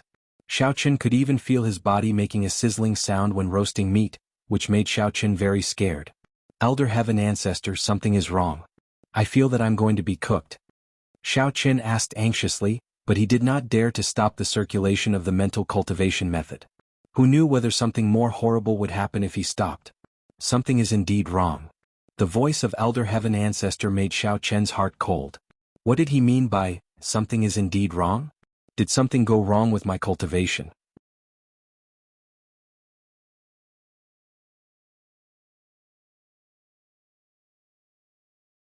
Chapter 72. Should I stop now? Xiao Chen asked. Don't stop if you don't want to be killed by the backfire. Elder Heaven Ancestor warned him solemnly. Xiao Chen was speechless. If he stopped, he would die. If he didn't stop, he would die. What should he do? This is the sign of breaking through to the third level of the Qi refinement stage. But it shouldn't be. You have only taken 2 doses of medicine. It's not scientific. Elder Heaven Ancestor murmured to himself in confusion. Breaking through? Xiao Chen was relieved. It turns out that I am going to break through. Xiao Chen thought he was going to die. Xiao Chen didn't know whether to laugh or cry. Can't you finish your words in one breath? Not scientific? Since when were cultivators scientific? Thinking of this, Xiao Chen endured the burning sensation on his body and continued to circulate the mantra. Xiao Chen's body was like a piece of charcoal, slowly turning scarlet red, and the clothes on his body also emitted wisps of green smoke. As time went by, the heat on Xiao Chen's body became higher and higher. His clothes also turned into ashes. In Xiao Chen's dantian, there was a huge energy that could destroy the world. It was like the magma before the eruption of a volcano, which could burst out at any time. However, due to these side effects, Xiao Chen could even clearly feel that his divine sense and spiritual strength were strengthening at a very fast speed. He seemed to have a panoramic view of everything in the villa. Cheng Minjing and Jean Bebe were playing tablets in the room, while Yi Xiaoya came downstairs and was walking to his room. What is this girl going to do? Is she a thief? Seeing Yi Xiaoya tiptoeing like a female cat burglar, Xiao Chen felt a little strange. In particular, when she came to his room, Xiao Chen was even more frightened. He was currently cultivating. Could she have discovered something? Currently, Xiao Chen was the only one who knew the secret of his cultivation. He didn't want anyone else to know about it for the time being. However, with his current state, he couldn't hide it even if he wanted to. He simply couldn't stop. The medicine in his abdomen turned into a trace of warmth and flowed into his dantian. Xiao Chen was shocked and anxious. When he returned to his room, he didn't lock the door because there was no need to. The eldest miss never came to his room. But who would have thought that Yi Xiaoya would come? Boom. Just when Xiao Chen didn't know what to do, he felt a loud noise coming from his body. The heat energy in his dantian suddenly erupted like a volcano, pouring into the meridians of his entire body. Warmth flowed through his body. At this moment, Xiao Chen suddenly felt that his body was a lot lighter, as if it was completely different. It was as if the current Xiao Chen was no longer the Xiao Chen of the past. That feeling was like a butterfly breaking out of its cocoon, a carp leaping over the dragon gate. In that instant, the heat disappeared without a trace. At this moment, the door of Xiao Chen's room was pushed open. Yi Xiaoya looked into the room with a frown. When she saw Xiao Chen's naked body, she blushed and screamed. Ah! Yi Xiaoya screamed and closed the door of Xiao Chen's room with a bang. Are you streaking? Hearing Yi Xiaoya scream, Qing Minjing and Jin Beibei were a bit puzzled. However, they ran downstairs quickly to watch the fun and saw Yi Xiaoya standing at the door of Xiao Chen's room with a flushed face. Her chest was heaving up and down and no one knew what she was doing. Hey, what are you doing? Are you trying to scare me to death? Do you have any sense of civility? This is everyone's villa, not yours. Qing Minjing was angry when she saw Yi Xiaoya, but she was happy when she saw Yi Xiaoya's abnormal behavior. Control your servant. Doesn't she know how to behave? Streaking in the house? Yi Xiaoya snorted and said coldly. Streaking in the house? Qing Minjing was stunned. Xiao Chen was naked at home? Judging from Yi Xiaoya's look, it didn't seem that she was talking nonsense. At this moment, Xiao Chen had changed his clothes. He pushed the door open and walked out. Hearing Yi Xiaoya's words, he didn't know whether to laugh or cry. I said I was changing my clothes in the room. You suddenly pushed the door open and scolded me? Don't you change your clothes in your room? Last time I saw you, you seemed to be wearing a yoga suit, right? Not this one, right? Yi Xiaoya was a bit confused just now, and her mind couldn't keep up. At this moment, after hearing Xiao Chen's words, she remembered that Xiao Chen was naked in his room. Was there anything wrong with that? He did push the door open and enter by himself. Thinking of this, Yi Xiaoya felt a bit embarrassed. Why did she feel that she was complaining first? Cousin Minjing, it turns out that this chick is a prostitute. You should be careful. I heard that many prostitutes are attracted to both men and women. We are still virgins. Don't be harmed by her. Jin Beibei stared at Yi Xiaoya with an unkind expression. I just felt that your room was very hot, so I came here to see if there was any problem. Yi Xiaoya stammered. Just now, she sensed a special energy which was similar to when she made a breakthrough in cultivation. She was very surprised, so she came here to have a look. She felt that it should be Xiao Chen's room, but she didn't expect that Xiao Chen was naked. As a result, her mind went blank when she pushed the door open and she even forgot her purpose of coming here. When she calmed down, the special energy had already disappeared. When Xiao Chen pushed open the door of his room, a strong smell of medicine drifted out. I was decocting medicine in my room. Of course it's hot. Thank you for the electric cooker. Well, I see. Then I'm leaving. Yi Xiaoya looked at Xiao Chen and felt that there was nothing special about him. She shook her head inwardly. Was her feeling wrong? Cousin Minjing, look at this prostitute. She seems to feel guilty. We have to be more careful in the future. Jin Beibei said. Qing Minjing naturally didn't think that Yi Xiaoya was a prostitute. She always felt that Yi Xiaoya was a strange person. However, it was quite refreshing to see her being humiliated in front of Jin Beibei. Xiao Chen, what does she want to do? Qing Minjing looked at Xiao Chen and felt that he seemed to be a bit different all of a sudden. However, she really couldn't tell what was different. How would I know? Xiao Chen shrugged with a bitter smile. Maybe it's because the door of my room is too hot. Yi Xiaoya thinks that something is going on inside. Oh. Qing Minjing nodded and said, lock the door next time. Yi Xiaoya is weird. She doesn't work or go to school during the day. Who knows where she is from? Got it. Yi. Xiao Chen smiled. In fact, he also felt that Yi Xiaoya was quite weird. Not only was there a bitter fruit in the fridge, but she also planted a lot of herbs outside the villa. He wondered what she was for. Qing Minjing did not say anything else and went upstairs with Jin Beibei. Xiao Chen, on the other hand, returned to his room and sat on the bed. He sensed the situation in the villa with his mind again, but the panoramic feeling was gone. Xiao Chen could no longer see what the people in the villa were doing, but he could still hear their voices clearly. Xiao Chen was more or less disappointed. The feeling just now was too good. If only he could peep at the lady when she was taking a bath. What was he thinking? Xiao Chen felt that he was afraid that the lady would drown and that he could save her in time. That was all.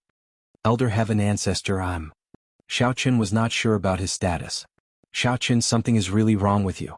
You are already a cultivator in the 3rd level of the refinement stage. Don't you feel anything? Elder Heaven Ancestor's voice was full of weirdness. I do feel something is different.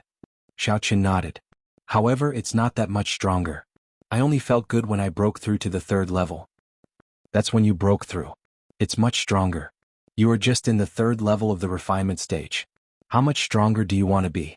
Elder Heaven Ancestor said angrily, I took 5 sets of medicinal materials to break through to the 3rd level of the refinement stage. I was already a genius. But you only took 2 sets. So I'm a super genius in the universe? Xiaoqin said. It's a sign of Qigong deviation, Elder Heaven Ancestor said. Puff, ahem. Xiaoqin thought he was a super genius. How could it be a sign of Qigong deviation? Forget it. What you cultivate is different from what I cultivate. I cultivate forward while you cultivate backward. That's why it's possible that you don't even use a single medicinal herb. But if this goes on, it's hard to say whether or not you'll go berserk. Elder Heaven Ancestor's voice carried a hint of worry. But there is no turning back. No matter what, you can only continue to practice like this. Then can you not scare me in the future? Can you give me some encouragement? I'm afraid of Qigong deviation every day. Xiaoqin was a little speechless. No matter what, it was already an established fact. It couldn't be changed. Why was he still trying to scare him? Then you are a genius. Elder Heaven Ancestor encouraged him. Xiaoqin. In any case, Xiaoqin was now a real Qi refinement stage level 3 cultivator. His strength was equivalent to a level 3 inner force warrior. In Elder Heaven Ancestor's words, he was slightly stronger. This filled Xiaoqin with fighting spirit. Among the younger generation of the aristocratic families in Songning City, the most powerful ones were level 3 inner force warriors. Of course, there might be some who hid their strength. But on the surface, level 3 inner force warriors were already very powerful, like Qin Jingkuan. Otherwise, he wouldn't have been favored by the Shen family. Xiaoqin really wanted to punch the wall. However, this villa was not his, and he could not afford to pay for it if the wall was broken. Furthermore, he did not want to attract too much attention, so he could only find an opportunity to give it a try. Xiaoqin, you seem to be very confident now. Elder Heaven Ancestor saw Xiaoqin's eagerness to try. You're tuning in to the Han Li's Wuxia Adventures YouTube channel. We're so grateful for your support, and don't forget to subscribe to join us on this incredible journey through captivating stories. Your generosity through donations truly makes a world of difference, as it's the primary source of revenue that allows me to expand and enhance this channel for you. Thank you from the bottom of my heart for being a part of this adventure.